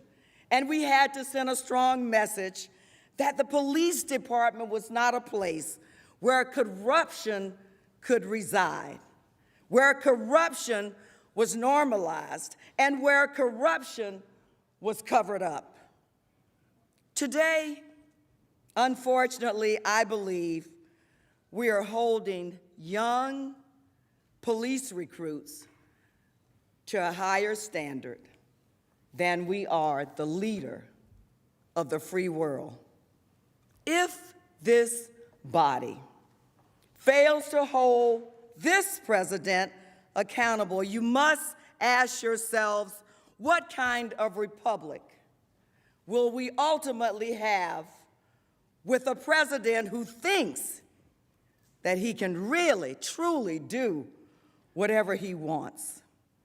You will send a terrible message to the nation that one can get away with abuse of power, obstruction, cheating, and spreading false narratives if you simply know the right people. Well, today, Senators, I reject that because we are a nation of laws.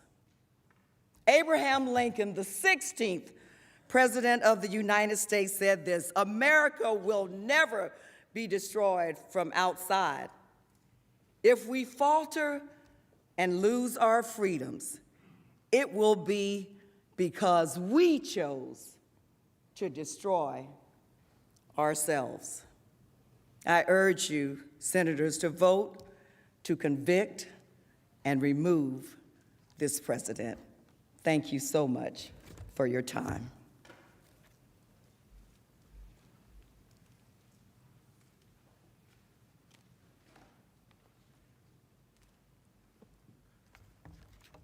Mr. Chief Justice, distinguished members of the Senate, President's Council, I mentioned on the floor last week that Alexander Hamilton has played a starring role during this impeachment trial, but Ben Franklin has only made a cameo appearance. But that cameo appearance was an important one. When he made the observation in the aftermath of that convention in 1787, that the framers of the Constitution had created a republic if you can keep it. Why would Dr. Franklin express ambiguity about the future of America during such a triumphant moment?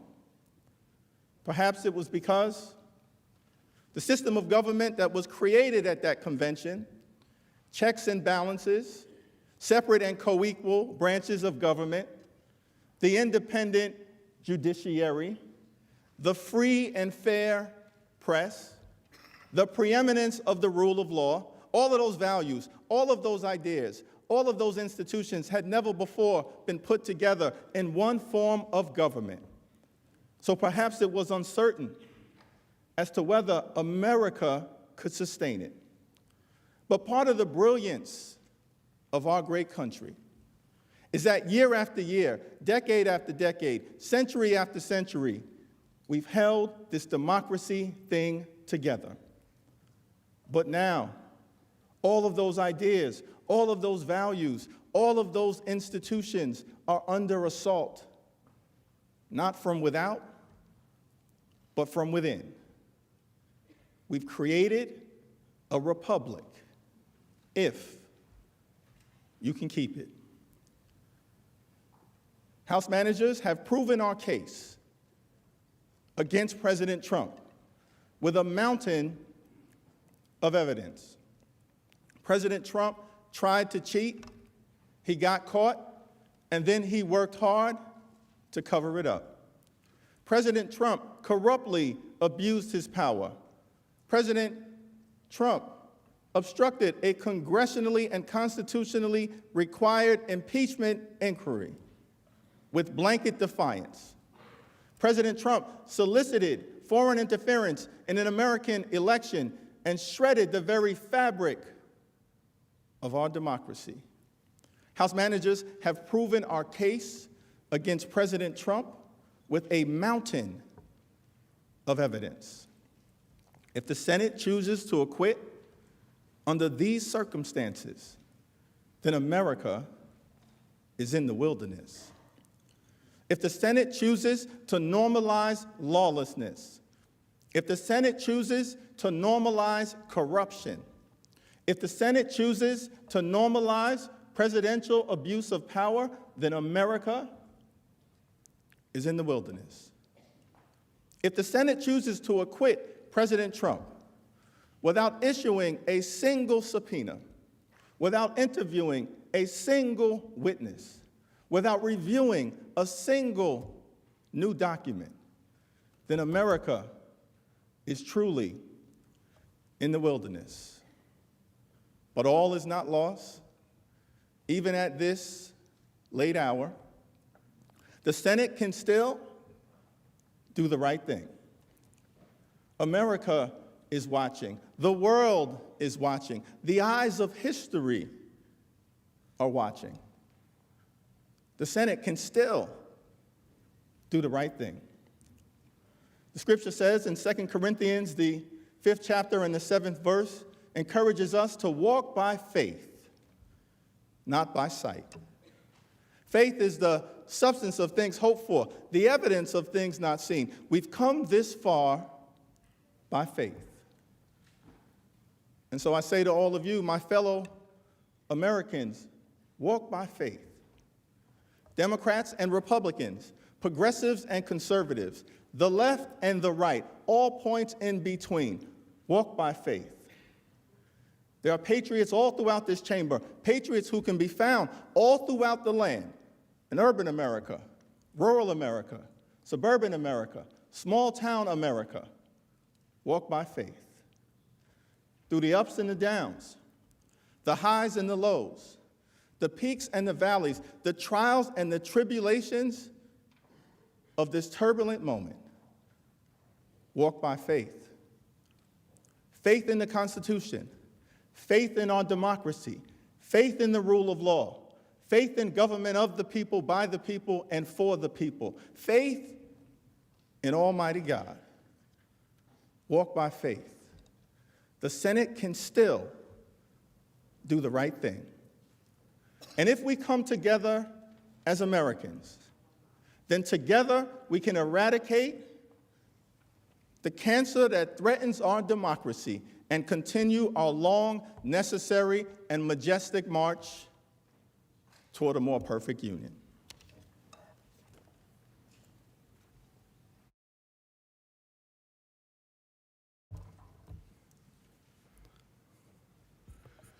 Mr. Chief Justice, I want to begin by thanking you for the distinguished way you have presided over these proceedings. Senators, we are not enemies, but friends. We must not be enemies.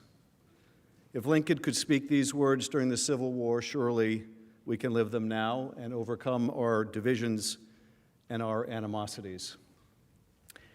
It is midnight in Washington. The lights are finally going out in the Capitol after a long day in the impeachment trial of Donald J. Trump.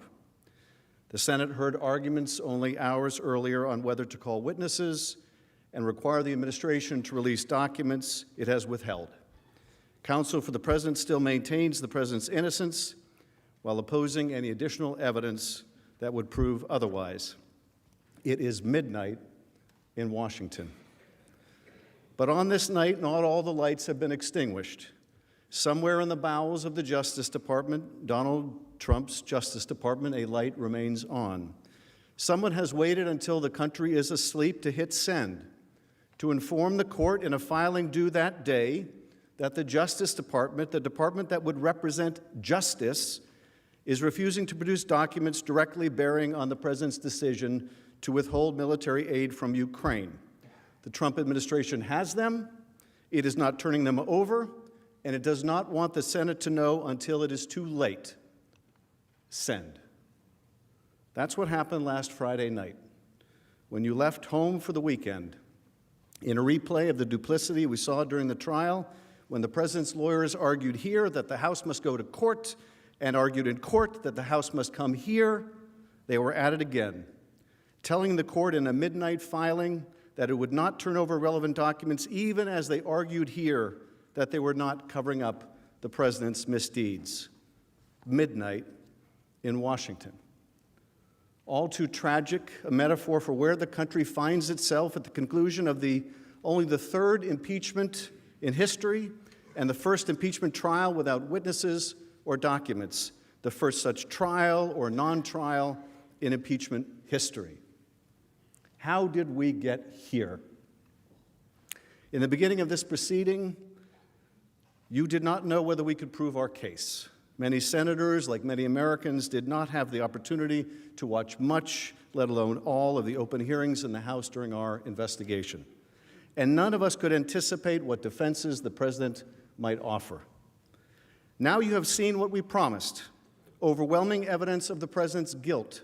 Donald John Trump withheld hundreds of millions of dollars to an ally at war and a coveted White House meeting with their president to coerce or extort that nation's help to cheat in our elections. And when he was found out, he engaged in the most comprehensive effort to cover up his misconduct in the history of presidential impeachment, fighting all subpoenas for documents and witnesses, and using his own obstruction as a sword and a shield. Arguing here the House did not fight hard enough to overcome their non-invocation of privilege in court, and in court that the House must not be heard to enforce their subpoenas, but that impeachment is a proper remedy. Having failed to persuade the Senate or the public that there was no quid pro quo, having offered no evidence to contradict the record, the president's team opted in a kind of desperation for a different kind of defense. First, prevent the Senate and the public from hearing from witnesses with the most damning accounts of the president's misconduct. And second, fall back on a theory of presidential power so broad and unaccountable that it would allow any occupant of 1600 Pennsylvania to be as corrupt as he chooses, while the Congress is powerless to do anything about it. That defense collapsed of its own dead weight. Presidents may abuse their power with impunity, they argued. Abuse of power is not a constitutional crime, they claimed. Only statutory crime is a constitutional crime, even though there were no statutory crimes when the Constitution was adopted. The president had to look far and wide to find a defense lawyer to make such an argument, unsupported by history, the founders, or common sense. The Republican expert witness in the House would not make it. Serious constitutional scholars would not make it. Even Alan Dershowitz would not make it. At least he wouldn't in 1998. But this has become the president's defense. And yet, this defense proved indefensible. If abuse of power is not impeachable, even though it is clear the founders considered it the highest of all high crimes and misdemeanors, but if it were not impeachable, then a whole range of utterly unacceptable conduct in a president would now be beyond reach. Trump could offer Alaska to the Russians in exchange for support in the next election, or decide to move to Mar-a-Lago permanently and let Jared Kushner run the country, delegating to him the decision whether to go to war. Because those things are not necessarily criminal, this argument would allow that he could not be impeached for such abuses of power. Of course, this would be absurd. More than absurd, it would be dangerous. And so Mr. Dershowitz tried to embellish his legal creation and distinguish among those abuses of power which would be impeachable from those which wouldn't. Abuses of power that would help the president get reelected were permissible and therefore unimpeachable, and only those for pecuniary gain were beyond the pale. Under this theory, as long as the president believed his reelection was in the public interest, he could do anything, and no quid pro quo was too corrupt. No damage to our national security too great. This was such an extreme view that even the president's other lawyers had to run away from it. So what are we left with? The House has proven the president's guilt. He tried to coerce an ally into helping him cheat by smearing his opponent. He betrayed our national security in order to do it when he withheld military aid to our ally and violated the law to do so. He covered it up, and he covers it up still. His continuing obstruction is a threat to the oversight and investigatory powers of the House and Senate, and if left unaddressed, will permanently and dangerously alter the balance of power. These undeniable facts required the president to retreat to his final defense.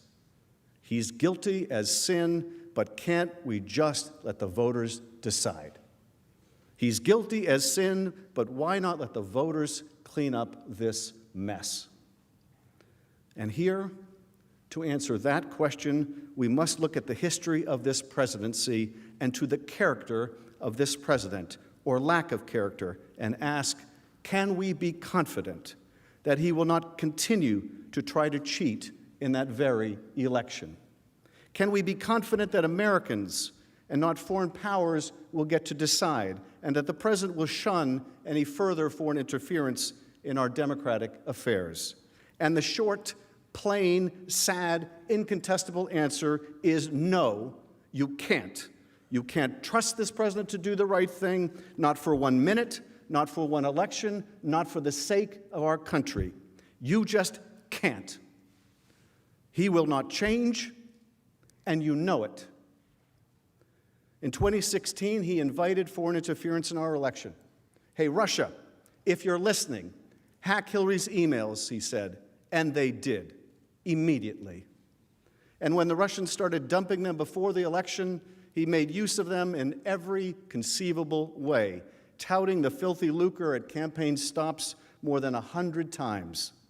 When he was investigated, he did everything he could to obstruct justice, going so far as to fire the FBI director and try to fire the special counsel, and ask the White House counsel to lie on his behalf.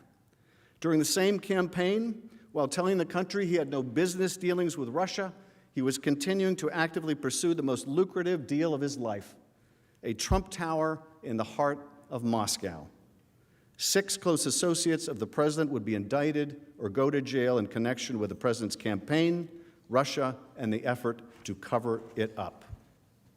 On the day after that tragic chapter appeared to come to an end with Bob Mueller's testimony, Donald Trump was back on the phone, this time with another foreign power, Ukraine, and once again seeking foreign help with his election. Only this time, he had the full powers of the presidency at his disposal. This time, he could use coercion. This time, he could withhold aid from a nation whose soldiers were dying every week. This time, he believed he could do whatever he wanted under Article 2. And this time, when he was caught, he could make sure that the Justice Department would never investigate the matter. And they didn't.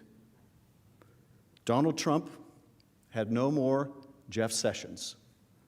He had just the man he wanted in Bill Barr, a man whose view of the imperial presidency, a presidency in which the Department of Justice is little more than an extension of the White House counsel, is to do the president's bidding.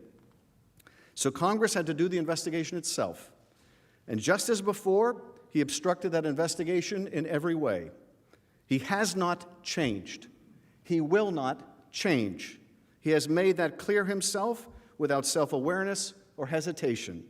A man without character or ethical compass will never find his way. Even as the most recent and most egregious misconduct was discovered, he was unapologetic, unrepentant, and more dangerous, undeterred. He continued pressing Ukraine to smear his rivals even as the investigation was underway. He invited new countries to get involved in the act, calling on China to do the same. His personal emissary, Rudy Giuliani, dispatched himself to Ukraine, trying to get further foreign interference in our election. The plot goes on, the scheming persists, and the danger will never recede. He has done it before. He will do it again. What are the odds, if left in office, that he will continue trying to cheat? I will tell you, 100%. Not 5, not 10, or even 50, but 100%. If you have found him guilty and you do not remove him from office, he will continue trying to cheat in the election until he succeeds. Then what shall you say? What shall you say if Russia again interferes in our election and Donald Trump does nothing but celebrate their efforts? What shall you say if Ukraine capitulates and announces investigations into the president's rivals? What shall you say in future when candidates compete for the allegiance of foreign powers in their elections? When they draft their platforms so to encourage foreign intervention in their campaign, foreign nations as the most super of super PACs of them all, if not legal, somehow permissible, because Donald Trump has made it so, and we refuse to do anything about it but wring our hands. They'll hack your opponent's emails. They'll mount a social media campaign to support you. They'll announce investigations of your opponent to help you, and all for the asking. Leave Donald Trump in office after you have found him guilty, and this is the future that you will invite. Now, we have known since the day we brought these charges that the bar to conviction requiring fully 2/3 of the Senate may be prohibitively high. And yet the alternative is a runaway presidency and a nation whose elections are open to the highest bidder. And so you might ask, how, given the gravity of the president's misconduct, given the abundance of evidence of his guilt, given the acknowledgement by senators in both parties of that guilt, how have we arrived here with so little common ground? Why was the Nixon impeachment bipartisan? Why was the Clinton impeachment much less so? And why is the gulf between the parties even greater today? It is not for the reason the president's lawyers would have you believe. Although they have claimed many times in many ways that the process in the House was flawed because we did not allow the president to control it, it was in reality little different than the process in prior impeachments. The circumstances, of course, were different. The Watergate investigation began in the Senate, and it progressed before it got moving in the House. And there, of course, much of the investigative work had been done by the special prosecutor, Leon Jaworski. In Clinton, there was likewise an independent counsel that conducted a multi-year investigation that started with a real estate deal in Arkansas and ended with a blue dress. Nixon and Clinton, of course, played no role in those investigations before they moved to the House Judiciary Committee. But to the degree you can compare the process when it got to the Judiciary Committee in either prior and recent impeachments, it was largely the same as we have here. The president had the right to call witnesses, to ask questions, and chose not to. The House majorities in Nixon and Clinton did not cede their subpoena power to their minorities, and neither did we here. Although then, as now, we gave the minority the right to request subpoenas and to compel a vote, and they did. So the due process the House provided here was essentially the same and in some ways even greater. Nevertheless, the president's counsel hopes that through sheer repetition, they can convert non-truth into truth. Do not let them. Every single court to hear Mr. Philbin's arguments has rejected them.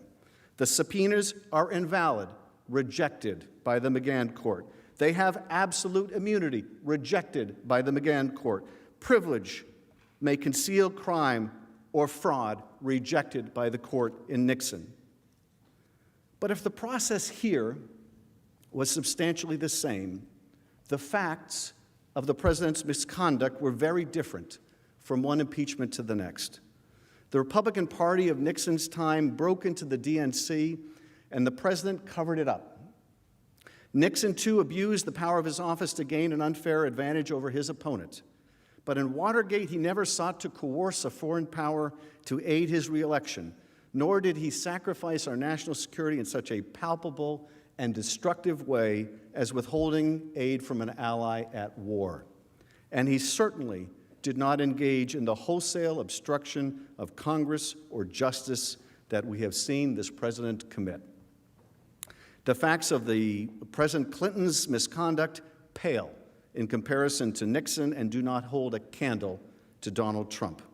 Lying about an affair is morally wrong, and when under oath it is a crime, but it had nothing to do with his duties in office. The process being the same, the facts of President Trump's misconduct being far more destructive than either past president, what then accounts for the disparate result in bipartisan support for his removal? What has changed? The short answer is, we have changed. The members of Congress have changed. For reasons as varied as the stars, the members of this body and ours in the House are now far more accepting of the most serious misconduct of a president as long as it is a president of one's own party. And that is a trend most dangerous for our country. 50 years ago, no lawyer representing the president would have ever made the outlandish argument that if the president believes his corruption will serve to get him reelected, whether it is by coercing an ally to help him cheat or in any other form, that he may not be impeached, that this is somehow a permissible use of his power. But here we are. The argument has been made, and some appear ready to accept it, and that is dangerous, for there is no limiting principle to that position. It must have come as a shock a pleasant shock to this president that our norms and institutions would prove to be so weak. The independence of the Justice Department and its formerly proud Office of Legal Counsel, now mere legal tools at the president's disposal, to investigate enemies or churn out helpful opinions not worth the paper they are written on. The FBI, painted by a president as corrupt and disloyal. The intelligence community not to be trusted against the good counsel of Vladimir Putin. The press portrayed as enemies of the people. The daily attacks on the guardrails of our democracy, so relentlessly assailed, have made us numb and blind to the consequences. Does none of that matter anymore if he's the president of our party? I hope and pray that we never have a president like Donald Trump in the Democratic Party, one that would betray the national interests and the country's security to help with his reelection. And I would hope to God that if we did, we would impeach him, and Democrats would lead the way. But I suppose you never know just how difficult that is until you are confronted with it. But you, my friends, are confronted with it. You are confronted with that difficulty now, and you must not shrink from it. History will not be kind to Donald Trump. I think we all know that. Not because it will be written by never-Trumpers, but because whenever we have departed from the values of our nation, we have come to regret it, and that regret is written all over the pages of our history. If you find that the House has proved its case and still vote to acquit, your name will be tied to his with a cord of steel and for all of history. But if you find the courage to stand up to him, to speak the awful truth to his rank falsehood, your place will be among the Davids who took on Goliath. If only you will say enough. We revere the wisdom of our founders and the insights they had into self-governance. We scour their words for hidden meaning and try to place ourselves in their shoes. But we have one advantage that the founders did not. For all their genius, they could not see but opaquely into the future. We, on the other hand, have the advantage of time, of seeing how their great experiment in self-governance has progressed. When we look at the sweep of history, there are times when our nation and the rest of the world have moved with a seemingly irresistible force in the direction of greater freedom. More freedom to speak and to assemble, to practice our faith and tolerate the faith of others, to love whom we would and choose love over hate. More free societies, walls tumbling down, nations reborn. But then, like a pendulum approaching the end of its arc, the outward movement begins to arrest. The golden globe of freedom reaches its zenith and starts to retreat. The pendulum swings back past the center and recedes into a dark unknown. How much farther it will travel in its illiberal direction, how many more freedoms will be extinguished before it turns back, we cannot say. But what we do here, in this moment, will affect its course and its correction. Every single vote, even a single vote by a single member, can change the course of history. It is said that a single man or woman of courage makes a majority. Is there one among you who will say, enough? America believes in a thing called truth. She does not believe we are entitled to our own alternate facts. She recoils at those who spread pernicious falsehoods. To her, truth matters. There is nothing more corrosive to a democracy than the idea that there is no truth. America also believes there is a difference between right and right matters here. But there is more. Truth matters, right matters, but so does decency. Decency matters. When the president smears a patriotic public servant like Marie Yovanovitch in pursuit of a corrupt aim, we recoil. When the president mocks the disabled a war hero who is a prisoner of war, or a Gold Star father, we are appalled, because decency matters here. And when the president tries to coerce an ally to help him cheat in our elections and then covers it up, we must say enough. Enough. He has betrayed our national security, and he will do so again. He has compromised our elections, and he will do so again. You will not change him. You cannot constrain him. He is who he is. Truth matters little to him. What's right matters even less, and decency matters not at all. I do not ask you to convict him because truth or right or decency matters nothing to him, but because we have proven our case and it matters to you. Truth matters to you. Right matters to you. You are decent. He is not who you are.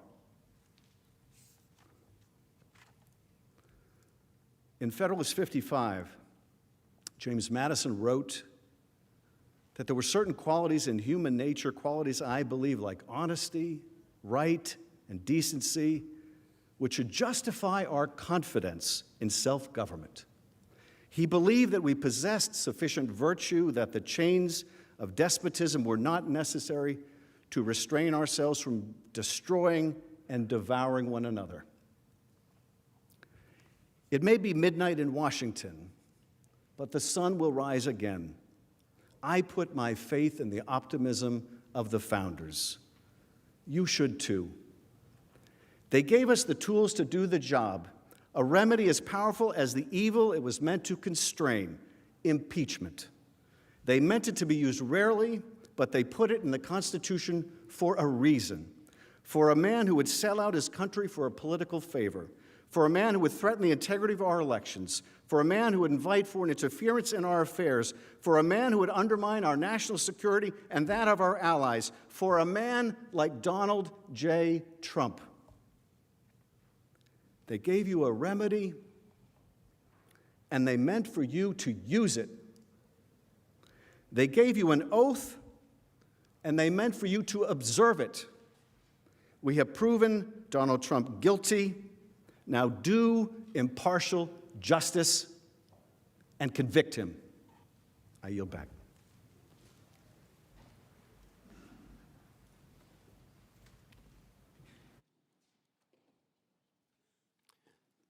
The majority leader is recognized.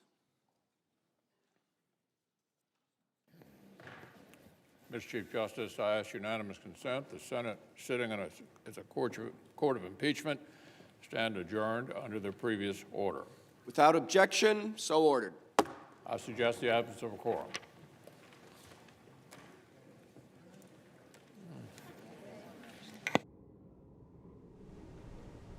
The Senate has now adjourned from the impeachment trial for today. As a reminder of the schedule, the impeachment trial of President Trump will reconvene with a vote on Wednesday at 4 p.m. Eastern on whether to remove or quit the president. In the meantime, the Senate will enter into a period in which senators are permitted to speak for up to 10 minutes each.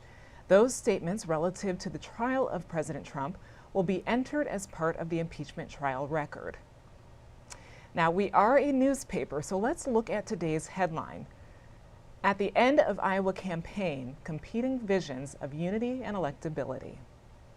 Those visions will be competing tonight at the Iowa caucuses, and we will be live from Des Moines starting at 8 o'clock Eastern tonight. I'm Rhonda Colvin, and I'm going to go ahead and send you back to the Senate floor.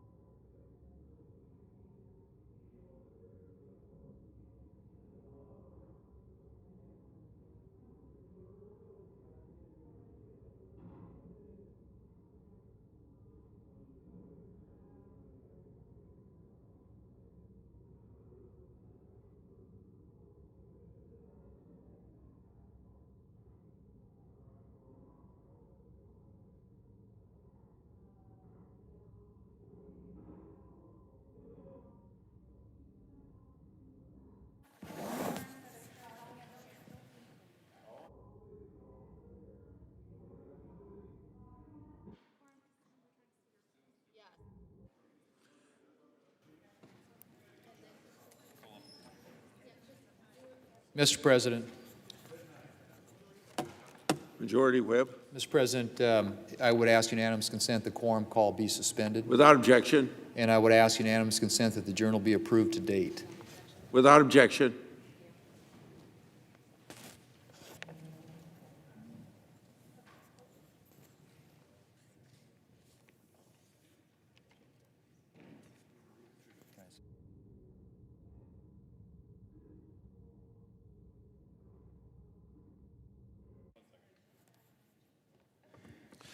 Under the previous order, the Senate will be in a period of morning business, with senators permitted to speak therein for up to 10 minutes each. Mr. President, I would suggest the absence of a quorum. Clerk will call the roll. Mr. Alexander.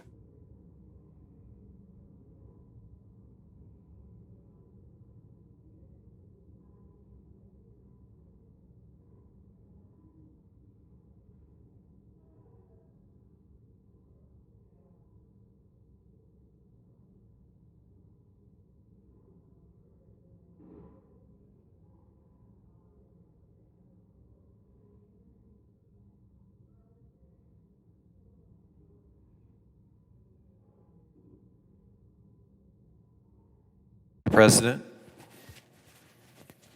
The senator from New Mexico. Mr. President, I would ask unanimous consent to speak as in morning business. The Senate's in a quorum call. I would ask to officiate the quorum call and speak as if in morning business. Without objection. Mr. President, and all of my colleagues in the Senate, throughout this impeachment trial, I've thought a lot about what this country stands for. And for me, as the son of an immigrant whose family came to the United States from Germany in the 1930s, America stands as a beacon of liberty, equal justice, and democracy.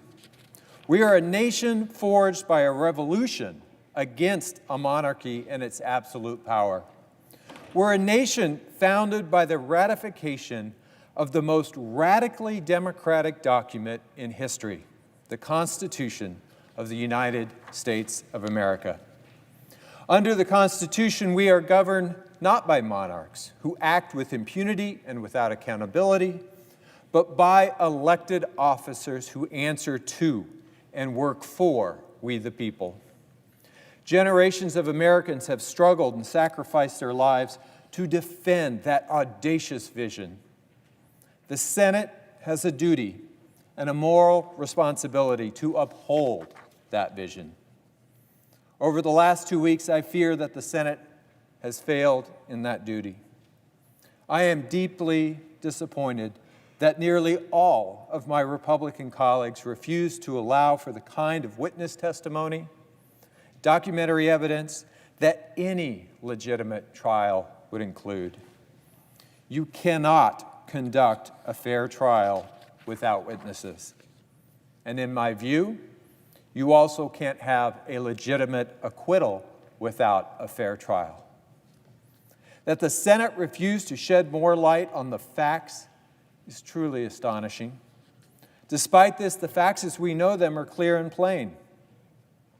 President Trump pressured the government of Ukraine, an American ally, not for our national security interests, but for his own selfish and corrupt political interests. When he was caught, he sought to cover it up by suppressing documents and preventing witnesses from testifying before Congress and the American people. The President's defense team had every opportunity to present us with evidence that would explain his actions or give us reason to doubt this clear pattern of fact. And instead, they shifted their defense away from the damning facts and embraced an extreme legal philosophy that would allow any president to abuse their power and ignore the law. This dangerous argument is not new. It was used by President Richard Nixon when he said, well, when the president does it, that means it's not illegal. President Nixon also strayed far from his duties to our nation for his own personal and political gain. It was only after courageous members of the United States Senate in his own political party put their country first and stood up to him that President Nixon finally resigned. We are now in yet another time when our chief executive has failed us, and our nation requires moral leadership and conscience from the United States Senate. Unfortunately, my Republican colleagues are unwilling to deliver that kind of moral leadership. President Donald Trump has proven to be unfit for the office he occupies. He abused his powers and continues to engage in a cover-up. He presents a clear and present danger to our national security and, more fundamentally, to our democracy itself. That is why my conscience and my duty to defend our Constitution compel me to vote to convict Donald Trump. I hope the rest of you will join in this vote, but I am not naive. I understand how President Trump operates. I know how ugly it can become if you dare to challenge him. But your fear of this bully cannot outweigh your duty to the American people. Your fear cannot blind you to how you will be viewed by history. What you should really fear is what will happen when there are no limits on any president, even when he is risking our national security and our foreign alliances to illegitimately maintain his grip on power. What we should all fear is what President Trump will do next if the Senate does not hold him accountable for the clear abuses of power he has already committed. This is the same president who praises dictators and despots and jeopardizes our international alliances. This is the same president who stole billions of dollars from military construction funds to pay for his monument to division and racism. This is the same president who is more focused on lobbing insults and spreading Russian conspiracy theories on Twitter than he is on his own intelligence briefings. Let me just say, I pay close attention to the intelligence that I am allowed to see. And from my seat on both the Armed Services and Intelligence Committees, I am acutely aware of the threats that our nation faces. They include an emboldened North Korea, the Iranian regime, terrorist organizations across several continents. Russia and China are acting aggressively to assert their authoritarian influence and provoke American interests and our allies, including the Ukraine. Finally, with the 2020 presidential election mere months away, Russia is once again targeting our election systems and manipulating our democratic discourse. Right now, patriotic Americans working in the State Department, for our intelligence agencies, serving in the military, are defending us from those very threats. These Americans pledge to obey the orders of their commander-in-chief.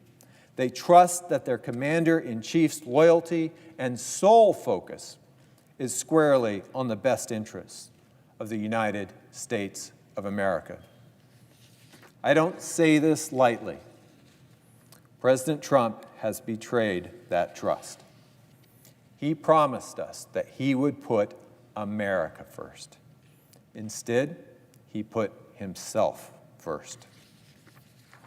Throughout our history, the defense of our nation has depended on the leadership of men whose names we now remember when we visit their memorials, names like Lincoln and Washington and Roosevelt.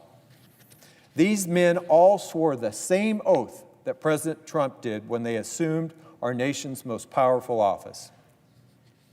Our presidents swear to faithfully execute the office of President of the United States and to preserve, protect, and defend the Constitution of the United States. President Trump has violated that oath. So I'll ask us once again, what does America stand for?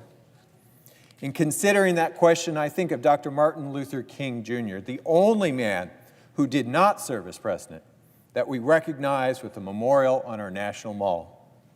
More than 50 years after his assassination, Dr. King's life's work to make our nation more fully live up to our founding principles still resonates. These are the same principles that compelled my father's family to come to this country: liberty, equal justice, democracy. While fighting for those principles, Dr. King wrote in his letter from a Birmingham jail, "The ultimate measure of a man is not where he stands in moments of comfort and convenience, but where he stands in times of challenge and controversy." My colleagues, this is one of those times. 2 years after writing the Birmingham jail letter, Dr. King led thousands on a 5-day, 54-mile march from Selma to Montgomery for our fundamental American right, the right to vote in free and fair elections. Remember, that right is what President Trump has threatened by inviting foreign interference in our elections. Upon reaching the steps of the Alabama State Capitol, Dr. King proclaimed, "We must come to see that the end we seek is a society at peace with itself, a society that can live with its conscience." I sincerely hope that those of us in this body can keep seeking that society, that America. Now, before I finish, I also want to address Americans who have watched this trial unfold and are rightly disappointed by the cover-up that it has become. I would urge you to remember what Dr. King said about accepting finite disappointment, but never losing infinite hope. Despite what the Senate is about to do and the danger I fear it will bring about, I will never lose hope in what America stands for. Because we, the people, not any king or dictator, still hold immense power in this nation, and it is up to all of us now to wield that power. I yield back, Mr. President. Mr. President. The senator from Iowa.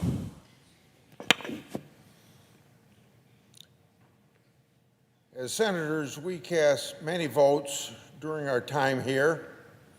I've cast over 13,200. Each one of those votes is important, but a vote to convict or acquit the president on charges of impeachment is perhaps the most important vote a senator could ever cast. Until now, it's happened only twice in our nation's history, and it's something that should never be taken lightly. Now, President Trump has been charged of committing, according to the Constitution and in these articles, high crimes and misdemeanors for requesting a foreign leader investigating his potential political opponent, and number two, obstructing Congress's inquiry into those actions.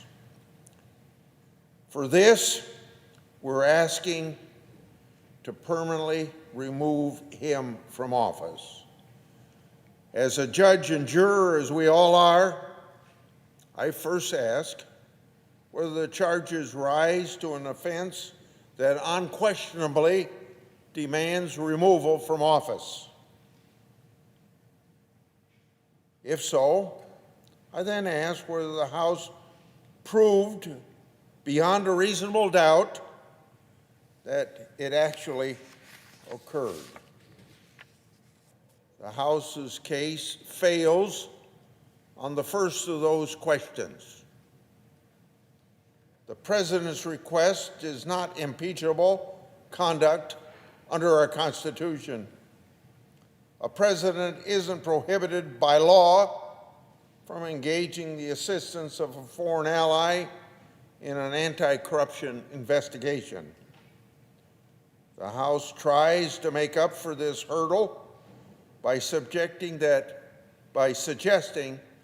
subjective motive, in other words, political advantage, can turn on an otherwise unimpeachable act into an act that demands removal from office. I won't support such an irreversible break from the Constitution's standard for impeaching a president. The Senate is an institution of precedent. We're informed and guided by history and the actions of our predecessors. But our choices also actually make history. These days, that can be difficult to keep in mind. A rush to convict or acquit can lead to cut corners and overheated rhetoric. We're each bound by our oath to do impartial justice. As President pro tempore of this institution, I recognize that we must also do justice to the Senate and to the republic that this Senate serves. This trial began with full and fair debate on the rules to guide our process. We considered and voted on 11 amendments over nearly 13 hours. Consistent with precedent, the Senate adopted rules allowing the same length of time for arguments and questions as was agreed to unanimously in 1999 Clinton impeachment. Consistent with precedent, we engaged in a robust debate on calling witnesses and pursuing additional evidence. We've sat as a court of impeachment for over 70 hours. The final vote will be the product of a fair and judicious process consistent with precedent of the Senate. I cannot say the same of the articles of impeachment that we're considering today from the House of Representatives, which has the sole power of impeachment. After 9 days of presentation and questions, and after fully considering the record, I'm convinced that what the House is asking the Senate to do is constitutionally flawed and dangerously unprecedented. The House's abuse of power article rests on objectively legal conduct. Until Congress legislate otherwise, a president is within his authority to request that a foreign leader assist with anti-corruption efforts. To make up for this, the House of Representatives' abuse of power theory rests entirely on the president's subjective motive. This very vague standard cannot be sustained. The House offers no limiting principle of what motives are allowed. So, under such a flexible standard, future House of Representatives could impeach presidents for taking lawful action for what a majority thinks are the wrong reasons. The House also gives no guidance whatsoever on whether conviction rests on proving a single correct motive or whether mixed motive suffices under their theory. In its trial brief, the House of Representatives argues there's no credible alternative explanation, that's their words, for the president's alleged conduct. But once the Senate heard from the president's counsel in defense, then all of a sudden, the House changed its tunes. Now, even a credible alternative explanation shouldn't stop the Senate from removing the president. Reshaping their own standard mid-trial only serves to undercut their initial arguments. And simply asserting, at least 63 times that I counted, that their evidence was quote-unquote overwhelming doesn't make the House of Representatives' allegations accurate or prove an impeachable offense. Even after arguments had concluded, the House managers started repeating the terms bribery and extortion on the floor of the Senate, while neither terms appears anywhere in their articles of impeachment. So you get down to this point. It's not the Senate's job to read into House articles what the House failed or didn't see fit to incorporate itself. Articles of impeachment shouldn't be moving targets, like moving a goalpost. The ambiguities surrounding the House's abuse of power theory give this senator reason enough to vote not guilty. If we're to lower the bar of impeachment, and that's what the House of Representatives is trying to do, we better be clear on where the bar is being set. Now, the House's second article, impeaching the president for what they call obstruction of Congress, is equally unprecedented and equally patently frivolous. This senator takes great pride in knowing a thing or two about obstruction by the executive branch from both Republican presidents and Democrat presidents in the 40 years that I've been doing oversight. Congressional oversight, like rooting out waste, fraud, and abuse, is central to my role as a senator representing Iowa taxpayers.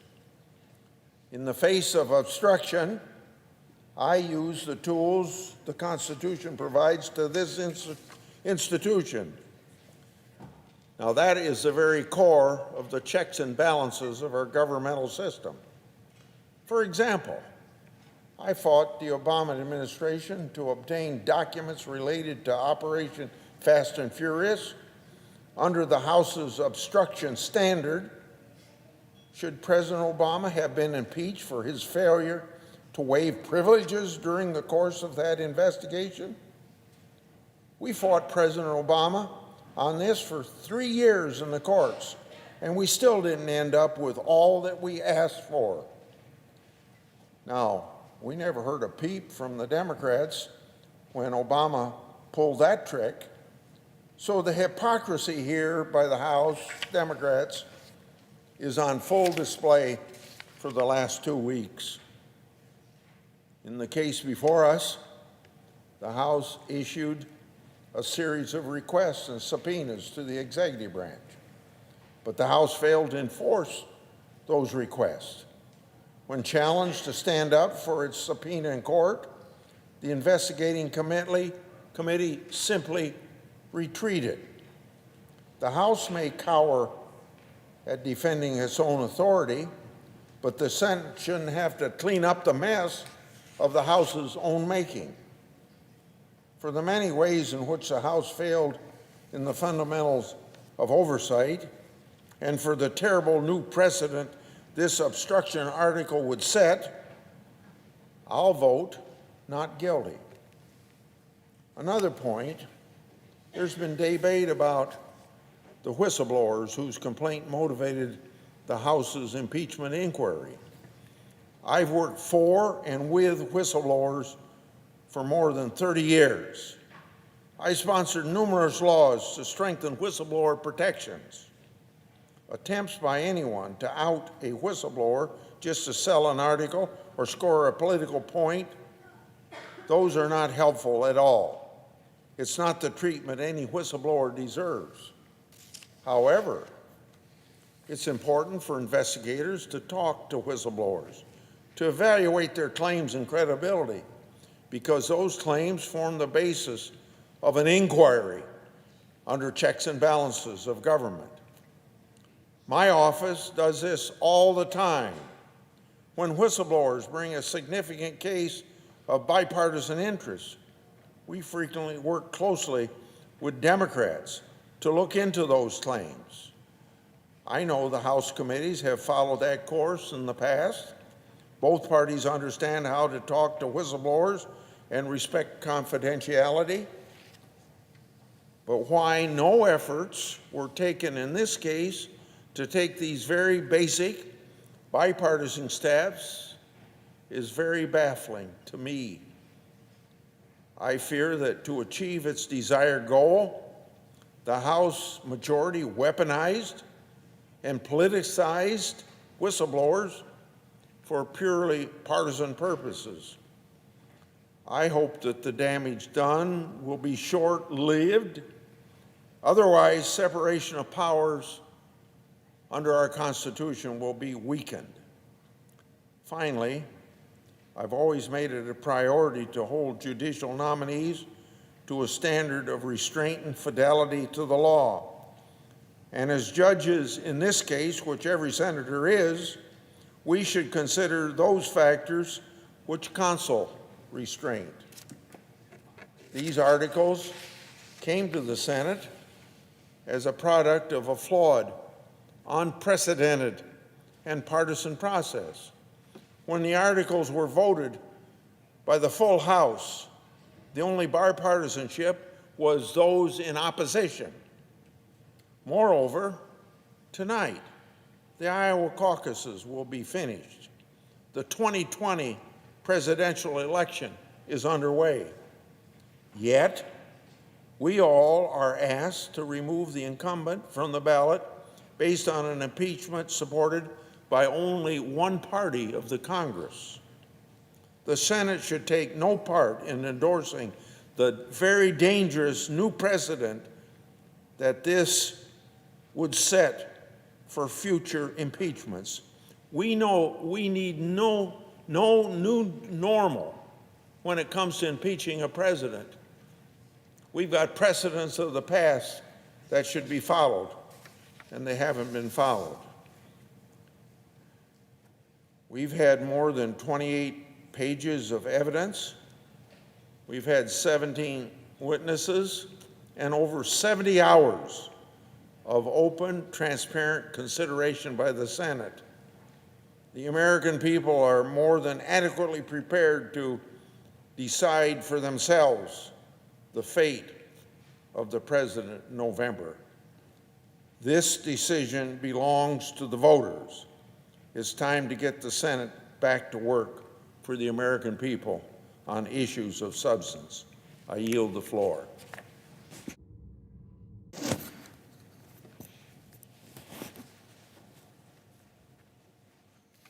Mr. President. The senator from Washington. Mr. President, I have been in the Senate now for 2 presidential impeachment trials, and I can tell you this is never a situation I want to find our country in. Not back then, certainly not today, when the odds of bipartisan cooperation, even on responsibilities as solemn as these, are brutally low. In spite of this, I called for impeachment proceedings to begin in the House in July of this past year, and I did so because of the gravity of the threats to our democracy outlined in Special Counsel Mueller's report. At the time, I felt if we did not fully explore those threats, we would fall short of our constitutional duty and set a precedent of congressional indifference to potentially flagrant violations of our Constitution, ones that could jeopardize our core democratic institutions. After hearing both sides' presentations and reviewing every available source of information and testimony, I believe it is painfully clear the President of the United States has abused his power and obstructed Congress, and he should be removed from office. I want to talk about how I reached this conclusion, which I did not do lightly, and take a few minutes to reflect on the consequence of the decision each of us is individually about to make. Throughout the trial, the contrast between the presentations by the House managers and the President's defense team could not have been starker or more damning for the President. The House managers built an ironclad case showing the President abused his power and obstructed Congress in ways that present grave, urgent threats to our national security and to the rule of law. Over the course of their arguments, it became undeniably clear the corruption we have learned so much about in recent months starts at the very top, with the President of the United States. President Trump demanded a foreign government to intervene in our elections for his own political gain, and he did so by withholding American taxpayer dollars and ignoring congressional authority. The President's associates acted with his full knowledge and consent, and he himself pressured Ukraine's leader, knowing how much Ukraine depends on United States support. These actions have already made us less secure as a nation. By delaying vital military aid to Ukraine, a key partner, President Trump has emboldened Russia, one of our chief adversaries. He's undermined our credibility with other allies worldwide. And critically, the President has also given every indication he will continue to put his own interests ahead of American interests, including in our upcoming elections, and has time and time again refused to recognize Congress's constitutional authority to oversee the executive branch. In addition, information continues to come out further implicating the President and demonstrating not only his intent to abuse the power of our highest office, but his direct personal engagement in efforts to do so. To summarize, the House's arguments made it impossible to ignore a reality our founders deeply feared: a president who betrays our national security for his own personal benefit and disregards the system of checks and balances on which our democratic institutions depend, who believes he is above the law, contrary to the most fundamental American principles. The President's defense did not directly refute those charges against the President or the thorough case that the House presented. In fact, the President's defense only served to illustrate how indefensible the President's actions are. We heard complaints from the President's defense about the House process, which the President refused to engage in. We heard a debunked conspiracy theory about Ukrainian election interference, even though the President's own advisors repeatedly explained to him that Russia, not Ukraine, interfered in our 2016 election. We heard denial of a quid pro quo that, as the House managers laid out in excruciating detail, was borne out not only on the President's July 25th call with President Zelensky, but in hundreds of documents from before and after that call. We did not, however, hear any substantive defense of the President's actions. And tellingly, the President's defense vehemently opposed common-sense requests for the President's own key aides to testify and for consideration of his aides' documents as part of this trial. If the President was as innocent as he claims, surely his aides and his administration's materials would bear those claims out, and he would want them considered. He and his team do not. I said in 1999 that if we were to remove a sitting president, none of us should have any doubts. Today, based on the facts we have heard and the distraction and obfuscation offered in response, none of us should have any doubts the President committed the impeachable offenses of which he is accused. What we now know is the President of the United States demanded a foreign government interfere in our elections to help him win his upcoming campaign. And that truth is indisputable. And the question is, what does each of us as individuals do with that information? Sitting here, I've been reminded this trial is so much larger than any one of us, larger than any political party, and much larger than President Trump. It is fundamentally about whether we will stand up for the institutions that secure our autonomy as a people, institutions we hope to leave stronger for our children and grandchildren. And to go a step further, really, this trial is about freedom in our country. Because if the president feels he owes his office to a foreign government, not Americans, then who does the president truly serve? How can he be trusted? If foreign governments can skew our elections in their favor, if they interfere with Americans at the ballot box this November, then are Americans truly represented in the White House? Is there any American really free if a president can owe their election to an entity outside and aside from the American people, and foreign governments can help decide who is in our highest office?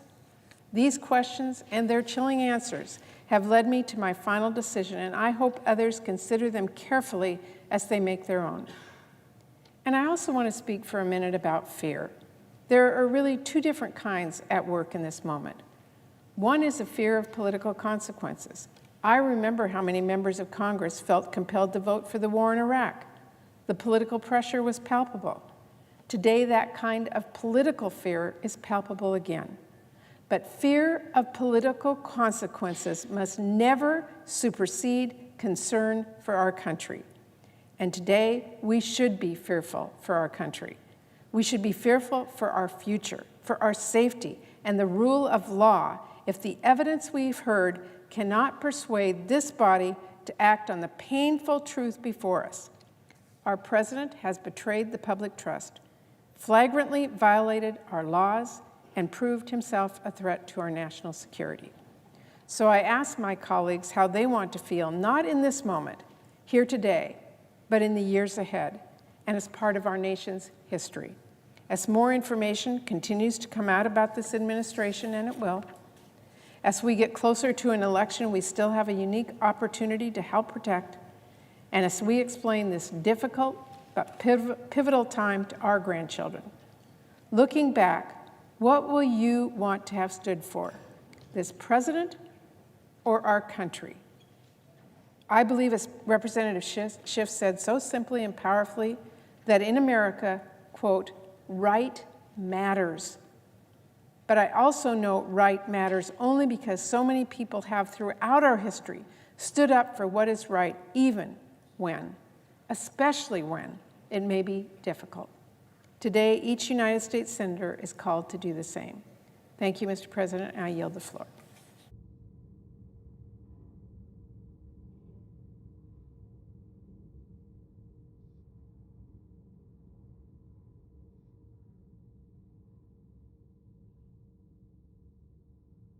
Mr. President. The senator from Michigan. Thank you, Mr. President. Mr. President, I rise today to speak during a sad and perilous moment in our nation's history. Our nation was founded on important basic principles that all men and women are created equal, and that they are endowed by their Creator with certain unalienable rights, that among these are life, liberty, and the pursuit of happiness. With rights, of course, always come responsibilities. America is a nation of laws, and no person, not even the President of the United States, is above these laws. No person, not even the President of the United States, is above these laws. That's been true since our nation was founded, and it is still true today. Unfortunately, President Donald Trump has abused his power and acted as if he is above the law. He did this by holding up critical military aid to pressure a new foreign leader to investigate a political rival for his own political benefit. Then he did everything he could to try and cover it up after he got caught.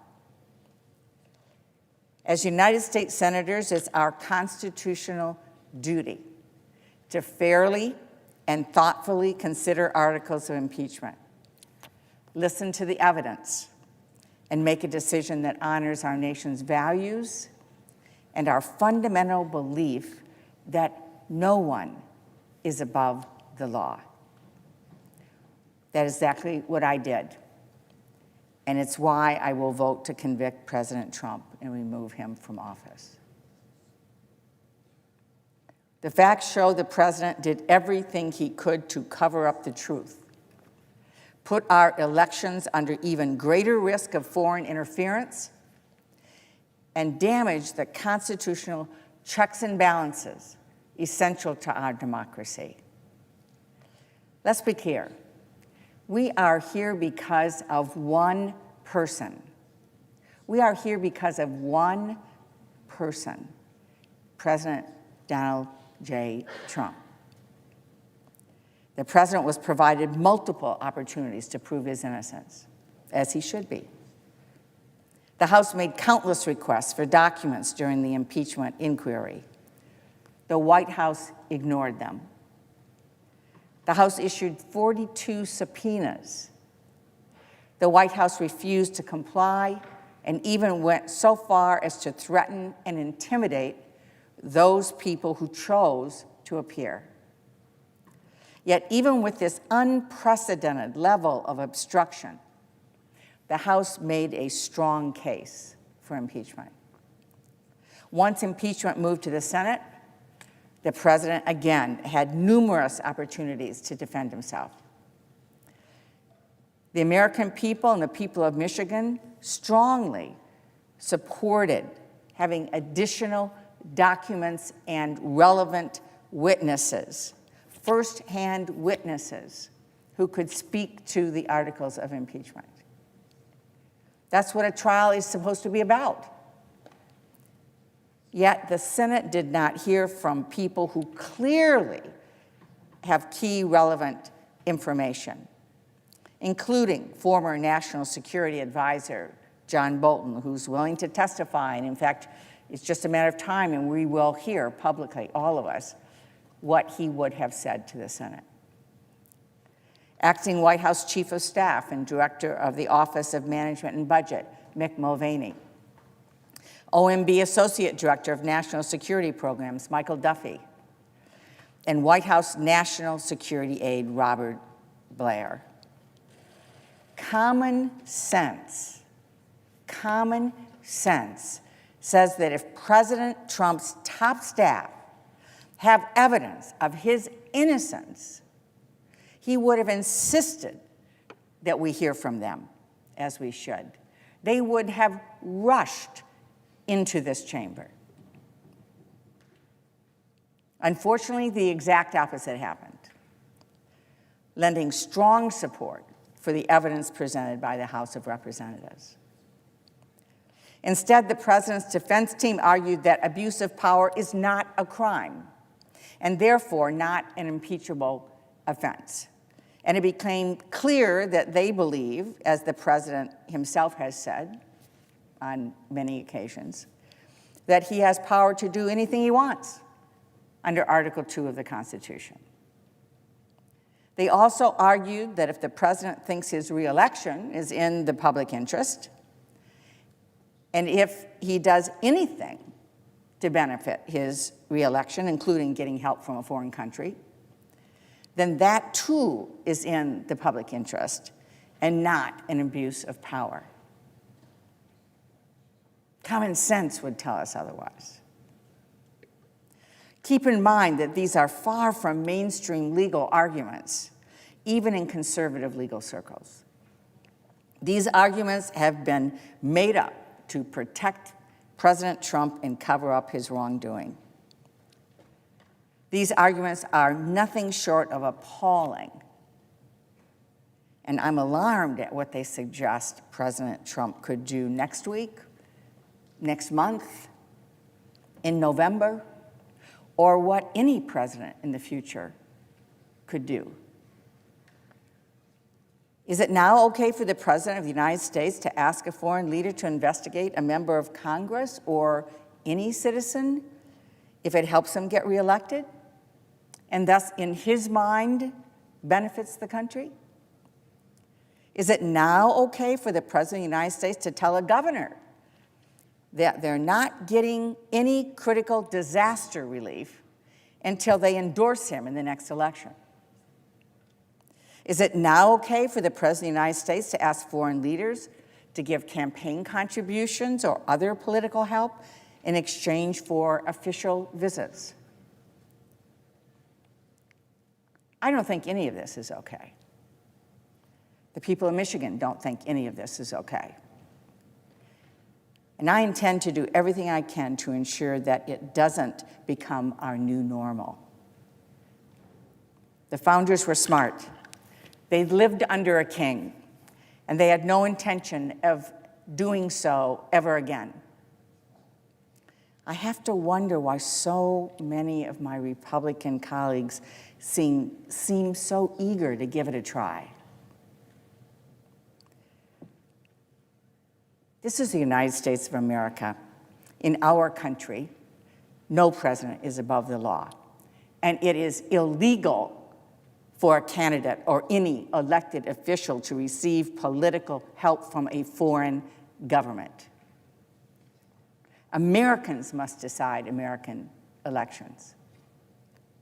This is fundamental to our democracy and worth continuing to fight for, which I intend to do.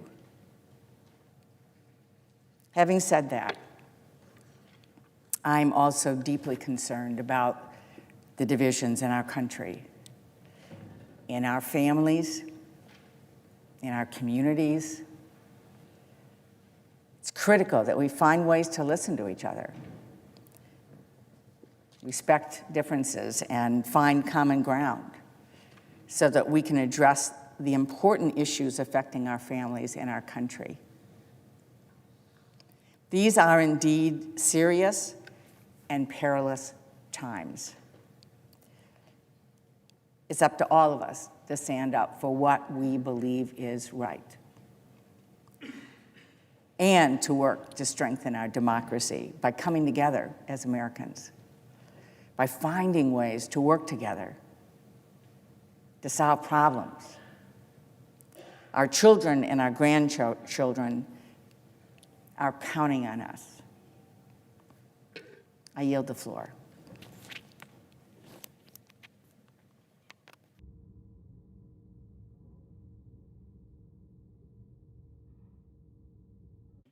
The senator from Oregon. For the past 2 weeks, the President's defense team has spun bizarre legal arguments, conspiracy theories, and flat-out lies that are unbecoming of the office of the President of the United States. The country knows the facts. The President pursued his personal and political interests in a way that harmed the national security of America. He smeared our own ambassador to the Ukraine. He promoted Kremlin propaganda on 2016 election interference. He sent his personal lawyer and willing members of his administration to trade official acts in exchange for fabricated dirt on a political rival.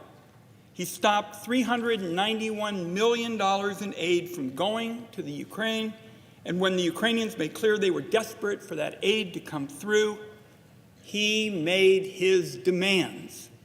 Come up with dirt on the Bidens, find or invent the server. Donald Trump's defense team has claimed the president wanted to fight corruption in Ukraine, but they have produced zero hard evidence to support that claim.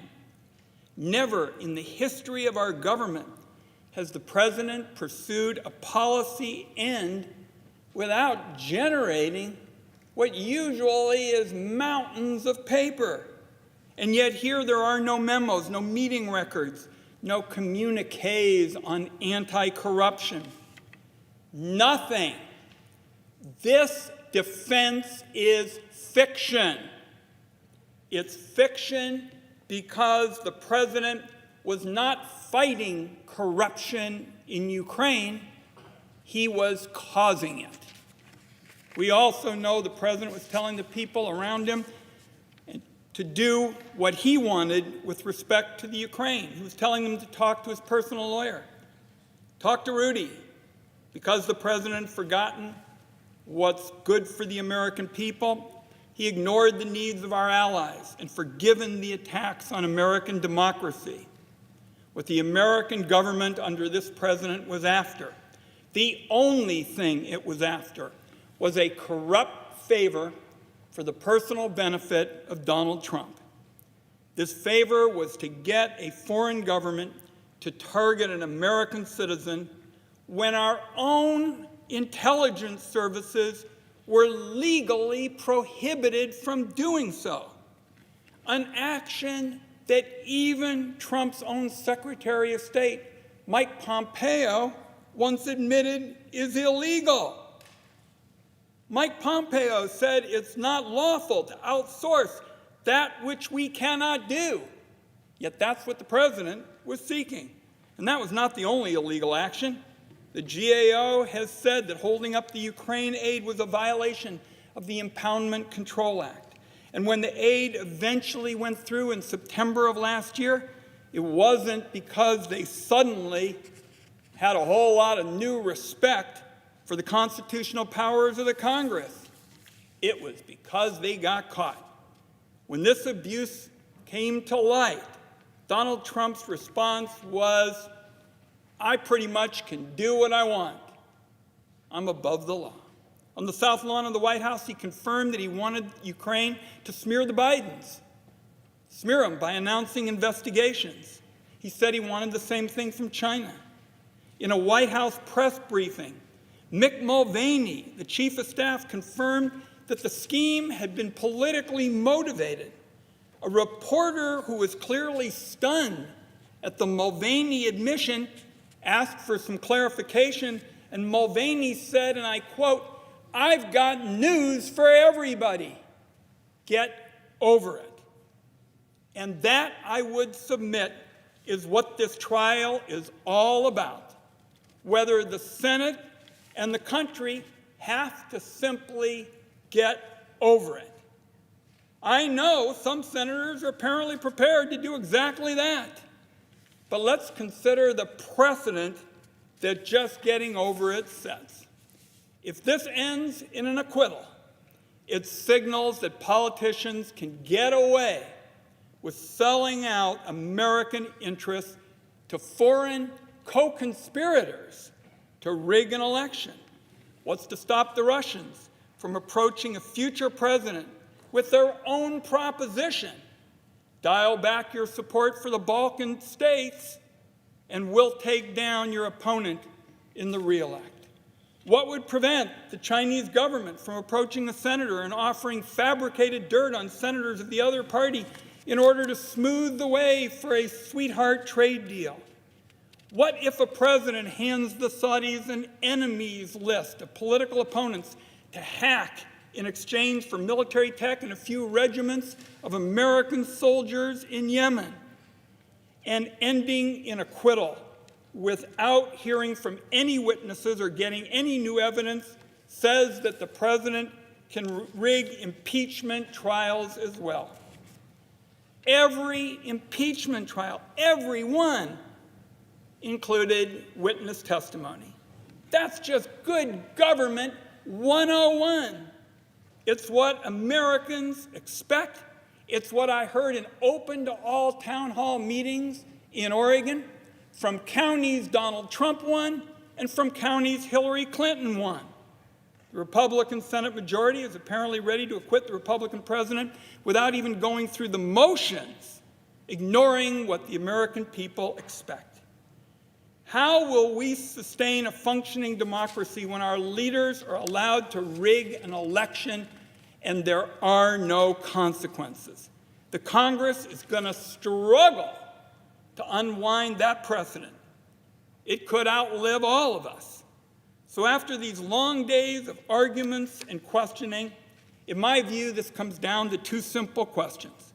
First, the president swears an oath, just like we do, to protect and defend our revered Constitution. Does the president's oath of office mean anything? When a president puts his own interests first, when he extorts fabricated dirt from a foreign government for his political gain, He is obviously in violation of his oath. He's not protecting the constitutional right of Americans to choose their own leaders in free and fair elections. What he's doing is protecting himself and his own power. What does the president's oath of office mean if violating it carries no consequences? If his oath means nothing and he cannot be charged with a crime, then he is bound by nothing. And if we will not hold him to his oath, are we not surrendering our own oath to protect and defend the Constitution? The second question is, do we believe that this is a government of the people, by the people, and for the people? Because the president's lawyers stood on the floor right over there and said, in short, it is not. Alan Dershowitz argued that nothing the president does to get reelected can be impeachable as long as he believes his reelection is in the public interest. And the president's counsel continued to build on that argument even after they claimed it was misunderstood. This from the same administration that holds that the president cannot be charged with a crime, that he exists on a plane, literally a plane above the law as it applies to everyone else. If the president may commit crimes while in office and cheat in an election to stay in power, then it is no longer a government of, by, and for the people. This is a government of, by, and for Donald Trump. The proposition of free and fair elections in America is gone, replaced by elections that happen on terms set by Donald Trump, or on terms set by a future president with the same sort of boost from a foreign power. Putting aside whatever political fallout there may be in the days and weeks ahead, we have to ask, how can the Senate accept this degradation of the sanctity, the security of our elections? Isn't this institution supposed to protect our elections and defend our Constitution? The president's attempt to cheat in the election and the extreme lengths he's gone to cover it up is obviously dangerously wrong. What he did is a violation of his oath. It's a betrayal of the system of democratic government left for us by the founders, and we have no choice. He is guilty. He must be convicted. Madam President, I yield the floor.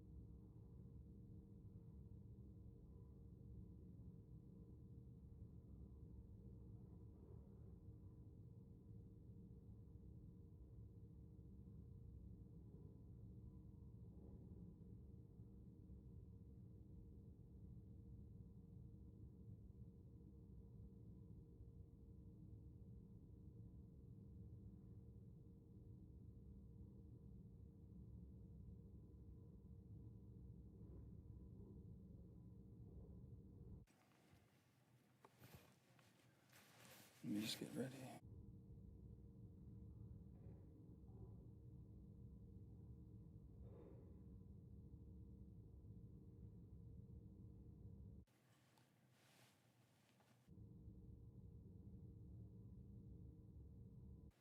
Madam President. Senator from West Virginia. Madam Chair, I request to make remarks today, if I may, until I conclude. Without objection. Madam President, I rise today to speak on the impeachment trial of President Donald John Trump. I know this was not a difficult decision for many of my friends and colleagues on both sides of the aisle, but it is one that has weighed heavily on me. Voting whether or not to remove a sitting president is no easy decision, and it shouldn't be, as the consequences for our nation are severe.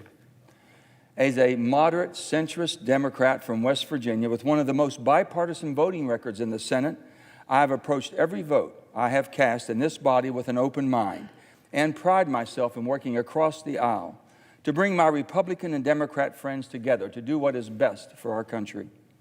Where I come from, party politics is more often overruled by just plain old common sense.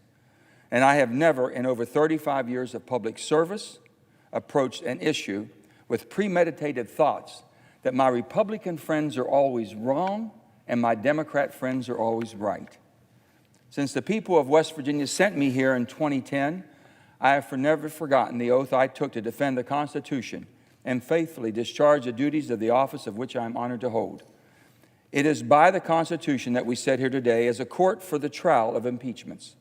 It is the Constitution that gives us what Hamilton called the awful discretion to remove the president from office. At the start of this trial, my colleagues and I took an oath, swearing to do impartial justice. I have taken this oath very seriously throughout this process, and I would like to think that my colleagues have done the same. Because as the House managers and our former colleague, Republican Senator John Warner from Virginia said, it is not just the president who is on trial here, but the Senate itself. The framers of the Constitution chose the Senate for this grave task because, according to Hamilton, they expected senators to be able to preserve, unawed, and uninfluenced the necessary impartiality to discharge this awesome responsibility fairly, without flinching. The framers knew this would not be easy, but that is why they gave the job to us, the senators. They believed the Senate was more likely to be impartial and independent, less influenced by political passion, less likely to betray our oaths, and more certain to vote on facts and evidence. This process should be based simply on our love and commitment to our country, not the relationship any of us might have with this president. I have always wanted this president and every president to succeed, no matter what their party affiliation. But I deeply love our country and must do what is best for the nation. The Constitution refers to the impeachment trials and says the Senate must try impeachments. The framers chose their words carefully. They knew what a trial was and what it meant to try a case. By using the term standards of judicial fact-finding, it calls on us to do what courts do every day and receive relevant evidence and examine witnesses. Sadly, the Senate has failed to meet its constitutional obligation set forth by the framers to hold a fair trial and do impartial justice. And we have done so in the worst way, by letting tribal politics rule the day. I supported President Trump's calls for a fair trial in the Senate, which he suggested himself would include witnesses. But instead, this body was shortchanged with the majority of my Republican colleagues, led by the majority leader, voting to move forward without relevant witnesses and evidence necessary for a fair trial as our framers intended. History will judge the Senate harshly for failing in its constitutional duty to try this case and do the impartial justice to defend the Constitution and to protect our democracy. Sadly, this is the legacy we leave to our children and grandchildren. Removing a president from the office to which the people have elected him is a grave step to take. But the framers gave the Senate this solemn responsibility to protect the Constitution and the people of this nation. Over the duration of this trial, I have listened carefully to both the House managers and the White House counsel, make their case for and against the articles of impeachment. I commend both sides for their great and grueling work in defending their respective positions. The House managers have presented a strong case with an overwhelming display of evidence and shows what the president did was wrong. The president asked a foreign government to intervene in our upcoming election and to harm a domestic political rival. He delayed much-needed security aid for Ukraine to pressure newly elected President Zelensky to do him a favor. And he defied lawful subpoenas from the House of Representatives. However, the President's counsel too defended their actions by laying out their case of the President's actions. They pointed to the unclassified transcript of President Trump's July 25th call with newly elected Ukrainian President Zelensky to make the argument that Trump discussed burden sharing with other European countries and a mutual interest in rooting out corruption. They presented their views that the president was not given due process in the House of Representatives and highlighted the expedited nature of the House's proceedings. Finally, they argued, if a president does something which he believes will help him get elected and reelected to the public interest, that cannot be the kind of quid pro quo that results in impeachment. Over the long days and nights of this trial, I have listened to both sides present their case and answer our questions. I remain undecided on how I will vote, but these points I believe to be true. First, it was not a perfect call. A newly elected President Zelensky with no experience in international politics gets a call from the leader of the free world asking for a favor related to U.S. domestic political affairs? No one, regardless of political party, should think that the president did and what he did was right. It was just simply wrong. Pressuring a NATO ally who is actively fighting off Russian aggression in its country is wrong.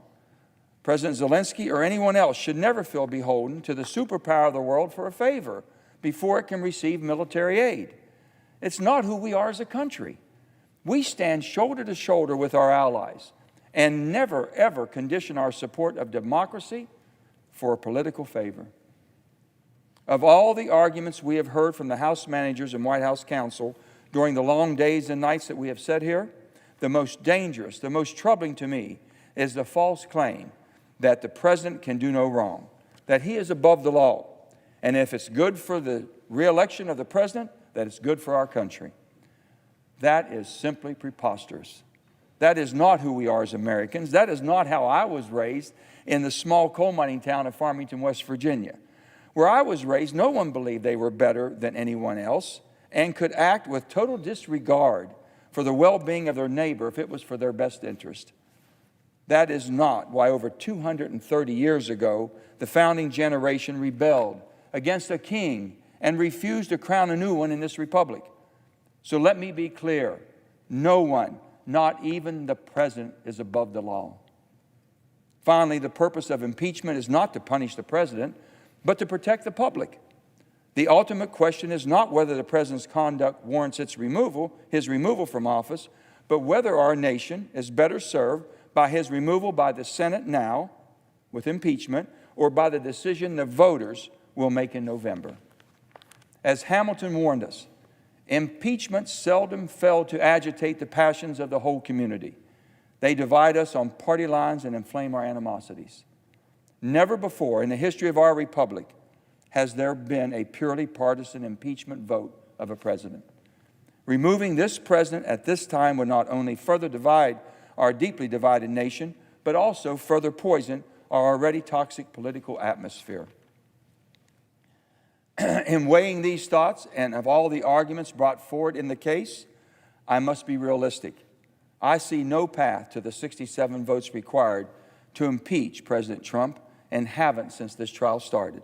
However, I do believe a bipartisan majority of this body would vote to censure President Trump for his actions in this manner. Censure would allow this body to unite across party lines and as an equal branch of government to formally denounce the president's actions and hold him accountable.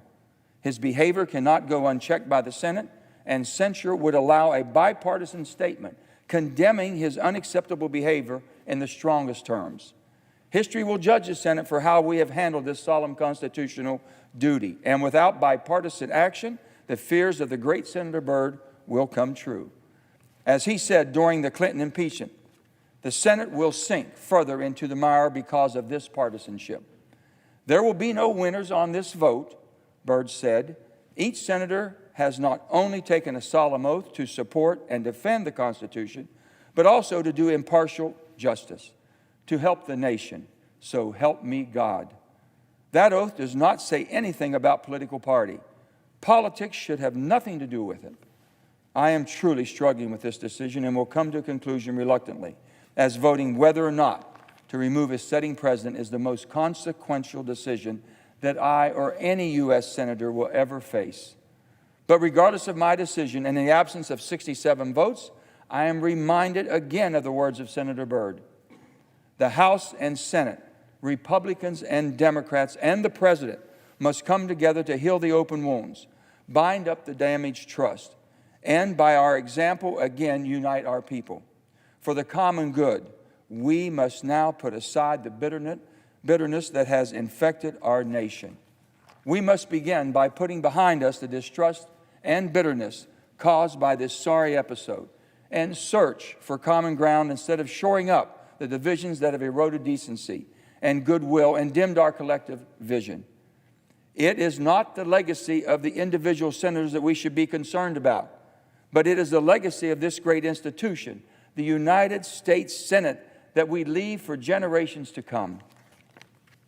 I want to thank you, and I want to ask the good Lord to continue to bless this great country of ours during this trying time. Thank you, Madam President.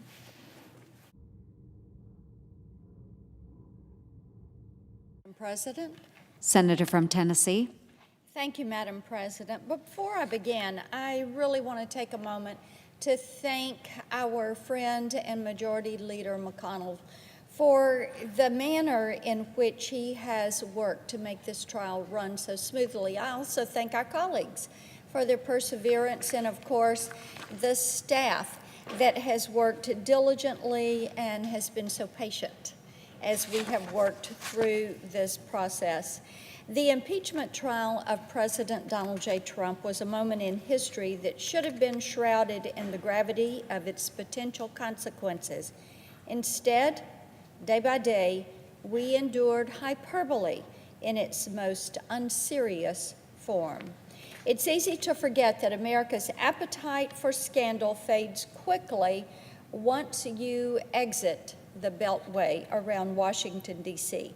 But I encourage my colleagues to recognize that the enthusiasm with which the House managers have sought President Trump's removal is completely and inarguably divorced from reality in the heartland. As it appeared to my fellow Tennesseans, the intentional mishandling of the House of Representatives' constitutional duty was nothing more than an attempt to pre-litigate the 2020 election. That's correct, to pre-litigate the 2020 election and to remove President Trump from office and thereby remove him from the ballot. Our partisan friends had decided on the outcome that was necessary for them. They just needed to find a path that was going to get them there. So they had their outcome. They needed a path. We saw House Democrats freeze out the President's counsel, refusing them an opportunity to fairly participate in the House Intelligence Committee's investigation. House Manager Schiff created the supposed conversations he falsely attributed to the President and waited to see if his assertions would be questioned or if they were going to be accepted as fact. Let me tell you something. I'm a mom and I'm a grandmother, and I will tell you this. I don't think there is any mother on earth who would stand for it if her child did such a thing to a coach or a teacher or a scout leader. or a minister. They would not stand for it. And yet, the Senate was expected to indulge in this unseemly behavior. This is something that it is appropriate that we question. The House managers relied heavily on the assertions of a whistleblower, but refused to reveal anything about the circumstances that led to the whistleblower's report. So, here we are at the end of the trial. Do we know if the whistleblower is a person or if it's a group of people? Does the report represent a consensus of ideas or just biased opinion? Was it prepared by an individual or prepared by a committee? No one can answer that question except House Manager Schiff and his staff from the House Intel Committee. But that's not something they wanted to come down and talk about. When it became clear that the White House would push back on witness subpoenas seeking testimony protected by executive privilege, House Democrats chose to move on rather than fight as hard as they could for their case. They looked at those subpoenas, thought about the evidence that might come from them, and decided not worth the trouble. Instead, they tried to rely on the pandemonium created by a historic moment to convince their colleagues and the American people that justice demanded a do-over for the House impeachment. When that strategy failed, they blamed the members of the U.S. Senate for our unwillingness to go in and clean up their mess. This wasn't a pressure tactic, it was a manipulation tactic aimed right at the hearts of the American people. Unfortunately for the House managers, the people see with dazzling clarity what has transpired within the four walls of this chamber. The House managers have asked us to go on the record and rubber stamp history's first impeachment inquiry to be filled solely on the basis of partisan politics. First one.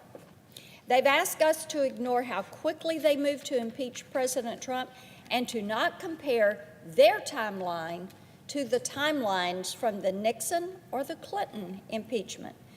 Colleagues, I did my constitutional due diligence. I read the House manager's brief and those reports prepared by the House Republicans and the President's counsel. I saw it all in black and white. And it was my due diligence that has led me to support acquittal. Now, when I was serving in the House, there were times when I became frustrated with President Bush or then with President Obama. And when we, as members of the House at that point in time, were faced with President Obama's apology tour, his senseless pursuit of government-run health care, and his involvement in the Fast and Furious scandal or the DACA executive memo, my colleagues and I discussed the possibilities of impeachment. What are we going to do about this? We looked at all the facts, and ultimately, we chose a different path that respected the American people. We litigated our policy differences in the courts where those battles belong. And so, Madam President, I ask my colleagues that when the time comes, they exercise the same restraint. I implore every member of this body to recognize the supremacy of the Constitution over partisan spin, vote to acquit, vote to reject the 2 articles of impeachment. I yield the floor.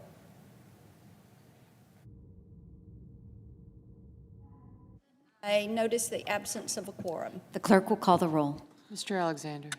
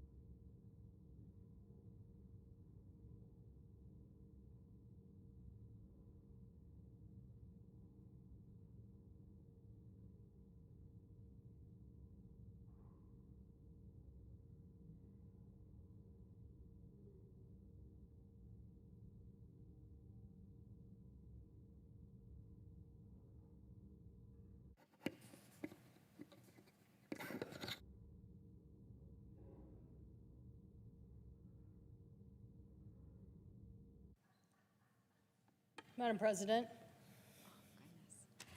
Senator from Washington. Madam President, is there a quorum call? There is. I ask that the quorum call be dispensed with. Without objection. Thank you, Madam President. I come to the floor to join my colleagues speaking about what's transpired over the last several weeks, and also to say something that I think is maybe not as obvious as that people realize, and that is that election interference is the issue of our day.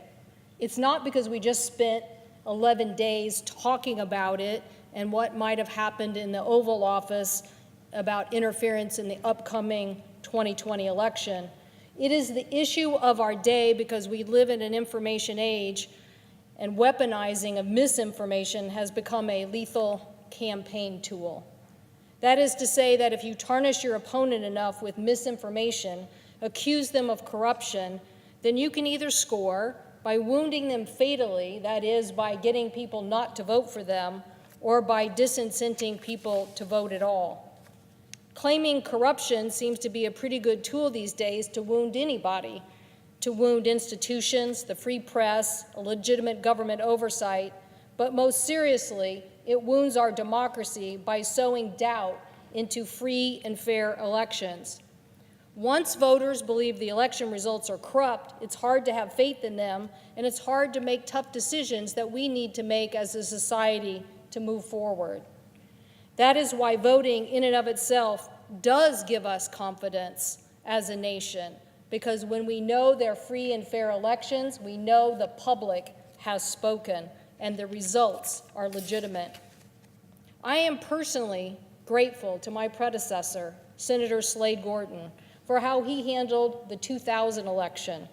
After a 3-week recount and a margin of less than 0.5%, with control of the Senate, a 50-50 split to be decided, he conceded. Since then, and even at that time, some states tried to suppress provisional ballots. But Senator Gorton not only believed that provisional ballots were legitimate, but he believed that the election was correctly decided. That must have been a tough moment for him as he saw a shift in public sentiment in the state of Washington as we've moved more towards a different direction. But today, we live in a world of disinformation, where distrust can be served up like your own personal cocktail. After consuming and analyzing endless amounts of personal data about you, someone knows exactly what disinformation tactic will work best with you. It's almost like disinformation on steroids. Our adversaries, the Russians, are especially sowing these seeds of distrust into our democracy, trying to dissuade people from even voting, and more seriously, trying to divide us as a nation and tarnish our democracy. I don't know if this is some payback from President Putin, who believes that the United States helped in the demise of the Soviet Union, or if Russia is just trying to undermine American and European trust in free and open democratic systems, or if Russia is trying to divide Europe so that it can dominate European energy supplies and exert its influence over European policies. I just know this: we are not the first act of this play. This has been going on for many years and in many places. They have interfered in Russian elections. A 2018 report shows, quote, the Europeans launched several multilateral and regional initiatives to improve Europe's reliance to build and collect defenses against discrimination, cyber attacks, improving cross-border cooperation, and applying sanctions against malicious actors. The Russians interfered in our 2016 election. Our own intelligence agencies agreed. Quote, the special counsel's investigation established Russia interfered in the 2016 election principally through 2 operations. First, a Russian entity carried out a social media campaign that favored President candidate Donald J. Trump and disparaged presidential candidate Hillary Clinton. And second, a Russian intelligence service conducted computer intrusions and operations against entities, employees, and volunteers working for the Hillary Clinton campaign and released stolen documents, end quote. We must fight back against Russia or anyone who interferes in our elections. Protecting our elections should be a bipartisan effort, and we should listen to what the intelligence community says, because they're warning us now that Russia will interfere again in the 2020 elections. That is why I take so seriously the House charges that President Trump was involved in a scheme over a long period of time involving many people to ask the Ukrainians to interfere in our election. As Federal Election Commissioner Ellen Weintraub said, quote, "Let me make something 100% clear to the American public and anyone running for office. It is illegal for any person to solicit, accept, or receive anything of value from a foreign national in connection with a U.S. election. This is not a novel concept," end quote. So why has President Trump continued to sow distrust in our elections? He thought it was okay to ask the Russians to interfere in 2016, and he seems to be inviting Ukrainian interference in 2020. As one of my former campaign staffers asked last weekend, are campaigns now going to be communications directors, fundraising directors, and now foreign operation directors? You know, those people who go around and seek influence, perhaps dark money or endorsements from foreign governments. Will this become some sort of norm because we're not acting? I know we already know what the dark, murky world of Paul Manafort looks like. That is why it is so important for us to be clear here. Seeking, requesting, and accepting interference in a U.S. campaign is wrong. It's not inappropriate. It's not just improper. It is illegal.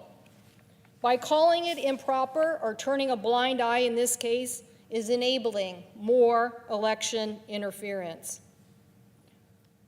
What is not clear is who are all the president's men in this administration who are helping him abuse this power.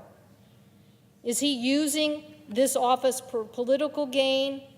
And how are they accomplishing this task for him? It is so disappointing to see that this might be happening in our nation. Where will the abuse stop? I know this. As a young girl, I remembered the Saturday Night Massacre, the time when Bill Ruckelshaus and Elliot Richardson stood up to illegal behavior. My father, at the time, definitely a Democrat, but he wanted me to understand this lesson. People of the other party might not share the same philosophy, but they did share the same Constitution, and the scales of justice are balanced. Yes, it's probably no harder task than to stand up to the president of your own party, but that is what Bill Ruckelshaus and Elliot Richardson did. I remembered that lesson and called Bill Ruckelshaus after Jeff Sessions recused himself and was fired. Bill's advice was prophetic. He said, "You should use this opportunity now to make sure the next Attorney General will be independent and help rein in this president's abuse of power." Well, we obviously did not get that done, and we all know what that outcome has been. It occurred to me last weekend that maybe the Saturday Night Massacre in this case has happened. Maybe John Bolton and Fiona Hill will turn out to be those people who stood up to the abuse of power. I know this, it's important to have listened to them. Twice in this gallery over the last several weeks, I heard a young baby cry. And I thought how unusual that somebody would bring a child to an event like this. Probably their parents wanted to be part of history. And then I thought about what that child would say, probably over the rest of their life, that they had been at this impeachment trial. But what I want to know is that the reflections 30 or 40 years from now, will we be remembered for rooting out illegal activity, stopping interference in our elections, or will this moment have been forgotten? I know my constituents have been clear about this, and I don't mean my constituents that support the president or my constituents that don't support the president. I mean my constituents who want to know that we are going to enforce the law. They don't care about what the outcome is in the next election and how it might benefit either party. And it's clear that either party could overstep in this situation. They want to know if we are going to uphold the oath of office and hold people accountable for wrongdoings that they pursue. I hope that we have taken this election interference issue serious. I plan to work with my colleagues on a bipartisan basis to get more laws passed on election security and to stop interference. I have been a loud and consistent spokesperson for better cybersecurity in our nation. I am not going to let our democracy be eroded by the fact that foreign interests want to erode what is so precious in our nation. I will be voting on both articles and for impeachment. I thank the President, and I yield the floor.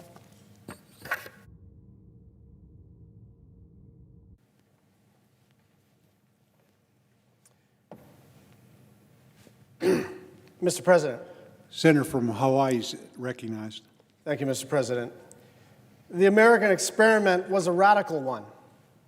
It imagined equal justice under the law. It imagined equal protection under the law. It imagined a cumbersome system in which tyranny could be avoided by the constant struggle between elected and appointed leaders, and it intentionally sacrificed speed, efficiency, and convenience to avoid the abuse of power. And so it is with unending regret that I see what is happening. I grieve for the Senate, an institution both hallowed and flawed, an elite place in the worst sense of the word, and yet still the main place where American problems are to be solved. To paraphrase Winston Churchill, the Senate is the worst legislative body except for all of the others. There are millions of Americans that have formed a basic expectation about how a trial is to function, based on hundreds of years of law and based on their common sense. And so make no mistake, what the Senate did was an affront to the basic idea of a trial. And for all of the crocodile tears of my colleagues, all of the fake outrage at the accusation, we must call this what it was. It's a cover-up. Now, I don't know what Mulvaney or Bolton or Pompeo would say. I don't know what the documents will illuminate. And I believe it is normally very dangerous to ascribe motives to fellow senators when criticizing their vote, but it is impossible for me to escape the conclusion that they don't want to know, that they wanted to get this over with before the Super Bowl of all things. They are afraid of this house of cards falling all the way down. As I look at the Republican side of the chamber, I know this moment in history has made their particular jobs extraordinarily difficult, requiring uncommon courage. They have to risk the scorn of their voters, their social circle, their colleagues, and their president in order to do the right thing. On one level, I knew the likely outcome, but the bitter taste of injustice lingers in my mouth. And on behalf of everyone who couldn't get away with an unpaid traffic fine, is in jail for stealing groceries so that they could eat that night, who can't get a job because of medical debt, I say, shame on anyone who places this president or any president above the law. The president is not above the law. No one is above the law. The president is guilty on both counts. The Constitution gives extraordinary powers to the president under Article 2, and that makes sense, because without a powerful magistrate, the government can't function. But in granting these powers, the framers thought carefully about how to constrain them. And they decided that a president could be controlled to greater or lesser degrees by the legislature, by the judiciary, and by the voters.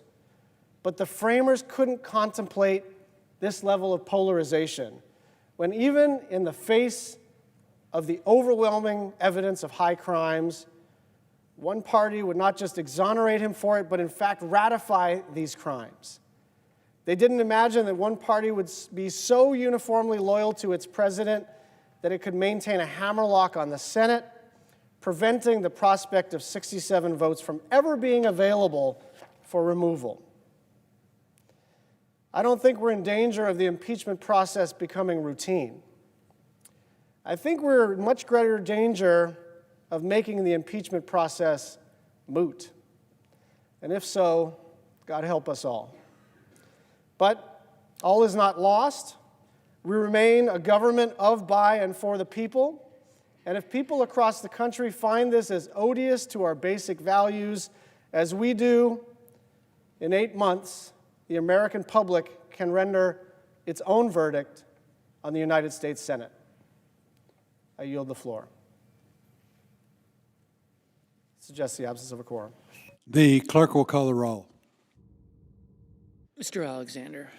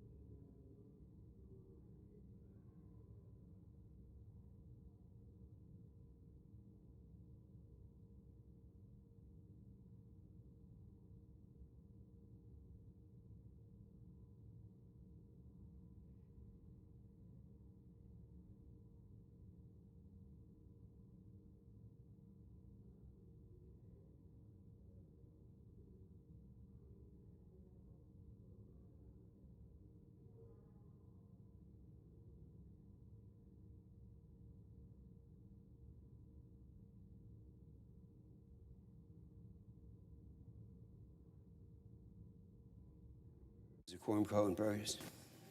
It is, yes, sir. I ask unanimous consent that quorum call be initiated. Without objection. Senior And- Senator from Oklahoma is recognized. Thank you. I ask unanimous consent that I be allowed to speak as if in morning business for whatever time I shall consume. Without objection. Thank you very much. Mr. President, nearly 20 years ago, I was here in this exact spot. I remember it so well, deliberating the guilt and innocence of a president and it happened at that time. It was President Clinton from your state of Arkansas. At that time, I said that I thought it would probably be the most important vote I'd cast as a United States Senator, but I was wrong, because I think my vote on Wednesday, the day after tomorrow, to acquit President Trump will be the most important vote of my career. I really believe that.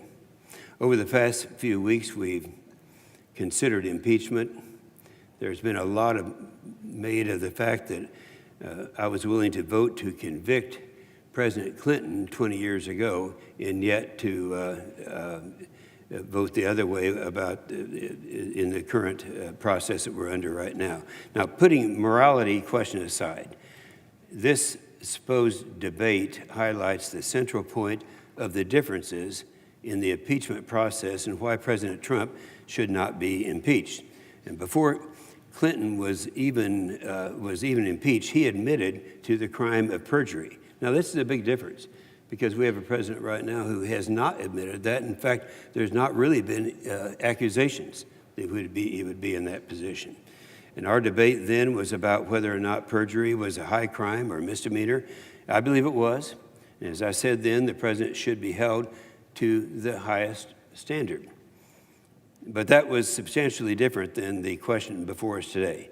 The question put to us by the House managers is an evidentiary one. It's one to ask the question if, according to the evidence presented, there is a determination that President Trump is guilty of a crime.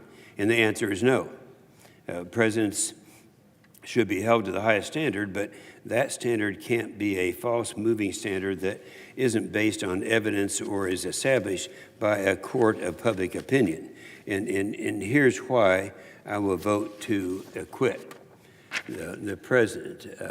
The whole impeachment inquiry was initiated on the basis that President Trump orchestrated the quid pro quo with Ukrainian's president during a phone call on July the 25th of 2019. It's kind of confusing. A lot of people don't really understand what that's all about, but Ukraine has had serious problems. You know what's happened with the Russians have been there mass murdering the Ukrainians for a long period of time, and we've watched that happen. And so they kind of put this thing together saying, well, there was an arrangement made by the president, President Trump, that if they would withhold aid, and this would have been military aid to Ukraine, unless there was a deal they could make and have something stated by the president of Ukraine. Now, the House managers spent 75% of their time on this point and driving home the importance of our partnership with Ukraine and talking about the Russian aggression. Now, that was plain wrong, but worse, it's hypocritical, because there was nothing wrong with President Trump's phone call with President Zelensky. You might wonder how I can be so sure. Simple. The House Democrats' allegations were secondhand, and that means secondhand. They were hearsay. There was not one direct witness. In fact, they had 17 witnesses in the House of Representatives, and not one of them would make that assertion. Now, the transcript speaks for itself. No evidence of a quid pro quo, of any wrongdoing whatsoever, just as a president who understands both the importance of Ukraine as an ally and the importance of rooting out corruption.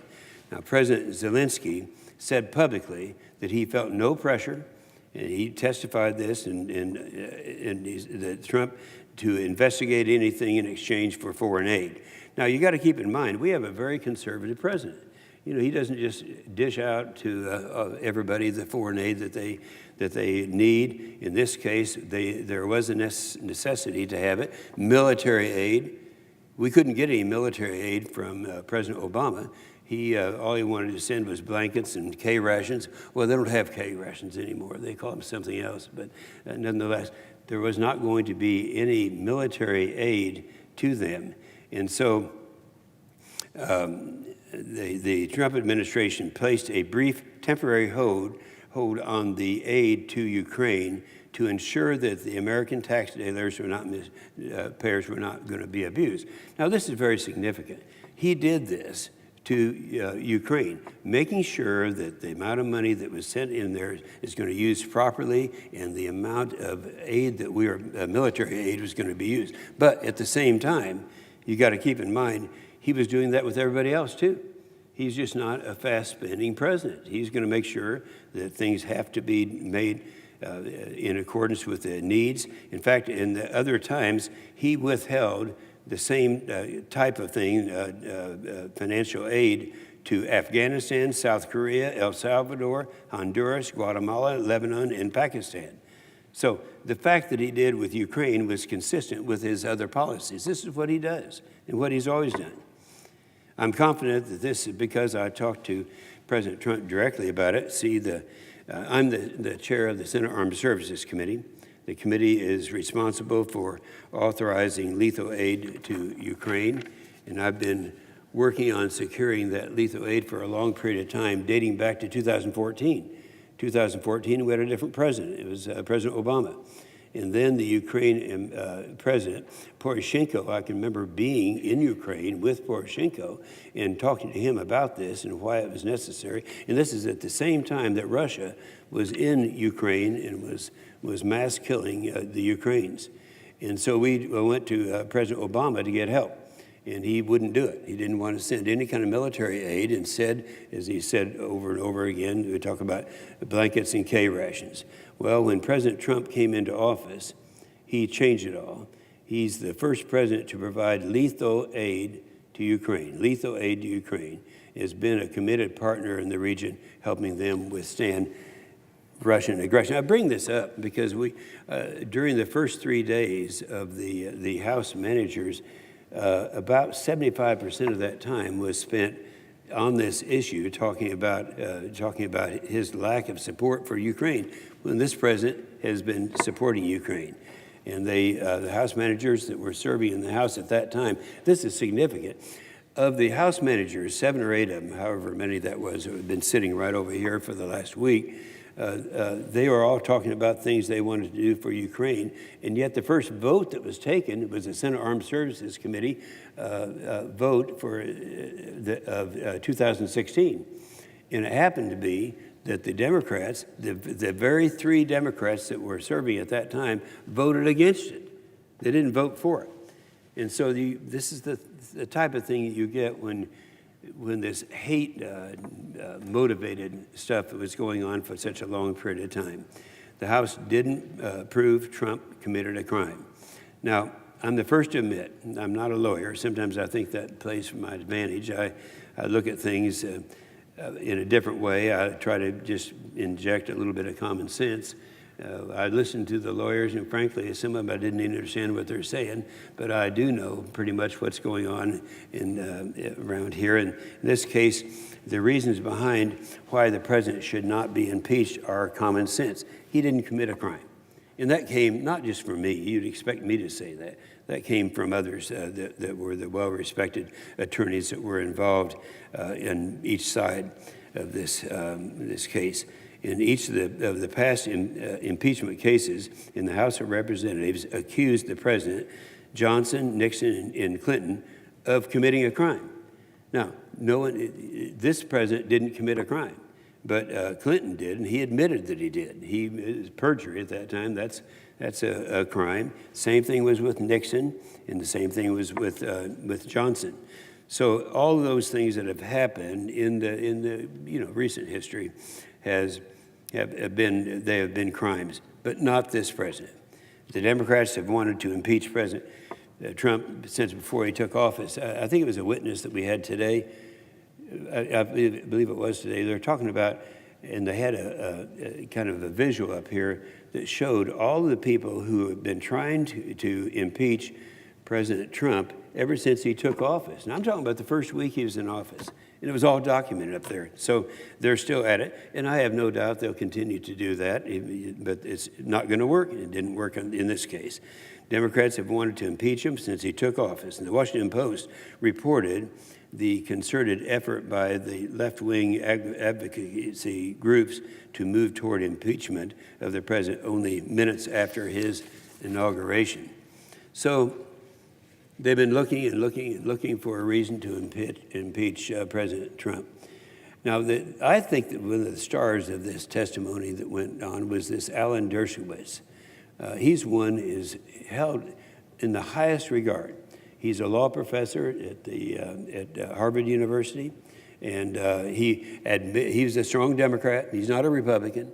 And first thing he did was admit that he voted for Hillary Clinton in 2016. So that qualifies him in a different way than most of the people who are here as witnesses. He was direct in his presentation and shredded the Democrats' case. He made it clear abuse of power should be a political weapon suited for a campaign, not impeachment, as abuse of power is not a crime or impeachable conduct.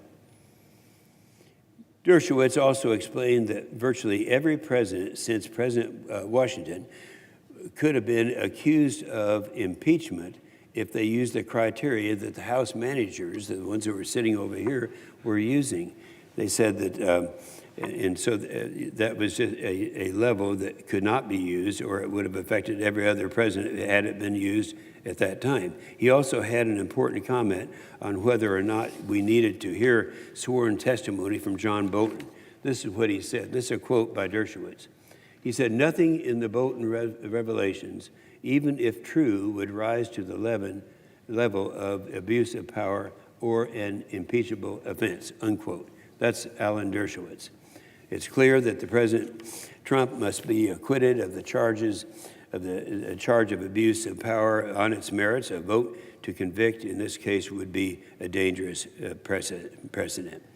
So I would say time and time again, the House managers have preached at us that the truth matters, that the facts matter, that we must convict the president and remove him from office. In fact, the House managers' closing arguments, I tried to keep count of every time they made the accusations using the words cheat, obstruction, crimes, and so many times I never did get, I lost track. But truth matters, not just because you say the president has committed a crime, doesn't make it true. So here is what is true. This has been a partisan process from the start to finish. Compare that to the past. The impeachment inquiry against President Nixon was authorized by a vote of 410 to 4 in the United States Congress, an overwhelming bipartisan vote. The same thing was true in Clinton. They had 31 Democrats voted to impeach the president. Yet in the vote of the impeachment inquiry, the final vote to impeach the President Trump was strictly partisan. Not a single House member voted to impeach the president. On the contrary, every House Democrat did. No Republicans did. The House Democrats did. It's right down party lines. And I've listened to the facts and I've listened to the evidence, and I'm convinced President Trump has not committed a crime. All the legal minds that were in testimony pretty much agreed with that, including Dershowitz. I think, though, it has to be said, there's that hatred for Trump. We have to admit it. There's something about him a lot of people don't like, and yet it's his demeanor, it's his style. I understand that. But, you know, when you listen to the substance, you look at what he has done right now, rebuilding the military, including killing the top terrorists. You know, I'm particularly sensitive to this because this is in my committee that we watch him, what he has done to the military. Back during the Obama administration, using constant dollars, during the last 5 years of his 8-year tenure, he actually reduced the spending in military by 25%. I don't think that's ever been done in the history of this country, except maybe immediately following World War II. And yet, there he is rebuilding the military, and we're right now back where we are competitive now. I have to admit, though, that during those last 5 years of Obama, that we really hurt ourselves in terms of our relationships, in terms of China and Russia taking the leadership positions that they have taken. So he's been top in rebuilding the military, confirming constitutional judges. 187 judges in the last 3 years. That's a record that hasn't been done before. And oddly enough, these are judges who've actually read the Constitution. That's a novel idea. The best economy we've had in decades, I would say, last week we went through 3.5% unemployment. We used to consider 4% unemployment as being fully employed. And yet we have not been down to, I don't even have a memory as to when it's been down to 3.5%. The new trade deal that we did, that's new. It shows that we are getting things done. We have more Americans working today than ever before, and the median household income is the highest it's ever been. So we're going to have a vote, a very significant vote on Wednesday, and I think you know how I'm going to vote. I'm going to vote to acquit the president on both articles of impeachment, and that will be a very significant vote. With that, I'll yield the floor. Senator from Maryland. Consent that my full statement be included in the record. Without objection. Mr. President, constitutional experts will be debating President Trump's misconduct for generations to come. But I think they'll reach consensus as to the misconduct of the United States Senate in the Trump impeachment. This is the first time in the history of impeachment that no witnesses and documents were allowed to be called by the United States Senate. It violates the Constitution in the impeachment trial of Donald Trump by its failure to hold a constitutionally fair trial. I had the opportunity at one time to present as a House manager an impeachment case here in the United States Senate on a district court judge by the name of Nixon. And I remember when I appeared before the Senate, I was cautioned immediately, even though Judge Nixon had been convicted in a criminal court of a bribery type of an offense, that it was incumbent for us to present the witnesses and documents in the United States Senate, that the Senate would conduct its own record in regards to the proceedings. And yet here we are not having witnesses in the president impeachment trial. We have some help from the Supreme Court on this. In the Nixon case, the Richard Nixon versus U.S. case, there was a concurring opinion by Justice White. Justice White said that the term try, as used in Article 1, Section 3, Clause 6, meant that the Senate should conduct a proceeding in a manner that a reasonable judge would deem a trial. We failed to conduct a constitutionally fair trial here in the United States Senate. And we can look to the President's own counsel here for help in evaluating our own conduct of this trial. House counsel, President's counsel Philpin said that you need to cross-examine witnesses in order to get to the truth. We had no witnesses under oath, no witnesses cross-examined. And the tragedy here, if the president's acquitted, it'll always be a question as to whether this was a legitimate trial here in the United States Senate. Let me just spend a moment to compare the impeachment proceedings on President Clinton versus those of President Trump. In President Clinton, there was a trial in the Senate. It was acknowledged to be fair. Witnesses were called. President Clinton and his administration officials had testified under oath subject to cross-examination. President Clinton showed remorse for his conduct and apologized for his misconduct. And President Clinton's misconduct was personal in nature. Compare that to President Trump. He blocked all witnesses and documents, and then through counsel prevented the Senate trial from calling any witnesses or producing any documents. He has never shown any remorse, even though most senators here know that what he did was wrong. He has shown no remorse whatsoever. And his misconduct was the abuse of his office for personal gain to get a foreign power to help in his election campaign.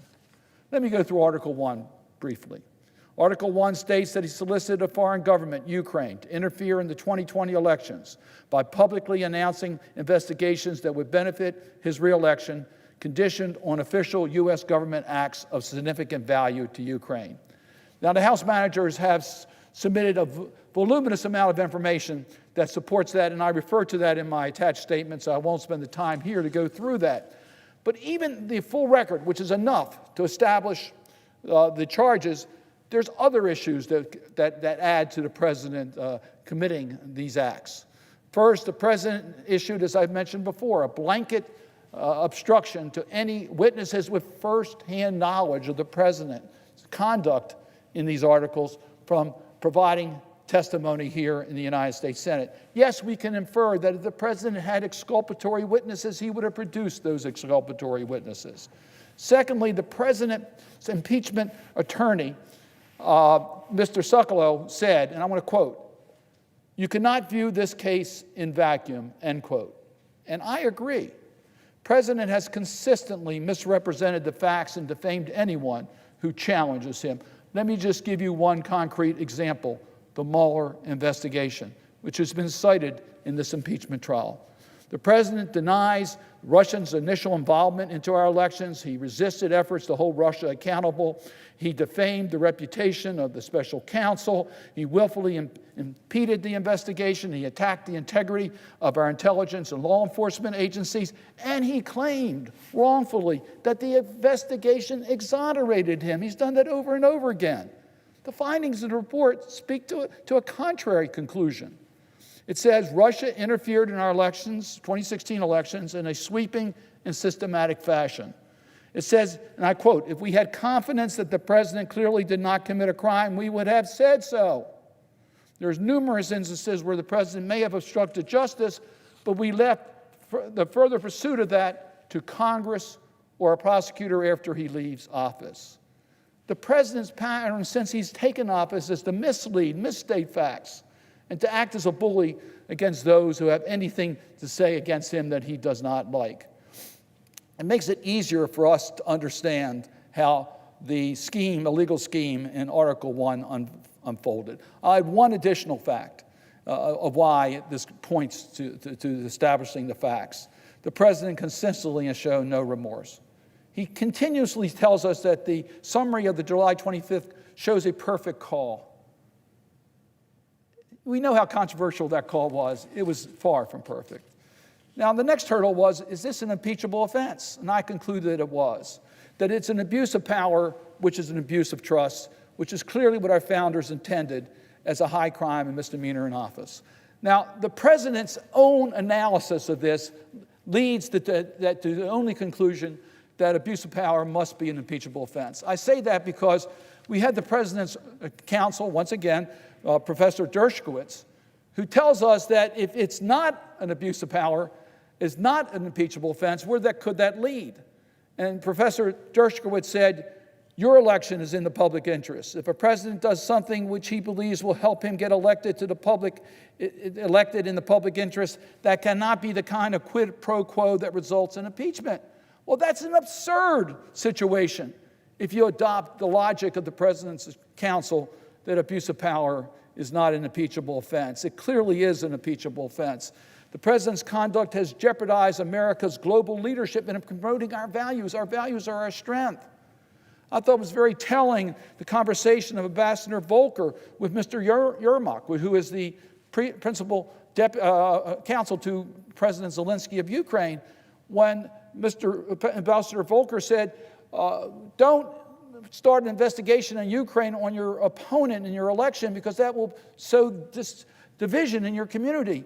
And Mr. Yermak responded, you mean like asking us to investigate Clinton and Biden?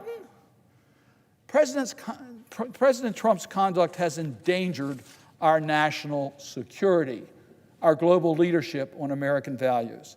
Now, in Article 2, this is a lot easier, obstruction of Congress, because the facts clearly establish that the president's blanket obstruction, which he orchestrated, denying any access to individuals or documents, in order to facilitate a cover-up of what was uncovered under Article 1 of the Articles of Impeachment. It's essential for Congress to carry out our responsibilities to be able to get that type of information from the president. It's exactly what the framers of our Constitution, when they developed the checks and balances in our system, intended, that there would be no branch that would have absolute power. We do not have a monarch. So President Trump crossed the line, his personal interest over the country's interests. He used the power of his office for his own personal benefit. No one is above the law. We must act to protect the Constitution and our democratic system of government. It's with a heavy heart that I will support both articles of impeachment. I yield the floor. Mr. President, Senator from Georgia. I am honored and humbled to stand before you today as Georgia's and our country's newest United States Senator. As the 100th Senator, I have spent the least time in Washington, but as the least senior Senator, I am also the most recently attached to the private sector, where the vast majority of Americans live and work. I am intensely aware of the needs and the expectations that Americans hold for us. Just 2 months ago, I left nearly a 3-decade business career to serve the great people of Georgia and our nation. But being here in this respected, historic chamber is a very long way from where I started. I was born and raised as the 4th generation of corn and soybean farmers, and I grew up working in our fields and with our cattle in the feedlot. I waitressed and sold watches and shoes to put myself through school, and then I moved around the country to pursue my dream of a business career. I've been a job seeker and a job creator. I haven't spent my life trying to get to Washington, but I worked hard to stand where I am today. I have lived the American dream, and each day I remember where I came from, and I am proud of my beginnings. While I'm an outsider to politics, I'm not new to getting results. I came here to get things done for the people of Georgia. So why does all of this matter today? In this historic moment, right now, just 2 days from my vote to acquit President Trump? Because for months, and sadly years for many, members of Congress who are meant to serve the American people have been tied up in a political game. There is much to regret here. The House's false urgency to push through deficient articles only to ask for more time, more evidence, more testimony, the deception of the House managers who are more focused on political power than they are on pursuing the facts, the media who ran with the narrative Democrats planted with selective, unlawful leaks. For the last 132 days, Congress has been neglecting the American people. I came here to get things done for Georgians, but for the last 2 weeks, we've been stuck in the Senate chamber working on something that most Americans have little interest in. As my notebook filled up, I thought to myself, how did this case even make it to the Senate? When I've been around the state, it's very clear this is not what people at home care about. Georgians aren't losing sleep over a call the president made or questioning his constitutional right to conduct foreign policy. They're concerned with taking care of their families, their jobs, their freedom to achieve the American dream, and live the lives they imagine. I think of young kids, whether in the inner city or on a farm or in the suburbs. What example are we setting in Washington? Why should employers feel that Washington cares about job creation when there's a neglect of the engine that makes America strong? Why are we here? We are public servants charged with protecting the Constitution and our country, and I hope in the process bettering the lives of all Americans. Despite this monumental distraction, this administration has worked tirelessly to move our country forward. Last week, the president signed into law the United States-Mexico-Canada Agreement, and sadly, this sat on the desk of Speaker Pelosi for 1 year, denying American farmers and workers untold economic opportunity. Last month, the administration completed a Phase 1 deal with China, now holding China accountable for unfair trade practices and adding to our thriving economy. And for 3 years, as Democrats focused on taking down a duly elected president, President Trump's pro-growth policies have given us a booming economy. These policies have resulted in record employment, 7 million new jobs, a blue-collar boom that is lifting up hardworking Americans. This administration charges on, but it needs Congress's support if America is to move on with the American dream for all. With that in mind, I say enough. Let's put our trust in the American people. They are the ones who should make the judgment about the president, and they will do that in 9 months. Let's not be so arrogant as to take that decision away from the American people. Instead, let's focus all of our energies on improving their lives. Impeachment does not do that. It's time to move on. I yield the floor.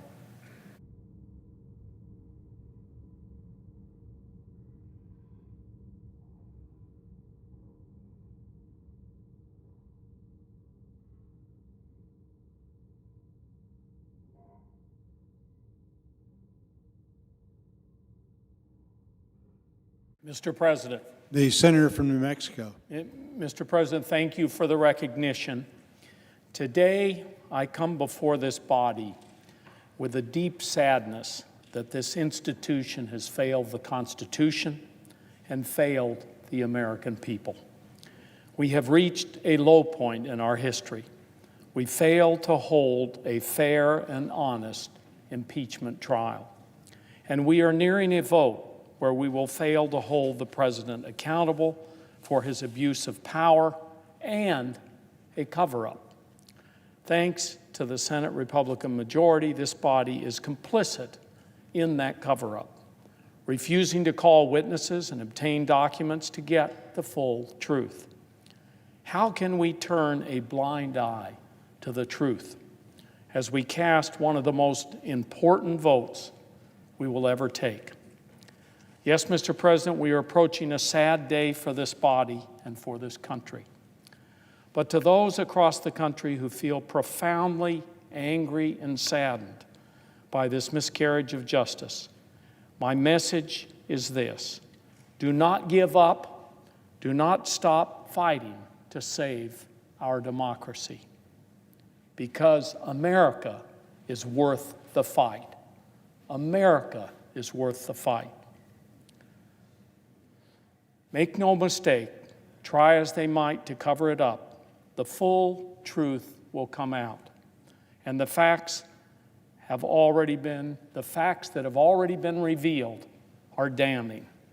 The president's hand-picked ambassador, Gordon Sondland, testified, quote, "Everyone was in the loop," end quote. The more we find out, the more revealing his testimony becomes. Not only is the president implicated, so is the vice president and the Secretary of State and the Attorney General and the president's acting chief of staff and his former energy secretary and even the White House counsel, the lead lawyer in this very proceeding. This is a Pandora's box the Republican Party is fighting to keep shut. But it will not stay shut. The president's misdeeds and his wide circle of accomplices will go down as one of the ugliest episodes in American history. Even now, the evidence gathered by the House and that the president abused his office and taxpayer funds for personal gain is staggering.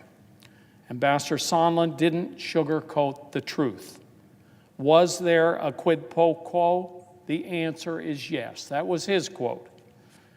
Using official power for personal gain, that is the very essence of abuse of power. And that's precisely what this president did.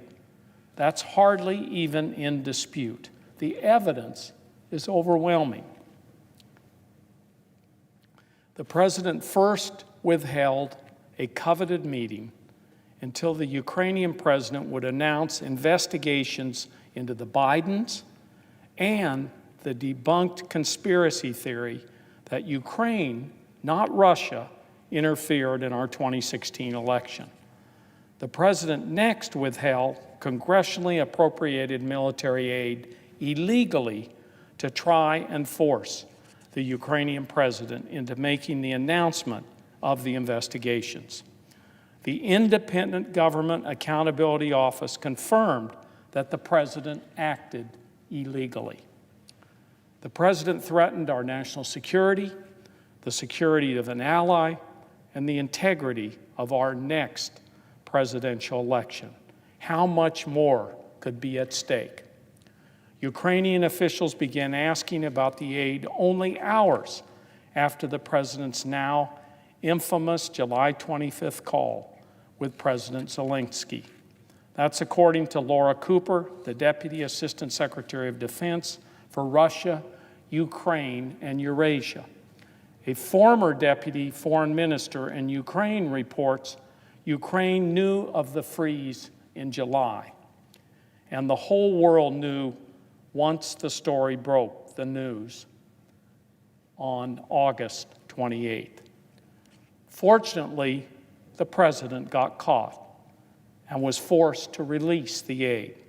He got caught red-handed and immediately commenced a scorched earth blockade in Congress and the courts to cover up his grave misdeeds.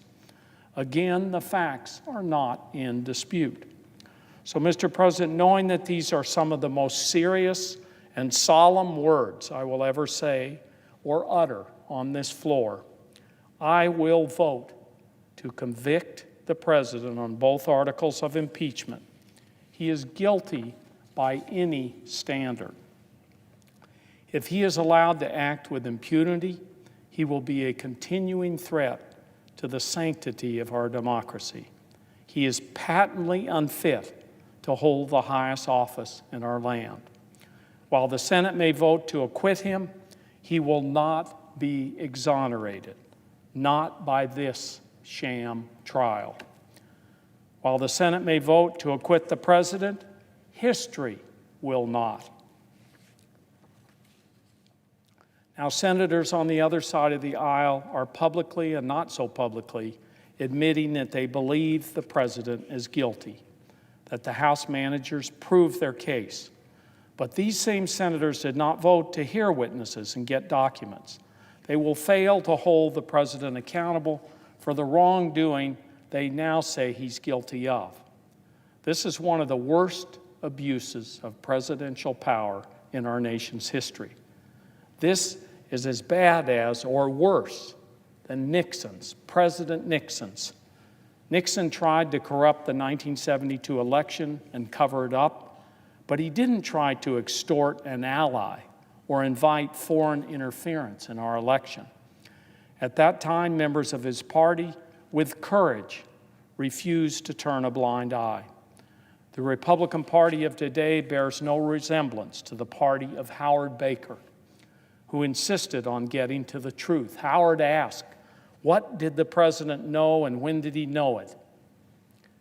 It bears no resemblance to the party of Barry Goldwater, John Rhodes, and Hugh Scott, who went to Nixon to tell him the Republican Party could no longer protect him from impeachment and removal. I'm grateful to the honorable officials who had the courage to act this time around, who defied the president's order not to come forward. Ambassador Yovanovitch, Lieutenant Colonel Vindman, Ambassador Taylor, Mr. Kent, and the others. They risked their careers and even their personal safety.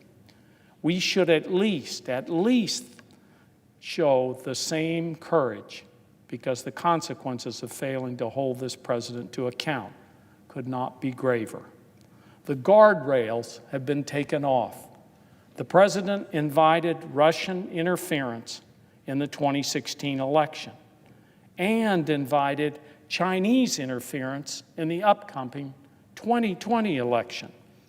He said on national television he would probably take foreign interference again. He is unapologetic and unrepentant. What is he going to do next once the Senate Republicans let him get away with this abuse? Once we show that we are no longer a co-equal branch. We have never ceded so much power to the executive. You can rest assured this president of all presidents will use that power and abuse it. Take his word for it. He said, and I quote, Article 2 allows me to do whatever I want, end quote.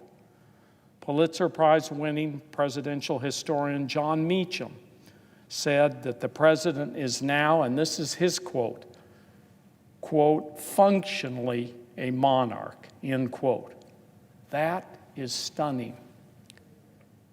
Again, Mr. President, these are sad days for our nation. But as I said at the outset, we cannot and will not concede our democracy. We cannot and will not concede the values and principles that make this nation strong. We must restore the balance of power in our government. We must restore accountability. Most importantly, we must start doing the work the American people sent us here to do. Our institutions are not representing what the American people want.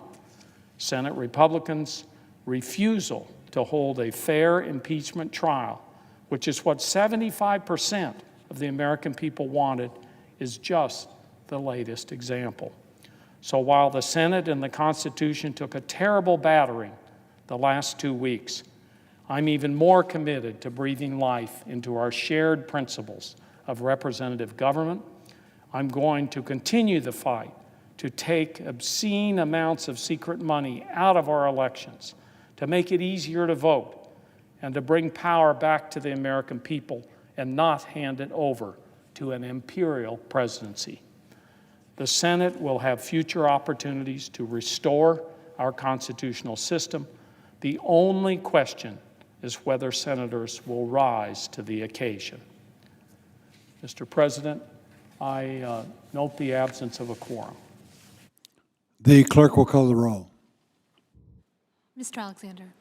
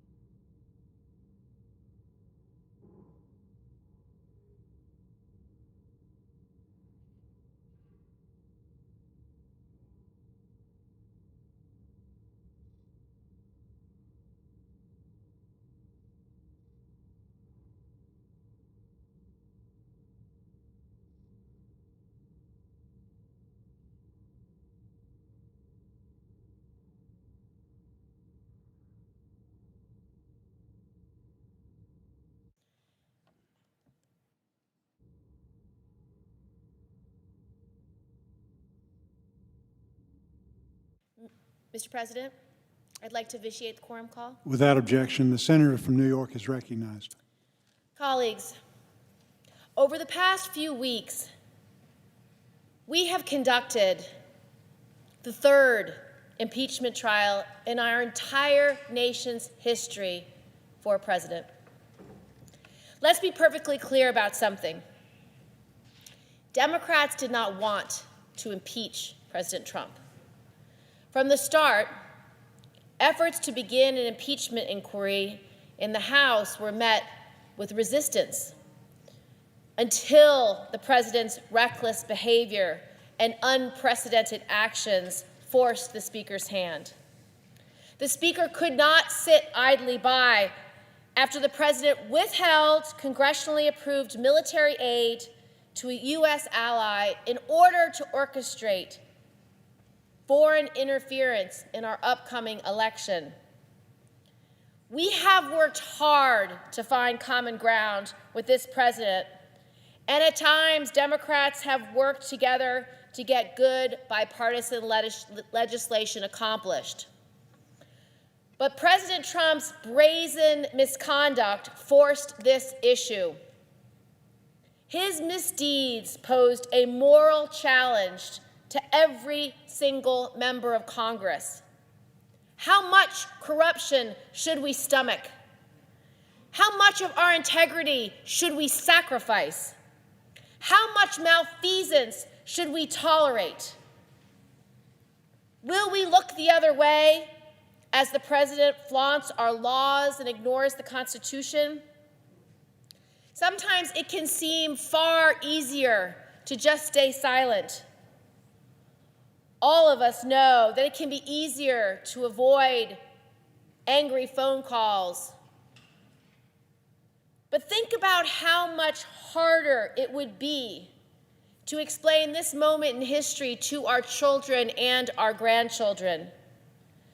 Think about how painful it will be to explain if you knew what President Trump did was wrong and you did nothing.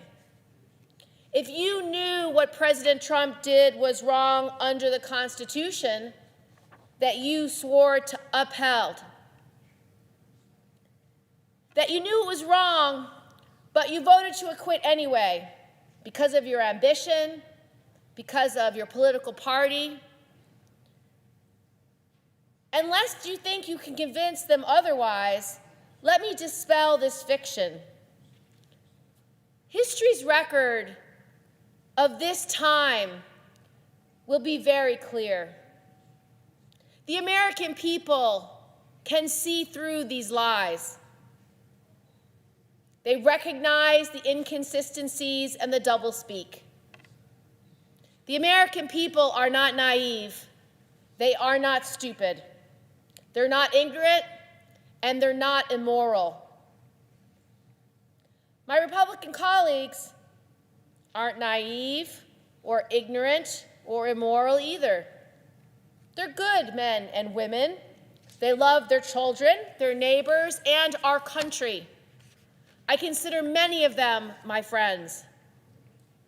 When we have dinner together, when we go to visit the troops overseas, we don't do it as Democrats and Republicans, we do it as colleagues, as friends, as peers in this body. We do so as elected members of Congress, as senators representing our states and our country. And it should be the very same when we judge President Trump. In 1 John chapter 2, verse 21, John writes to a group of believers who are in turmoil. He wrote, "I do not write to you because you do not know the truth, but because you do know it, and because no lie comes from the truth." This trial had the goal of accomplishing one thing: to discover the truth, to know what happened, to hold the president accountable. We pledged to listen, to receive that evidence fairly, and to judge honestly. We swore to defend the Constitution, not to defend a man or a political party. And we should all remember this when we cast our votes. Because President Trump is not like you. He's not honest, kind, or compassionate. He doesn't have integrity or moral conviction. He's neither fair nor decent. We, as senators who swore to uphold the Constitution, should, based on the facts laid before us, vote to convict. Hold President Trump accountable for what he has done. We have to show the American people, ourselves, that President Trump does not represent our values, that we still believe that we must fight for what's right, for truth, for justice, for honesty, for integrity, that laws mean something, that we don't put ourselves before the law. And those who lack courage in this moment, those who are unwilling to do what they know in their heart of hearts, in their conscience, in their deepest thoughts, to be right, if they do not do what they know they should, they will be remembered as complicit. They will be remembered as not telling the truth. They will not be remembered well. I urge you to vote your conscience. And I suggest the absence of a quorum. The clerk will call the roll.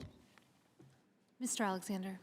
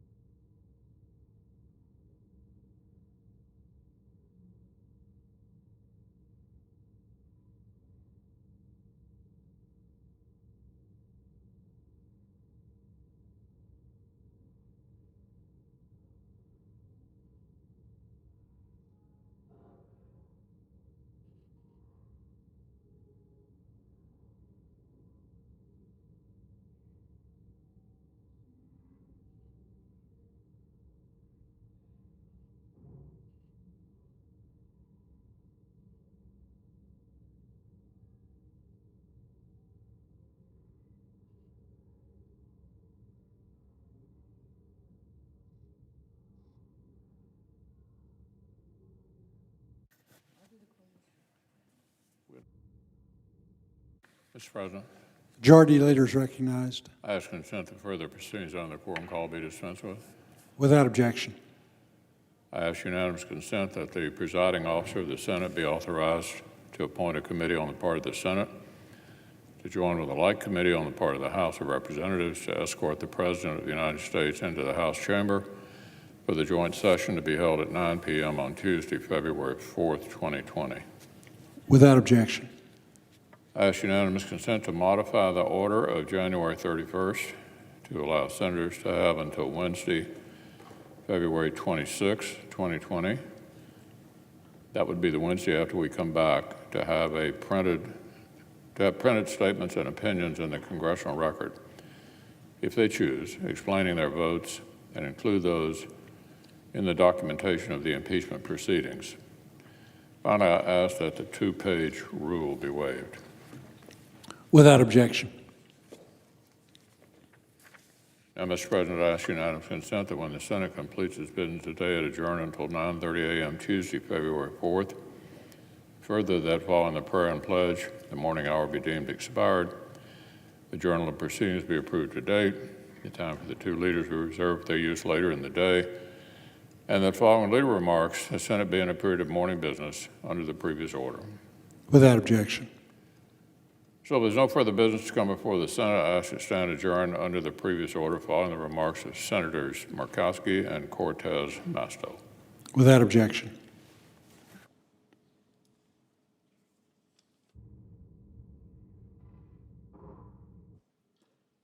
I'm sorry. Clerk will call the roll. Mr. Alexander.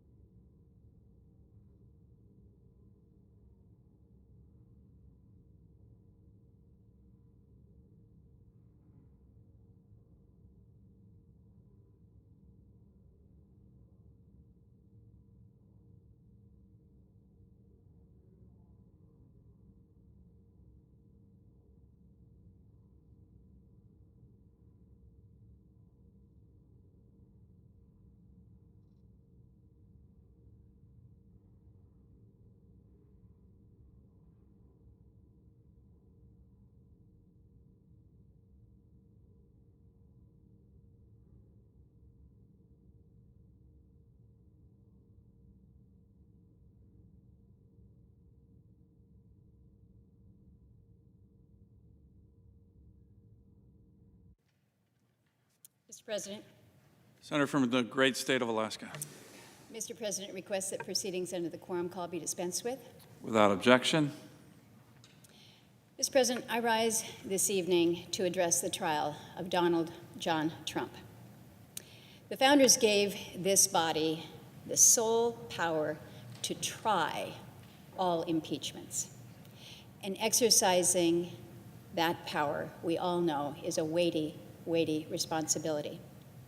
This was only the third time in the history of our country that the Senate convened to handle a presidential impeachment, and only the second in the past 150 years. I was part of a small group that worked to secure a fair, an honest, and a transparent structure for the trial. And we based it on how this chamber handled the trial of President Clinton some 20 years ago. So there were 24 hours of arguments for each side, 16 hours of questions from members, with the full House record admitted as evidence. That should have been more than enough to answer the questions. Do we need to hear more? Should there be additional process? But, Mr. President, the structure we built should have been sufficient, but the foundation upon which it rested was rotted. The House rushed through what should have been one of the most serious, consequential undertakings of the legislative branch, simply to meet an artificial, self-imposed deadline. Prior presidential impeachments resulted from years of investigation, where subpoenas were issued and they were litigated, where there were massive amounts of documents that were produced and witnesses deposed, where resistance from the executive was overcome through court proceedings and through accommodations. The House failed in its responsibilities. The House failed in its responsibilities. And the Senate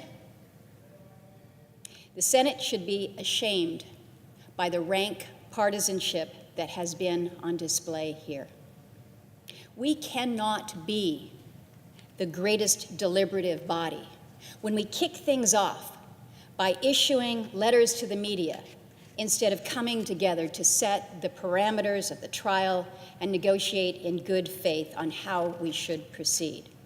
And for all the talk of impartiality, it is clear to me that few in this chamber approach this with a genuinely open mind.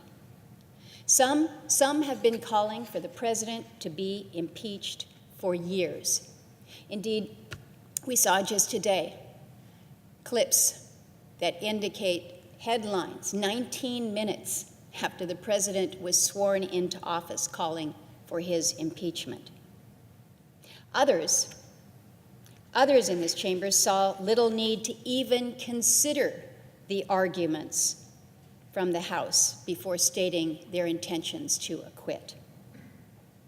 Over the course of the past few weeks, we've all seen the videos from 20 years ago where members who were present during the Clinton trial took the exact opposite stance than they take today. That level of hypocrisy is astounding, even for a place like Washington, D.C. The president's behavior was shameful and wrong. His personal interests do not take precedence over those of this great nation. The president has the responsibility to uphold the integrity and the honor of the office, not just for himself, but for all future presidents. Degrading the office by actions or even name-calling weakens it for future presidents, and it weakens our country. All of this rotted foundation of the process, all of this led to the conclusion that I reached several days ago, that there would be no fair trial. While this trial was held here in this Senate, it was really litigated in the court of public opinion. For half the country, they'd already decided there had been far too much process. They considered the entire impeachment inquiry to be baseless, and they thought that the Senate should have just dismissed the case as soon as it reached us. And then for the other half, no matter how many witnesses were summoned or deposed, no matter how many documents were produced, the only way the trial could have been considered fair was if it resulted in the president's removal from office. During the month that the House declined to transmit the articles to the Senate, the demon of faction extended his scepter. The outcome became clear, and a careless media cheerfully tried to put out the fires with gasoline. We debated witnesses instead of the case before the Senate. Rather than the president's conduct, the focus turned to how a lack of additional witnesses could be used to undermine any final conclusion. And what started with political initiatives that degraded the office of the president and left the Congress wallowing in partisan mud, it threatened to drag the last remaining branch of government down along with us. Now, Mr. President, I've taken tough votes before to uphold the integrity of our courts. And when it became clear that a tie vote here in the Senate would simply be used to burn down our third branch of government for partisan political purposes, I said, enough, just enough. The response to the president's behavior is not to disenfranchise nearly 63 million Americans and remove him from the ballot. The House could have pursued censure and not immediately jumped to the remedy of last resort. I cannot vote to convict. The Constitution provides for impeachment, but does not demand it in all instances.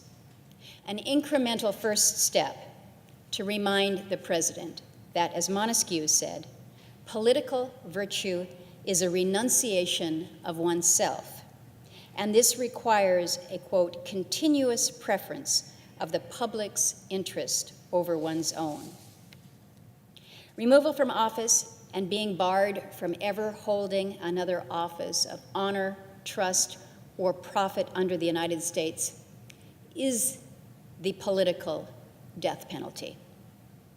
The president's name is on ballots that have already been cast. The voters will pronounce a verdict in 9 months, and we must trust their judgment. This process has been the apotheosis of the problem of congressional abdication. Through the refusal to exercise war powers, or relinquishing the power of the purse, selective oversight, and an unwillingness to check emergency declarations designed to skirt Congress, we have failed. We have failed time and again.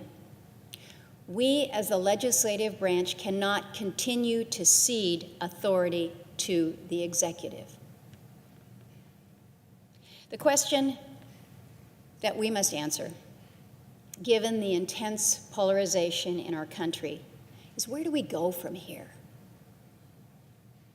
Where do we go from here? And I wish that I had that magic wand, but sadly I have no definitive answers. But I do have hope, because we must have hope. As I tried to build consensus over the past few weeks, I had many private conversations with colleagues, and so many so many in this chamber share my sadness for the present state of our institutions.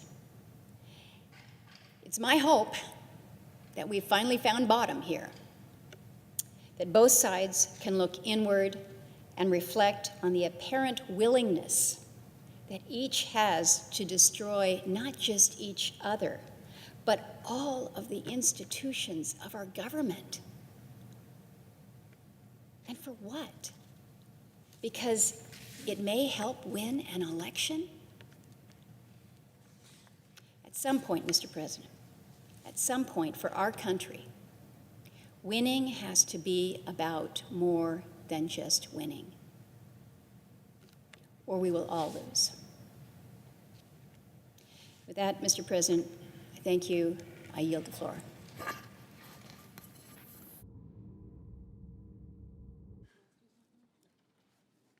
Under the previous order, the Senate stands adjourned until 9:30 a.m. tomorrow.